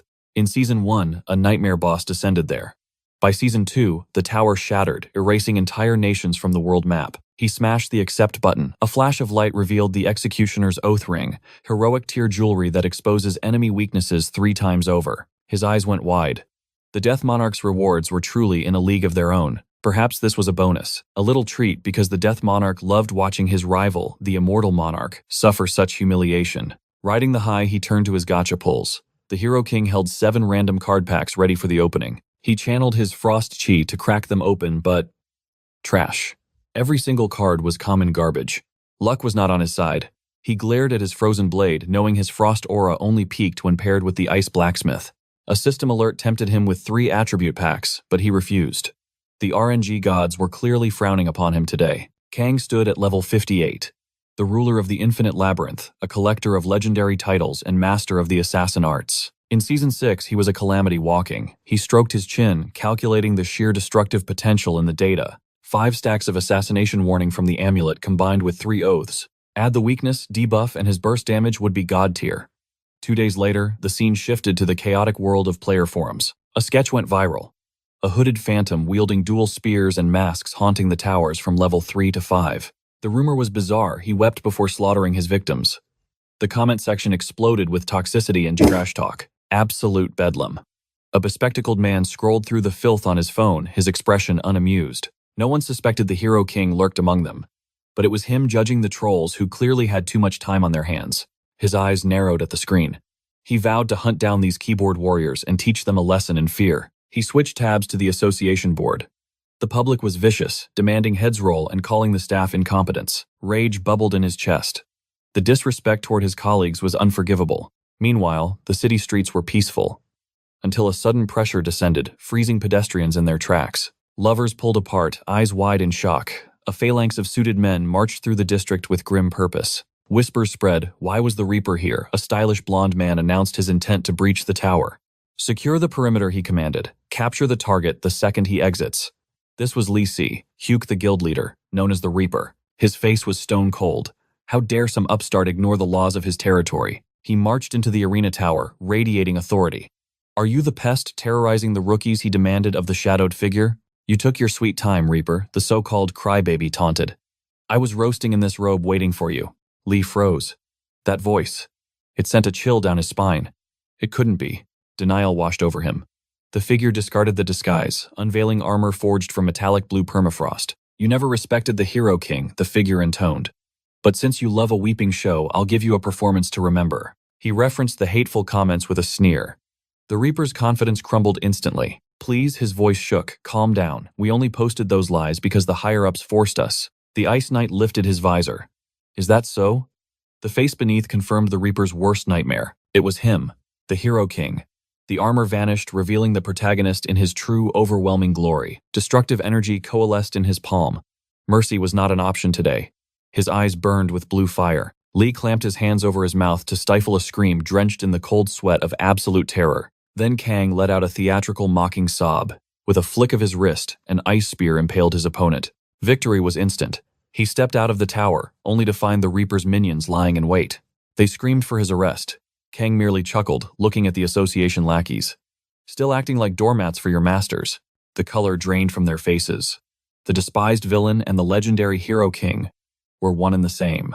The battered Reaper screamed, regulations forbid high levels from hunting low levels. The protagonist pointed at his own chest with a smirk. Compared to me, isn't every player in the world low level? With a look of feigned innocence, he complains about the unfairness, demanding to join the arena immediately. The suited agents just stare, their eyes heavy with judgment. He asks if his existence is a crime, or if he is expected to just sit there twiddling his thumbs like a useless NPC. Crossing his arms in annoyance, he reminds them that the association is not the law, and their petty rules hold no power over him here. He dares the Reaper to intervene, but the blonde ranker flinches his spirit, crushed, unable to even meet the Hero King's burning gaze. His subordinates are left stunned by their leader's cowardice. Kang turns his back on the trash, declaring he will hunt down everyone who mocked him online. He promises to deliver a beating they will never forget. Kang shoots the suits, a sarcastic, mysterious glare, his eyes gleaming with mischief. He tells them the world will soon witness the A.J.'s incompetence because he couldn't care less about their pathetic penalty points. One agent grinds his teeth, rage boiling in his veins, but he freezes, knowing he is powerless against this monster. Suddenly, a voice cuts through the tension and Kang turns to face the brave soul. The man with the bowl steps forward. He admits he was the keyboard warrior posting those crybaby comments. Puffing out his chest, he scrapes together every ounce of courage he has. He dares the Hero King to target him first. This sudden burst of bravery ignites a spark in the others. Although trembling, they step up one by one. They confess to their online trolling. One screams that he accused Kang of begging for milk, calling the crybaby king absolute trash. The Reaper slowly rises, cursing his foolish teammates. But caught in the momentum, they declare that today the Reapers will unite to crush this villain. Kang looks at their stubborn determination with utter disdain. With a cold smirk, he simply asks if they are ready to be entertained. They charge into the arena tower. Night falls over the city, and in the blink of an eye the doors open again. Kang waves casually to his battered opponents, thanking them for the free points. He promises to put their looted skill cards to excellent use. Back in the safety of his home, Kang opens his system interface. He notes that the card he just farmed will finally complete his second deck, but as he organizes his inventory and cards, a sudden anomaly disrupts his peace. A forced teleportation triggers, dragging him straight to the throne of the end. The surprised boy shouts as reality warps around him. He floats through an endless sea of stars, his body weightless in the cosmic void. Then he senses a strange, ancient energy. He begins to descend into a realm of absolute darkness, illuminated only by the faint aura wrapping around his body. But soon, the shadows retreat. The true nature of this dimension is revealed. He stands surrounded by a circle of hooded figures, and they welcome him in unison. The boy gulps. He realizes he has entered the sanctum of the gods, the throne of the end, where all 999 monarchs gather. With a sharp gaze, he demands to know why the constellations have summoned him. A blinding golden light erupts before our hero, catching him off guard. From the brilliance, a hooded figure in golden robes emerges, stating that the game's monarchs wish to offer an apology. The masked entity extends a hand in peace. Kang just smiles cynically, telling them their sins are so numerous he has lost count of what they are sorry for. The monarch explains the context. When Kang fought the player Gork, he had technically already cleared that tower's scenario. Kang only remained in that world because of a temporary blessing that anchored his existence there. Kang listens closely, demanding the full truth. The monarch reveals that the blessing was granted because all the constellations reached a consensus. They were desperate to witness the duel. However, that specific monarch interrupted the fight and removed the Undertaker from the board. The other constellations were furious at the interference, and the immortal monarch faced a storm of criticism for ruining the show. During the trial, he claimed Kang's sword negated the system rule, forbidding murder inside a tower. He even insinuated that Kang might have actually killed a player. The monarch insisted his intervention was solely to uphold the law, but the Hero King stood his ground, insisting he would never slaughter another player within the tower's domain. However, the deity shot back, claiming the probability wasn't zero. A chill ran down Kang's spine. After all, he didn't earn the title of Monarch Slayer for nothing. Concealing his worry, Kang asks about the verdict of their divine council. Out of 999 monarchs, 995 voted the immortal monarch innocent. Kang scratches his head, confused why he was summoned if the case was closed. The hooded figure reveals the twist. A single superior monarch found the immortal monarch guilty. Because of this absolute ruling, the immortal monarch now faces severe punishment for his crimes. He must suffer the consequences. And Kang, as the victim, is entitled to an opportunity for compensation. The hooded man fixes our protagonist with a sinister gaze. Kang asks if this so-called opportunity is the reward they spoke of. As the entity answers, a blinding golden glow floods the chamber. The man whispers that everything happening in the game, as always, is all for Kang's sake. Suddenly, the Hero King is teleported directly into the immortal monarch's personal tower. This dungeon has a unique restriction. If you die inside, you are simply ejected to the outside world. Panic sets in, as Kang realizes he didn't have time to switch his build settings. If this compensation is actually a high-level raid, he is in serious trouble. But then something catches his eye. This wasn't a raid, it was a complete farce. Frustrated Kang threw his hands up, shouting into the void. What was his next move? Suddenly, a voice echoed from the shadows. Startled, he whipped around, eyes scanning for the source. But there was nothing there. Down here, the voice hissed. Kang crouched, low senses sharp, yet the space remained empty. The presence called out again. Kang narrowed his eyes, wary of a trap. Are you a player? The voice asked. Kang confirmed his status. The invisible speaker scoffed. I have watched countless players rot in this place. You should know, this dungeon is a graveyard. It offered assistance, but our hero wasn't born yesterday. His grip tightened on his weapon. Instinct took over. His ice sword materialized in a flash.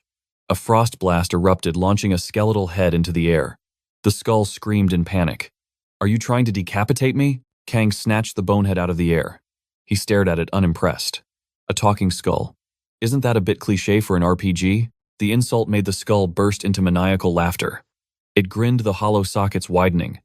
Welcome to the purgatory, where death is nothing but a lie. The boy paused, confusion clouding his gaze.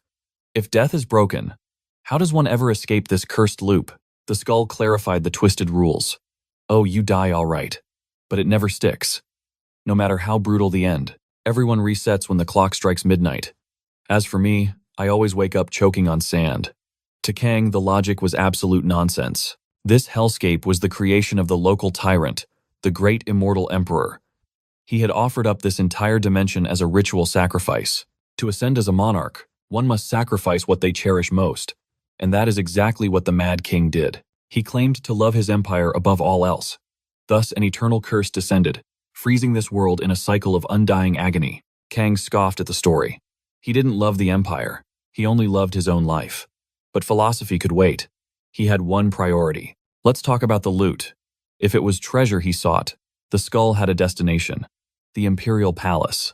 It is overflowing with riches. And the best part, no guards. Nobody cares about gold in hell. In the distance, a ruined castle loomed against the horizon. But suddenly, a bone-rattling sound filled the air. A skeleton army marched forward. What is this? The skull chuckled. Just some friends here to kill the boredom. It bid Kang a mock farewell, expecting him to flee. But our hero saw something else. Friends. No. His eyes gleamed with greed.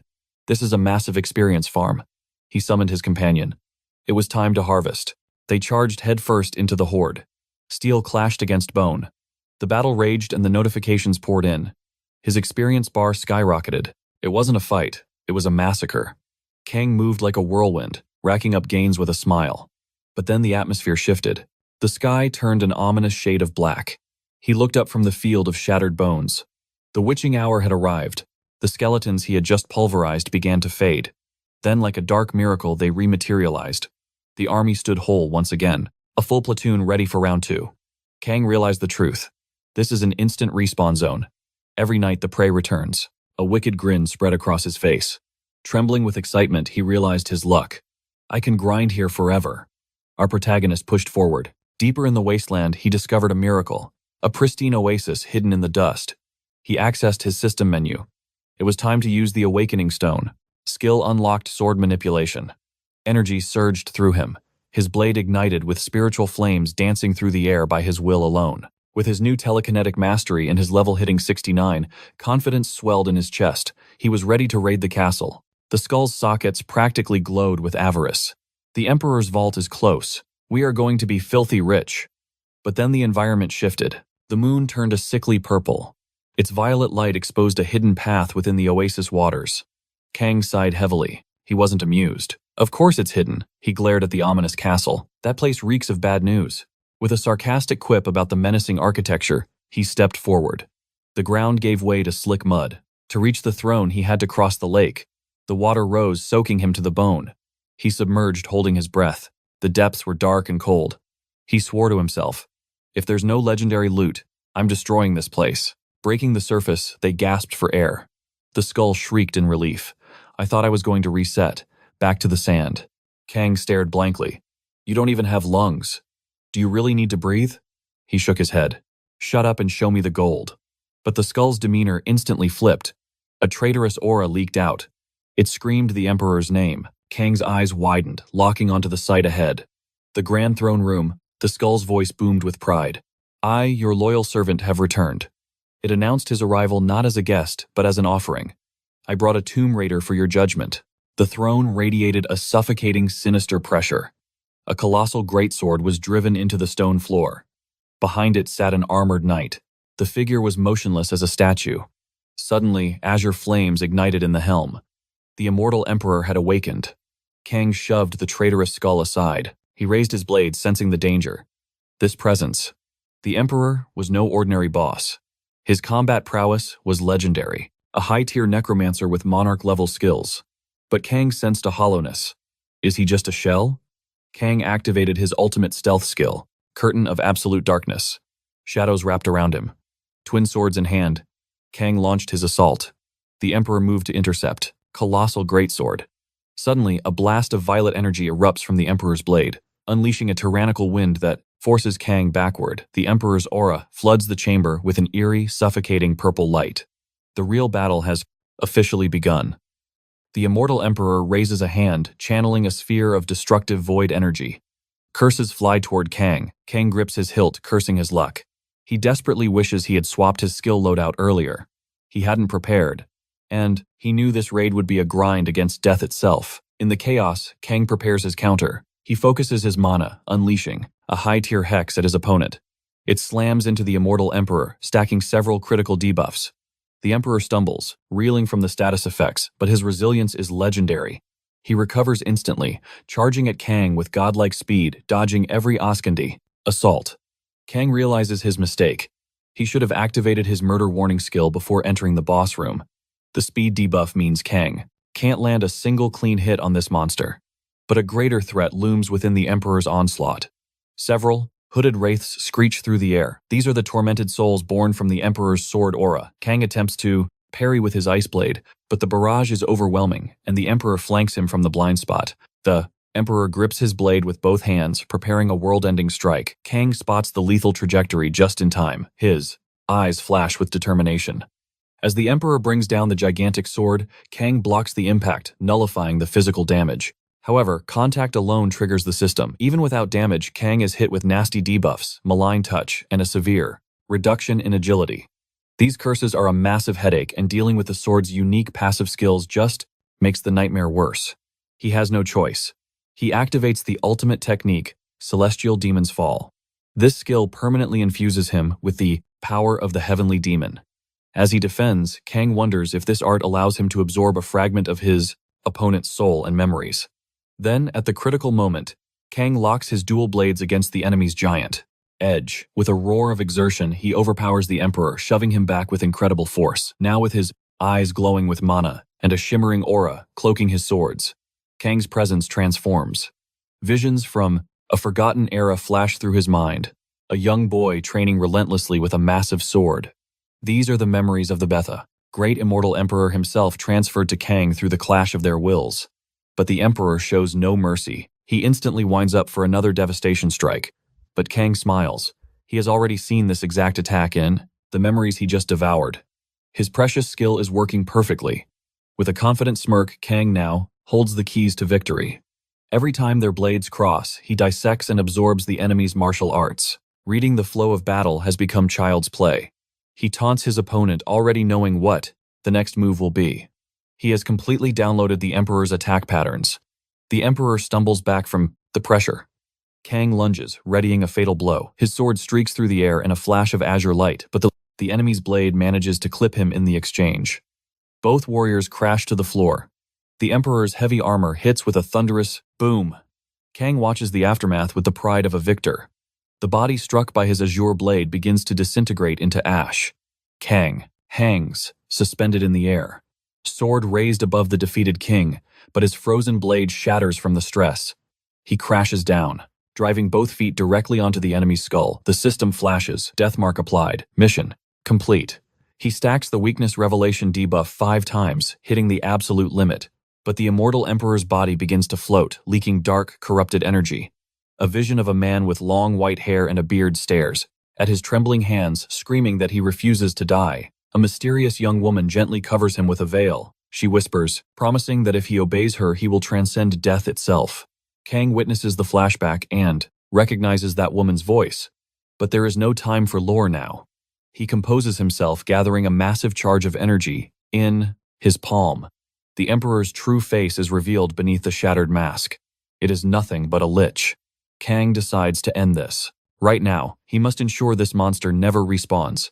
But a suffocating, desperate voice echoes from the void, screeching its fear of death. It claims this empire belongs to it, begging for more dark magic. Kang unleashes a beam of pure destruction through the Emperor's core. The lich screams one last denial of its fate. The hero offers a Beano, respectful bow to the fallen. The tower is collapsing in 179 seconds. Skeletal feet approach him. A familiar voice says it. Knew he was the chosen one. But Kang isn't falling for that sweet talk. He glares, insulted by the treacherous skull. This wasn't just a summon. It was the manipulator who tricked the Emperor eons ago. Its sins are finally exposed. The hero ignores the flattery completely. He demands the location of the hidden treasure immediately. Now, in its former, the system rewards were finally here. It bestowed upon him a spectral card pack, humming with cursed energy. But that wasn't all. He received the Emperor's pitch-black armor and the Immortal King's domination blessing. Do these gifts please you? The entity asked. Kang nodded, but his mind was fixed on the creature's final words about salvation. The skull spoke with ancient gravity. With the Emperor's demise, the curse of eternal resurrection has vanished. This ground shall no longer spawn the dead. Kang looked up at the crumbling ceiling, asking if he was destined to be crushed. The skeletal figure shook its head. If you perish here, you shall simply awaken in your own world. A promise made by the monarchs. Kang's eyes widened at the revelation. How did this NPC possess such forbidden knowledge? But the skeleton gave no answers. With eyes shining like willow, the wisps it waved farewell as the dungeon collapsed around them. Later, back in the safety of reality, our hero reviewed his loot, the spoils of a legendary raid. Perched on his bed, he equipped the Emperor's armor. He opened the system interface. His third deck was finally complete. A satisfied grin spread across Kang's face. The rewards were S tier, and that skeleton was surprisingly generous. Yet the farewell felt ominous. It was as if that pile of bones knew their paths would cross again. Just what was that entity? Suddenly, his phone buzzed. It was Manager Park, and he was already screaming through the receiver. Your achievement points are breaking the leaderboards. Kang calmly explained he had found the ultimate farming spot. But even at level 69, the level 8 towers remained locked. He was hitting a wall. He needed just 20% more experience. Then, his second awakening would finally trigger. You're truly the King of Heroes, Park laughed. At this rate, you'll become the Monarch King himself. Kang went silent, a chill running down his spine. He managed a weak, awkward chuckle to break the tension. Enough jokes, Kang said, his voice serious. I need a dungeon recommendation. Something challenging. Park hesitated. Well, there is one anomaly. A tower so bizarre raiders refuse to clear it. Those who enter come out. Changed. They claim they must protect the tower instead of raiding it. Park found it terrifying. It sounded like mass hysteria or a high-level mental corruption debuff. We need a player with maxed-out mind control resistance to investigate, Park concluded. Kang rubbed his chin, a plan forming. He possessed the perfect counter-skill, Crystal Clarity. It boosted his mental fortitude by a staggering 108 points. Kang demanded the tower's location immediately. Destination set: the Tower of Peace. Kang arrived clad in his glittering new armor, ready for war. But the scene before him was jarring. No monsters, no traps, just a bustling, idyllic village filled with laughter. Children played in the streets. Families walked hand in hand. It was a paradise. Then the system window popped up with a cruel twist. Main objective: massacre every living soul. Are you kidding me, Kang muttered. This quest was absolutely twisted. Suddenly, a voice pierced the air. A group of robed elders stood in his path, their gazes heavy with judgment. Kang spun around, his killing intent flaring. But the men simply bowed, welcoming him to their sanctuary. Such a peaceful place, Kang noted, testing them. The bearded elder kept his stoic expression but nodded in agreement. You must be here on the Monarch's orders, the old man said solemnly. To slaughter us all. Kang didn't flinch. His expression was cold as steel. He donned his helmet, sealing his emotions away. And if I am, Kang asked, his voice amplified by the helm. What will you do? Nothing, the elder replied with resignation. We are old men, women, and children.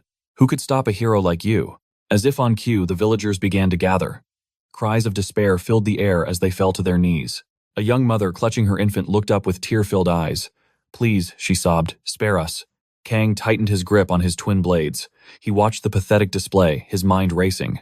This wasn't just a moral test. This was a level 7 tower. The difficulty was supposed to be nightmare tier. Why do the monarchs want you dead? Kang demanded. Why demand such a sacrifice? The elder sighed. Evil gods need no reason to crush insects. They do it simply because they can. Suspicion flashed in our hero's eyes. He stepped closer, his aura radiating pressure. Gods are busy beings, Kang scoffed. Cut the act.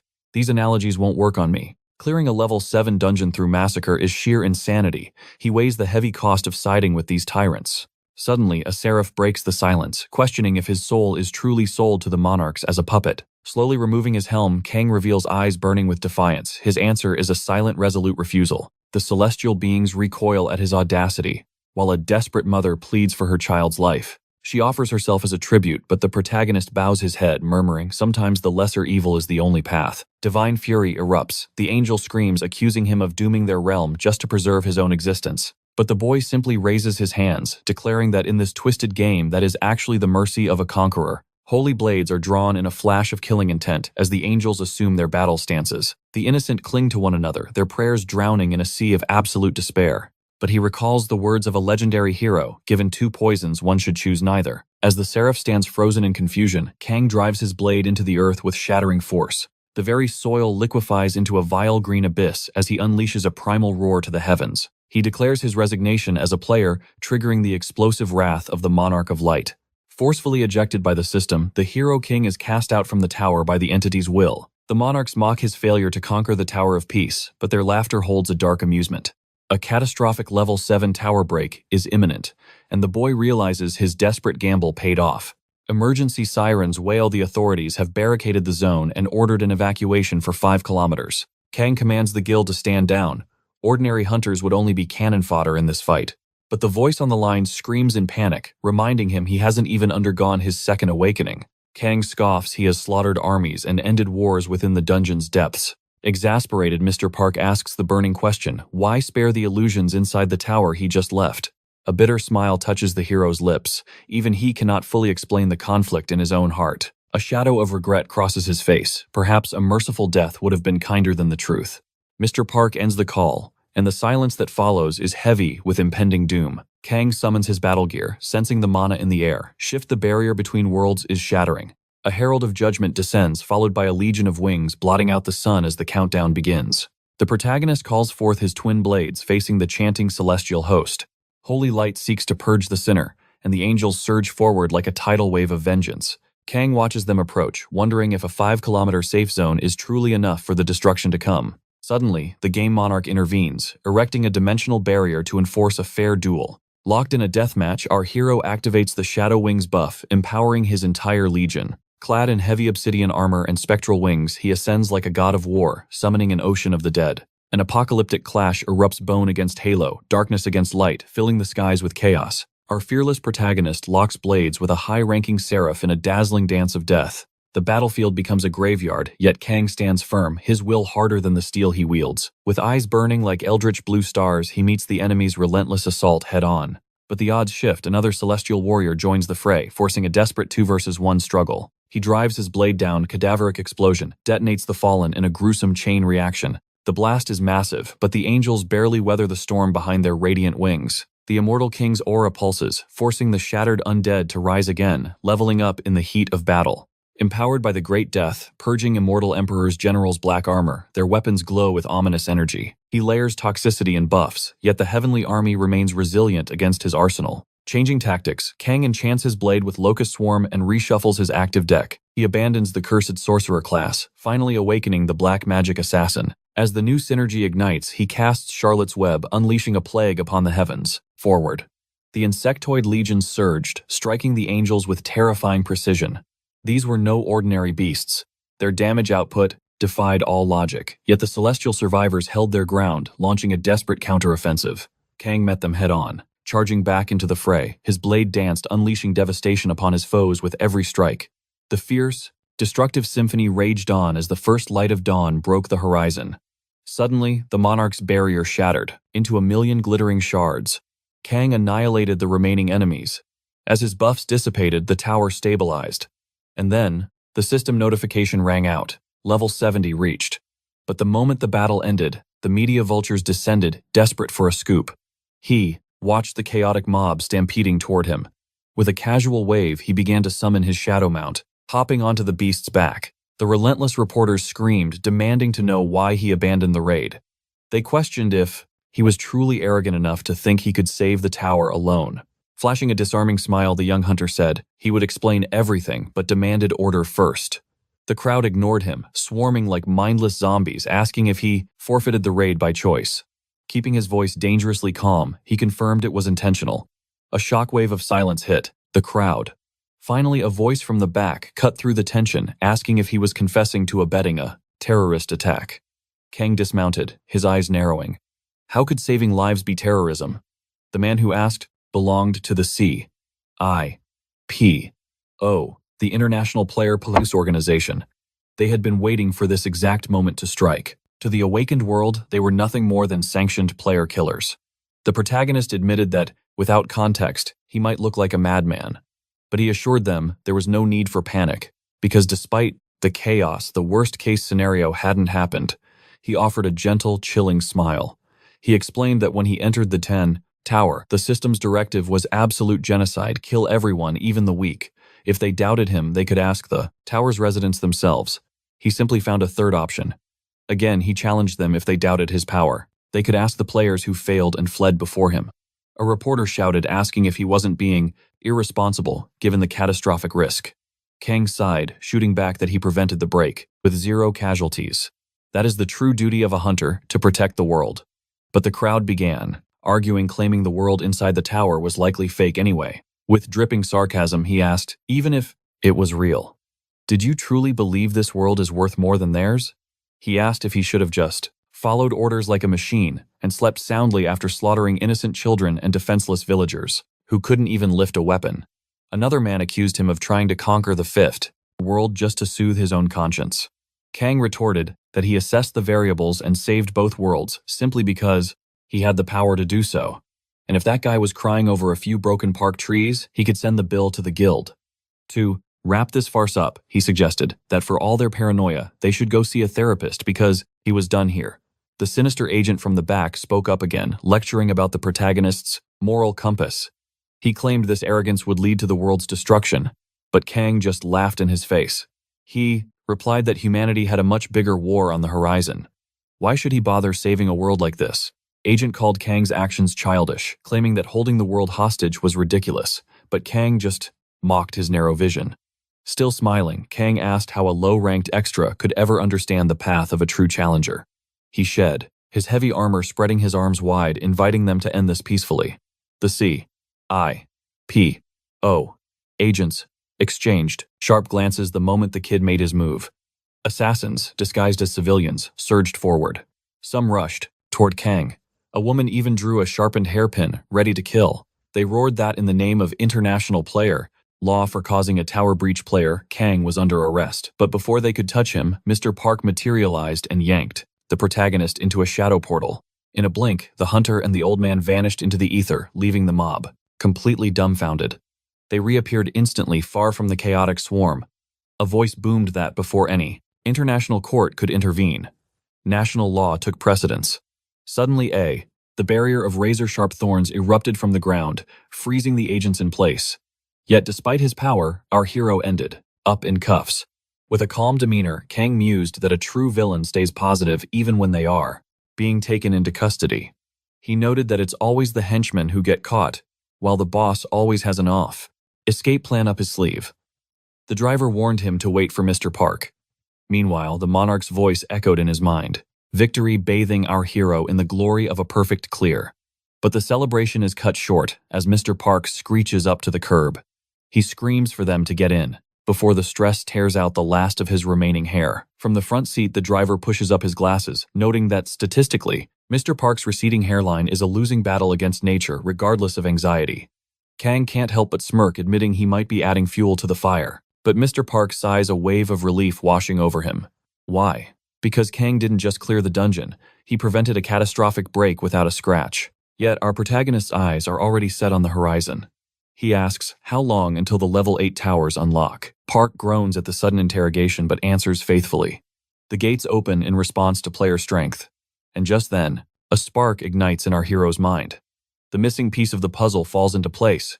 He finally understands the system's hidden logic. Suddenly the air shimmers, a blue system window manifests before their eyes. But this isn't a private message. Every hunter, every civilian, everyone in the vicinity witnesses the phenomenon. It seems our protagonist's overwhelming power has shattered the timeline, forcing the level 8 towers and beyond to awaken ahead of schedule. The path to salvation just accelerated. Meanwhile, deep within the infinite labyrinth, a mug rattles against a table. A man's hand trembles uncontrollably as he stares into the abyss. His eyes widen at the system update. Levels 13, 14, 15, and 16 are now online. The world must prepare for a calamity unlike anything humanity has ever faced.